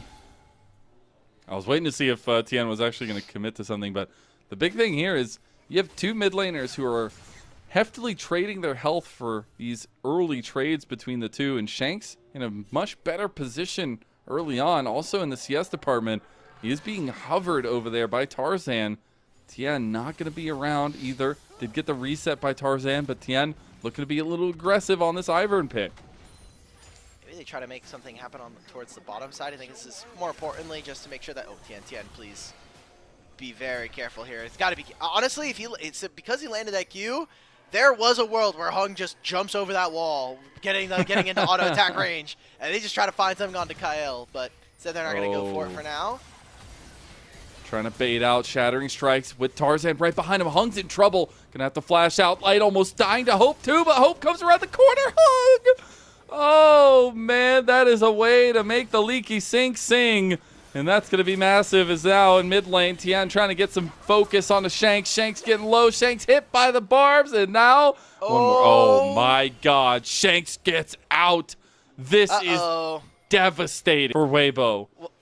Well, now Tien is coming towards the bottom side of the map. Alistar is as well, but is it going to be in time? Light, you got barrier. Somebody please. Oh, they get the kill back. They get the kill back. Okay. Light will at least get something for his troubles as Tien and Hung just show up to see his body crumpled under the turret. Yeah, but now you look, you press tab, enemy jungler has 100% KP out of 2. Your bottom lane opponent also got himself a kill and an assist, so you missed out on that wave. Really smart stuff coming in from anyone's legend. Again, destabilize the map and try to make this as tough a game as possible. You are a psychopath. Bro, what is happening right now? absolutely tough to watch as Hung throws himself under the turret and Kyle picks up that easy kill. I don't even know what to say. I feel like I just got Relcued in the face. What do you like? I don't even like. What do you say? So in he's trying to team delay the comms? back. So he's trying to delay the back so that Kyle won't be in time for these grubs. But at the very least, you Oh, could have just used your no. Ignite, man. Just use your Ignite, man. Just who can? I mean, yes, she has the shield. What are we doing this for? Like, Oh, it's we're the just griefing interaction our from 80 the carry, pickup. man. It's the Yeah, interaction like- from the pickup. Okay, well, you know, Light's just like, cool, dude. You know, I had Crisp do this to me for a couple years, and now I get hung. Great, dude. It feels nice. It just feels so bad. It just feels so bad because Hung has We had are two some marksman really, players cringing at this right now, so. He's had some really tough series so far with Yeah. with Weibo. Now Xiaohu is about to get outplayed by Shanks. Replace you, my sir? No, can't do it. Doesn't end up getting killed. Gets everything out of Xiaohu and didn't even have to burn his flash. Shanks showing the old man the ropes here as AL gonna go ahead and get the 3 grubs too. And that's going to be more gold here going over to Shanks. It's going to be those grubs, like you were saying. It's so tough for Light to be able to walk up on the wave. He's just going to have to catch it underneath his turret. Great stuff from AL here in the early game, and they can still move over to this bottom lane by leveraging a lot of the priority granted to them by Shanks in that 1v1 versus Xiaohu. I mean, Shanks now on the Akali is going to be able to do despicable things. Has a massive CS differential over Xiaohu. It truly has been the come up of a century, it feels like, for this guy on anyone's legend. He's been such a crucial part to how they win games. Not only, again, finding that utility out of mid lane, finding those big util picks that can enable Tarzan, that can enable Hope, but then when he gets to turn it on, he go ahead and shows out as well. So Shanks deserves a ton of props, and Flandre about to deserve a ton of focus from Weibo and co. They aren't bringing anybody else, so this is a little bit tricky. You also have the invisibility, you have the between worlds. I think this is really dicey. Oh, you missed the Q as well. Give me out, give me out, give me out, give me out, give me out, give me out, give me out, give me out. I mean, Kyle's here. Tien, it's been nice, bro. Oh, no. Okay, he gets out with the flash. He's away. He's They alive. lose the He's dragon, good. though. Like, They do lose the dragon. dude. Oh, Tien, no. Wait. Mickey, this is great. It's 6-0 today. Yes. Yes. Oh God, I don't know. I'm gonna hold on my reservations. Yep, I to know, that I just know. yet. But I do. There might be a I'm sinking giving our feeling producer set hope, again. dog. Giving our producer hope. Mickey, hold your hope, and maybe don't, because then that would be holding a person named Hope. Xiaohu, Yep. he's in trouble. So Tarzan and Shanks. I mean, we go back to that conversation. Remember? Oh, fate sealed in. Oh. Shanks actually might die here. Xiaohu showing him how to do it now, too. Yeah. Give a little bit of rebuttal back to Shanks' dominant force in the mid lane. Hope dodging out, but can't do How? it. Now Light with no mana, still trying to pump him down. It's not going to end up finding Hope, so he makes it out alive. And Xiaohu going to be the focus yet again. Tarzan going to find him. Xiaohu, his old jungler, coming back for a vengeance here. He still will not go down. He's a stubborn sure old that- man. He's a stubborn old Tiger King. Well, you know, he's also been able to at least recoup some of this loss that he had individually from the matchup. But yeah, Shank's not landing. That Shuriken flip does make it a bit difficult for him to find the bounce back onto Xiaohu into that turret. This wastes a lot of their time, but you look at what they're able to grab. Shanks, brother, gotta be careful. Should see Tien here now. See Emperor But, Palpatine in his future. Like you were talking about, though, Tarzan probably has a few things to say to his former team. You know, got brought on in summer, and he's like, "Hey, Hey, he like, brought them to what- Worlds, all right? He yeah, that man literally deserves carried this no team hate for to that Worlds, roster. And then you just boot me for Tien. Okay, all right, cool. You know what? Fine. You will. I'll show you. I'll make you do a couple internationals, and you can stay home. Tarzan trying to have a little bit of a renaissance for his career. Again, in a place he feels very comfortable and confident in.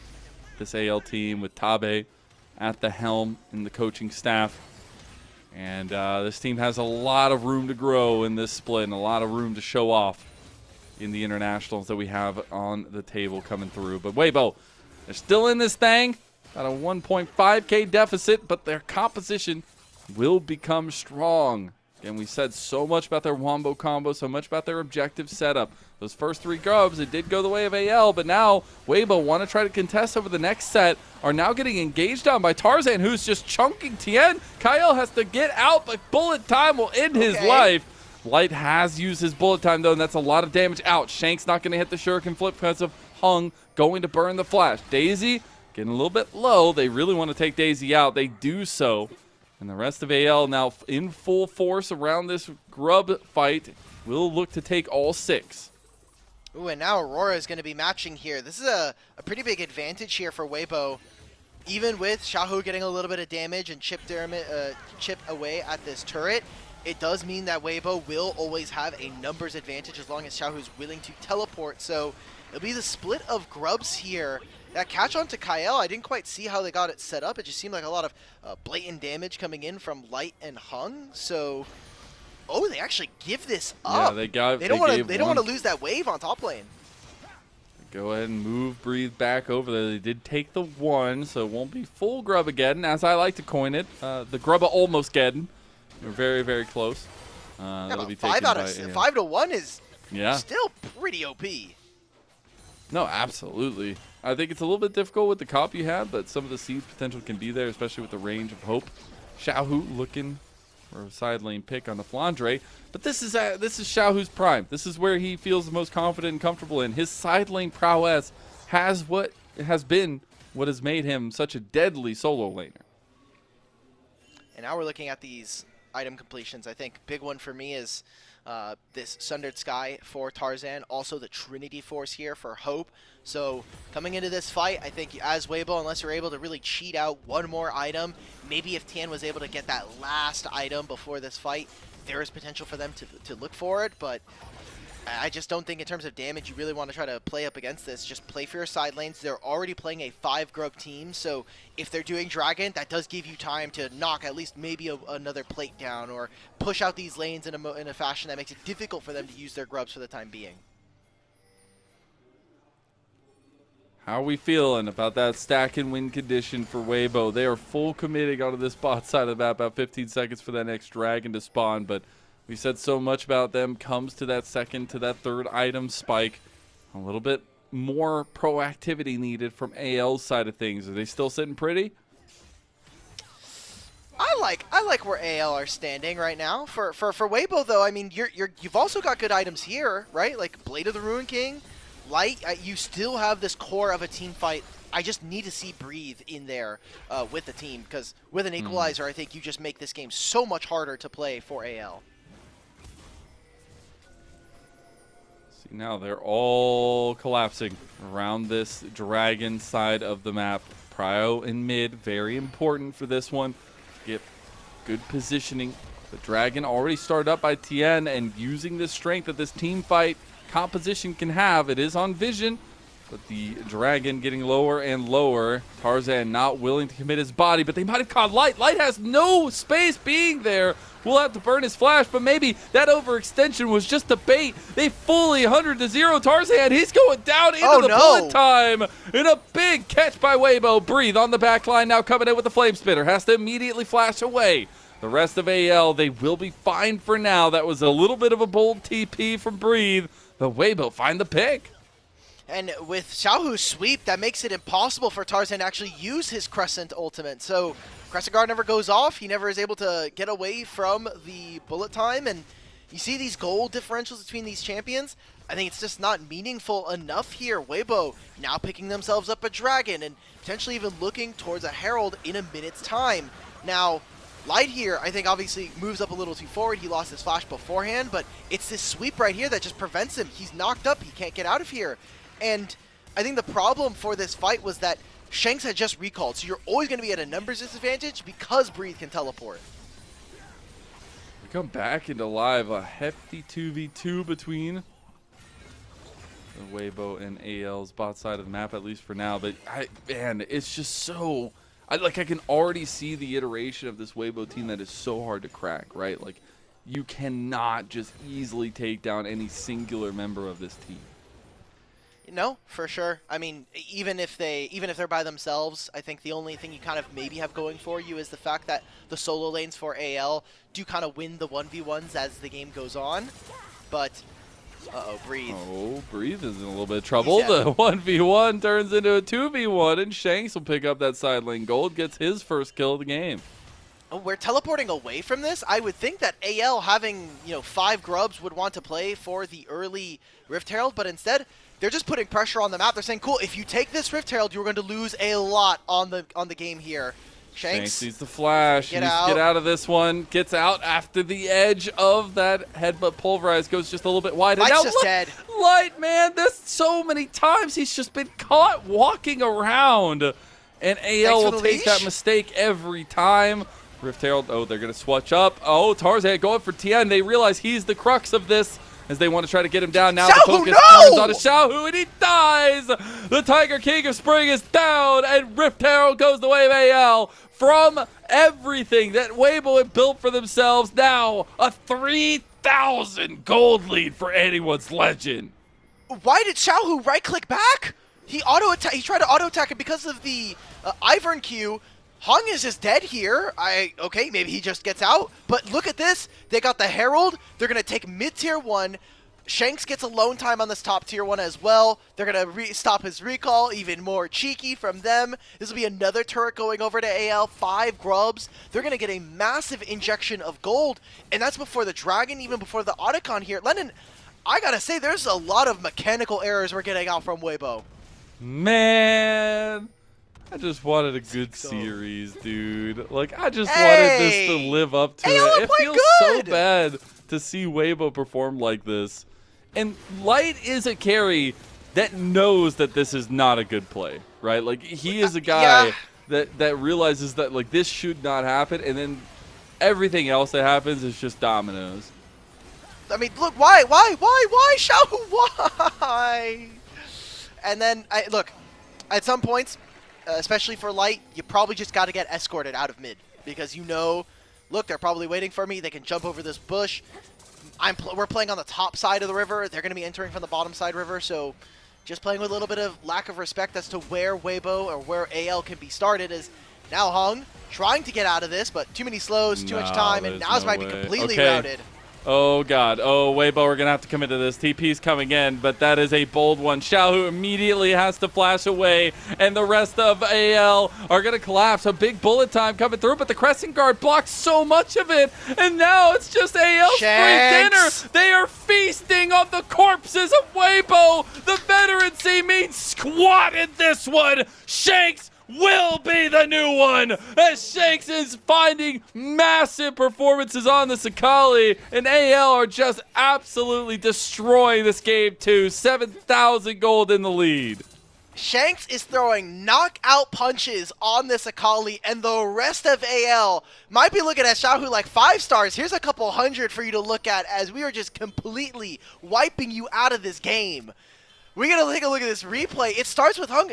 Again, we said this at the top of show. Hung's, one of his criticisms he's just too far up. He gets picked out before fights. And what happens here? The rest of Weibo now have to scramble to be able to kind of get around him, maybe protect them. And it makes a really awkward fight. I mean, the best part of this is the fact that Breathe gets a really nice equalizer. But between Crescent Guard from Tarzan stopping this bullet time, and then just the re-engage from both Kyle and from Shanks. Dude. It is just completely game over here for Weibo. I mean, I thought that Shanks had the Nurse Akali skin on because that was clinical. I mean, he absolutely just ran in there, hit every single ability, and wiped the floor with Weibo. Xiaohu trying to get an entrance onto this dragon take. This will be second dragon for AL in their stacking condition. But even if Weibo have that scaling win condition, even if they could buy even more time, it still feels like things are getting a little bit dicey for them. Kyle getting caught, fate sealed. Now Xiaohu locked down though. Xiaohu! He's not going to go down that time. My God, he got close. And AL don't lose a single member there. They do end up getting a pull back on a Hung, and Hope is starting to light up the sky. 5-0 and 5 on this Ezreal, and he is turning it on. Tien will end up taking away that red. And Xiaohu trying to find an angle now. Kyle low. Tarzan flashed on by Breathe. Breathe all by himself. Your team has abandoned you, bro, but you still got 2 kills. Somebody give Breathe a relief check. 7,000 gold, even again, 5 grubs. Hope is completely unchecked here on this Ezreal, and he's just firing away. Now the solo lanes of Anyone's Legend will take another turret. Hung is now on a solo mission, man. He's like, guys, I gotta get vision. I gotta make sure that we can at least pretend like we're going to contest for the Otacon. And Lennon, I gotta say, really impressive stuff from Anyone's Legend so far this year already. Please, Hung, don't die again. Don't do this to me. Don't do this to me. Don't do this to me. He's gonna die. Yeah, I just don't know what, like, I really would be curious at what the comms are like in these plays from Hung. Like, I hope at least, like, some responsibility is taken, but it's tough in the moment. And now you have Atacon at the eyes of AL. Not much to do for Weibo. They're looking on the precipice of starting off their Ascend group stage at 1-3. Which is really tough. Again, they play 18 series, 4 of them already done after this. And, I mean, the fact that they are having a pretty tough time kind of closing out. Oh, my God. Shanks is just sidestepping everything. Yep. Oh, my God. Yeah. I will say for Weibo, you know, some of their schedule was pretty tough. They played against TES. They took care of business versus TT. But the fact that they lost to FPX is really hampering their schedule. Again, playing against AL, it's hard to say that they would be expected favorites. This is a matchup that we are looking for AL to dominate and to win at the very end of the day. But from a team of this roster, when you look at this lineup and you kind of look at the pedigree of these players, we just expect so much more from them. And so far, Split 2 has not been kind to them outside of the placements. Placements, you know, you just go off that performance, everything's fine. Yeah. Hung, unfortunately, getting caught out yet again. I don't know what to tell you, man. This I want to see this how he all snipes started. him here.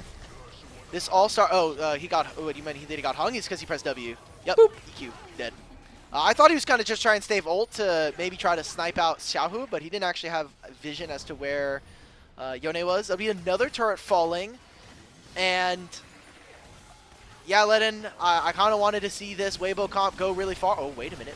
Hope. They did get a bait seal. Hey, Yes, they they got him. Let's go. TP on the back. Teleport Weibo, behind. they're not out of this one just yet. Hex Soul, or the Hex Gate isn't going to go through for Kyle.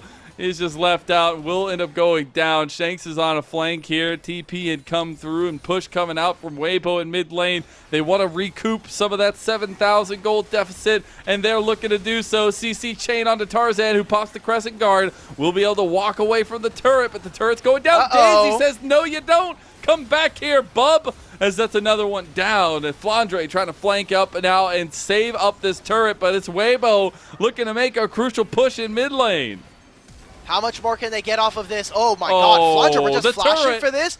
Tien almost goes down. You even had the burns from the Leandries this entire time. The Shanks, turret, 5 grubs. He's got tier 1. Oh, breathe. Oh no. Okay, just take this last turret. Oh, wait a minute, the Ezreal ult? Does it land on Tien? He barely lives. It's the inhibitor going down in top lane for AL. Dude, the fact that they got the burn for Breathe on the already warmed up turret. Oh my God, that feels so bad. They did end up losing that inhib. They do end up getting back, and Light gets his back stuff while Shanks is just dancing on people. Felt it though, right? Like Shanks was like, do I just flash ult this guy? Do I just end the game right here, guys? He could have. He had the choice. And this was the one Q to save them all from Tien. Somehow lands onto Hope. We get an instant connection from Xiaohu and from Hung. You get right into the bullet time. And then they just trail 3 kills back to back, right? They pick out on Kyle. They move into mid lane. They get an objective bounty from taking this mid-tier 1. But then they just overextend. Again, not matching. And I didn't even notice this at the time because I was so focused on them taking not only this turret, but that was actually 2 turrets from Shanks. He got the top tier 2, the inhibitor, and the actual inhibitor turret. So a lot of gold earned for this Akali, and now a Baron being started in the picture-in-picture. Weibo had an opportunity. They did some lasting damage there, but now back onto the map, back to reality. Oh, there goes Gravity. He got a little bit of setup around that Baron, and it is going to be taken by AL. Don't even care about this dragon, guys. Like, just walk into these waves. Just walk it in, baby. Just walk it in. We can go top lane if we really want to. We can hit Kyle. this mid lane, but we're just engaging. He just goes in, man. Shakes is going to find light here. Nothing to do as he's in the middle of his entire team. He's going down. Shakes goes golden by time, and Flandre comes in and splits Weibo between worlds. Nobody dies. A clean ace for anyone's legend, and a 4-1 start, and the duality for Weibo. See you later, Weibo Gaming. It's been nice, it's been good, but honestly, this game has not been either of them for you, as you're looking at a 1-3 start in Group Ascend. What a play, what a series from anyone's legend, as they will take the 2-0. They will make it a 6-0 day. And you love to see a team this dominant with this much praise behind them actually execute. That's the expectation that is wanted from AL. All I gotta say is 6-0 day. 6-0 day. You're right. I just want you to know the reason why you say it's a 9-0 day is so you get the 6-0 day. It's all mind games with the LPL. You get Lennon's like, it's not enough that I helped create this project. I have to take credit for when we get a 6-0 day as well. Nice, dude. I'm nice just saying, I've been yourself. around the LPL for long enough that I know if you bet for the opposite thing, that's always what's gonna happen. You know, it's just you always have to know. No, it's incredible though to see anyone's legend have performances like this, because again, we came into the day we're saying they can choke anybody out if they perform well, and they did it in two very different styles with their comps. And you have to imagine, you know, we're talking about like the first round robin kind of coming, we're around the halfway point for a lot of these teams. You look at their strength of schedule, they go up against TT next, WE, so assumably they're going to be able to take those series. We're already seen some upsets though. And then JDG, that matchup right there. I mean, undefeated banger, JDG, man. hopefully by that time, is going to be a big test for whether or not AL really are those top dogs here in Group Ascend. Because I feel like people still doubt this team. Like, even if we saw some incredible performances from them in the first split, even if we saw dominant performances from them to start the second split, they still seems to be that communal doubt of this team not maybe being in that top 4 echelon. But to me, they are. And it's just trying to find that consistency to make sure that people realize that. I think the problem for me is that there are just some players that just have really off games. Like Tarzan on that Maokai the other night was was a stinker game, unfortunately. You think about the Shen game he had in playoffs last split, that wasn't great. I think sometimes Shanks has games where he's invisible. I think of like a lot of Azir games that he's played so far where he doesn't have the same impact that we would have wanted from a mid laner in that game. So. And sometimes Hope and Kyle, they just don't, like, they had 2 games now where I think a lot of things went really well for them early on. So that's not always going to happen every game, especially against some of the better bot lanes, even if we're talking about just domestically. So I think if AL can beat JDG, I think that they have proven themselves. They've basically beaten every other team in the top at one point or another here in 2025. I know top esports is starting to grow in terms of a rivalry. It's getting back over to TES's favor. But if they can beat a JDG then, I think that's like the last kind of like, all right, you guys have earned your spot. You guys are 100% one of the best teams here in the league. It's a curious time to see who is bumping elbows at the top of Group Ascend here. Still a lot to prove, it feels like, for anyone's legend. A lot to prove for Weibo now, who find themselves in the conversation of being one of those bottom teams in this list of 10. A lot of room left to give. Obviously, we said 18 best of 3s, but it's still something where you need to be taking wins, and now you've taken 2 consecutive ones that are pretty tough to handle. Yeah, again, I'm looking at the strength schedule. Lose to FPX, which was a bit of a surpriser, but their next matchups, NiP, which unironically could now go either which way with how both of these teams kind of have like Jekyll and Hyde performances. And then they got a JDG matchup. That one's not going to be fun. If JDG are still top dogs at that time, then we're looking at a massacre there. Then we need to talk about WE, man. Are they going to win a game? Are they going to win a game? Because they are currently 0-4. But I guess we could talk about that then. I don't know. This Weibo team, just so many things going wrong for them. It is tough. It's tough when there's a lot of no names on the team too, and you're just like, what isn't working for them? But turns out it might just be many things compounding to make it that much worse. Again, I think this will be the last I harp on it because I think we've talked about it a little bit too much. But Hung definitely having a series of all time, but a couple of series that have been really rough from him. Mm-hmm. I'm not gonna bag on him. I got my licks during the show. So. It's just I have to watch back through the plays. He knows what he did that game. Okay, I'm sure he knows. I'm sure Light was not happy with what got happened to him. Okay, there's a lot of things that occurred against. But Light too, against his man. will as an AD carrier. Light lost his mind twice. I would too. My support is griefing me. What the I can't focus. My support is Alistar trying to cancel Rel recall under the turret and dies, ruining the lane, and suddenly Akali TPs when I try to catch the wave. No way. You can't ask me to be serious. Oh man, it was it was very one-sided towards the end there for sure. I still really like the comp from Weibo, but yeah. Yeah, of course, I did too. I mean, I was the one that was saying, yeah, we're going to a 6th game here. Like, let's do it. I want to see it. But they didn't execute. I feel really bad for TN, but there was also just a lot of weird timers. Yeah. Like even Xiaohu, I know that we were kind of bagging on him as well, but he really needs to get into form already because there were just so many games like getting owned by Satab, like we're getting owned by Care. Like, dude, come on. And technically, this is the spring split, so this should be when he's at his strongest, his peak of power. But we stopped doing that, remember? Because he no longer had to play with Uzi, so he's like, okay, I can actually, I can actually pace myself throughout the year, right? I can actually play, the entire year really, really good. Unfortunately, that hasn't been the case though. And again, we look to try to see that utility come out from him, that direction come out from him in these games, but still more praise delivered towards AL, and we have to think who is going to get that MVP for this game as well. I think you can give it to multiple members. I know before we went into that screen, it was definitely Shanks leading the votes in terms of the percentage. Do you think the Akali gets it again? He played this game really, really well. He had so many fights where he just did miss an ability. Like it was. Yeah, I think it has to be Shanks, man. And honestly, I think it's really exciting for a player like him who, to be fair, has had kind of a middling successful career. Like there's a long period of time where he was kind of like a middle of the pack mid laner. Wasn't particularly special, but wasn't like a huge detriment to a lot of his teams.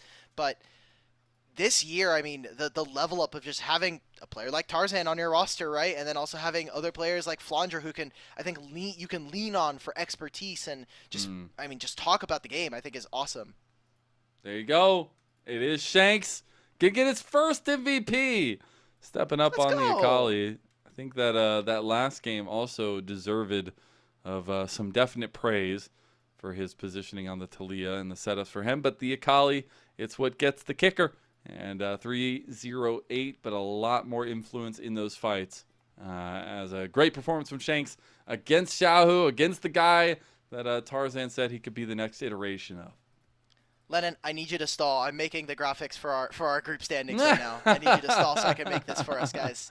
All right. Well, hopefully we'll be getting that one up here pretty soon to get that one all fixed up and ready to go. Thank you, Alk, for doing that live on the broadcast itself. But it has been a very interesting turn of events because we get to play games every single day and a lot of best of threes, especially towards the weekends, which will be calming down moving forward. I think we only are going to have like three best of 3 day moving forward in the rest of the weekends, but it's still every other day of the week playing 2 best of threes.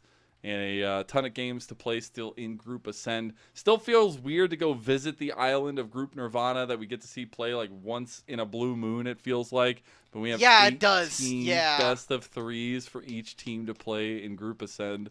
I thought they Actually were going to be wild. done already, not going to lie. I kind of wanted to see them front load all those games because Just I don't get know them how all out you of feel the way. about it. End the season Unironically, faster. yes. Let them get them out of the way. Let the Like, teams they're fire literally- people earlier. It's fine. We have 2 teams that are unironically leaving after this split. Like just do it, bro. Who cares? Just do it. Just leave it. Okay, I Did have you the get it all graphic. I'm done? downloading it now.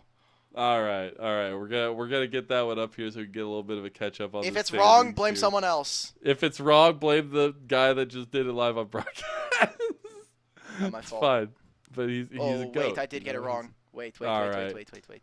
Well, hopefully Dash. we'll get that fixed. I'm getting it. I'm locking in, guys. You're doing You great. guys You're don't doing great. understand. Okay, I got it now. Okay, I fixed it. All right. We'll get that one BNG. going up here. Keep going. I believe in you. Mickey the Goat's gonna upload that and get that going here hopefully shortly. But it is an anyone's legend who is now contesting that upper echelon that we said. Because remember, you always have to remember in Group Ascend, the top 4 teams automatically make it into playoffs. An important boon for any team, but there's a lot of big names in this 10-team roster of Group Ascend that are vying for that top 4 slot. Yeah, especially when we're talking about our top 4. Oh, hey, it's updated! Yay! Let's go. Again, top 4 immediately getting into playoffs. Like Lennon just said, this looks vaguely around where we have it. I think the fact that Team WE is above Weibo is a bit problematic, but I mean, TT should be 10th too, but it's fine. It doesn't matter because they're 10th place. Oh, true. They're 1-4. Crap. They are 1-4 All right, this game now. sucks anyway. It's okay. It's fine. They have less game differential, so actually, yes, they are 10th and FPX are 9th. I'll fix this later. Whatever, man. It's okay. It's okay. It's okay. Yeah, I think the general gist of this is just that I am very scared for what our 5th through 7th looks like. Yeah. Because this could be a lot of teams that people weren't expecting. I think an NiP is very reasonably slotted there. IG, depending on what form we get on the day, could be there as well. BLG have already shown that they're faltering in terms of draft, in terms of coordination. So really anybody could take this 4th spot. Yeah, which is just so crazy. And that's why I love this so much. And in the other event, the other teams get to go play more games in the playoff play-in, which will be a lot of fun to watch anyway. So maybe looking to get more experience under their belt. But we are still in the smack middle thick of things here in the Group Ascend stage, Group Nirvana stage. So many more games left to play. We did have a short night tonight, only 6 games across the board and a 3 best-of-3 night, but it was an absolute pleasure. Before we get going, though, got to give a huge and special thank you to our Elite Coffee supporters, Aaron, Soup, and Mung. Thank you so much. Your pledge contribution helps level up the broadcast on a daily basis to pay for all the volunteer efforts we have from across this giant team that we've created to all those broadcast package updates that we've gotten. If you want to be a part of that awesome elite group, please go subscribe to our coffee and please go support us on YouTube where you can get access to awesome content that we'll be putting out. Alk, it's been a pleasure. Mickey, the prod behind the scenes, thank you so much. And tomorrow we'll be back with more LPL action. We'll see you there.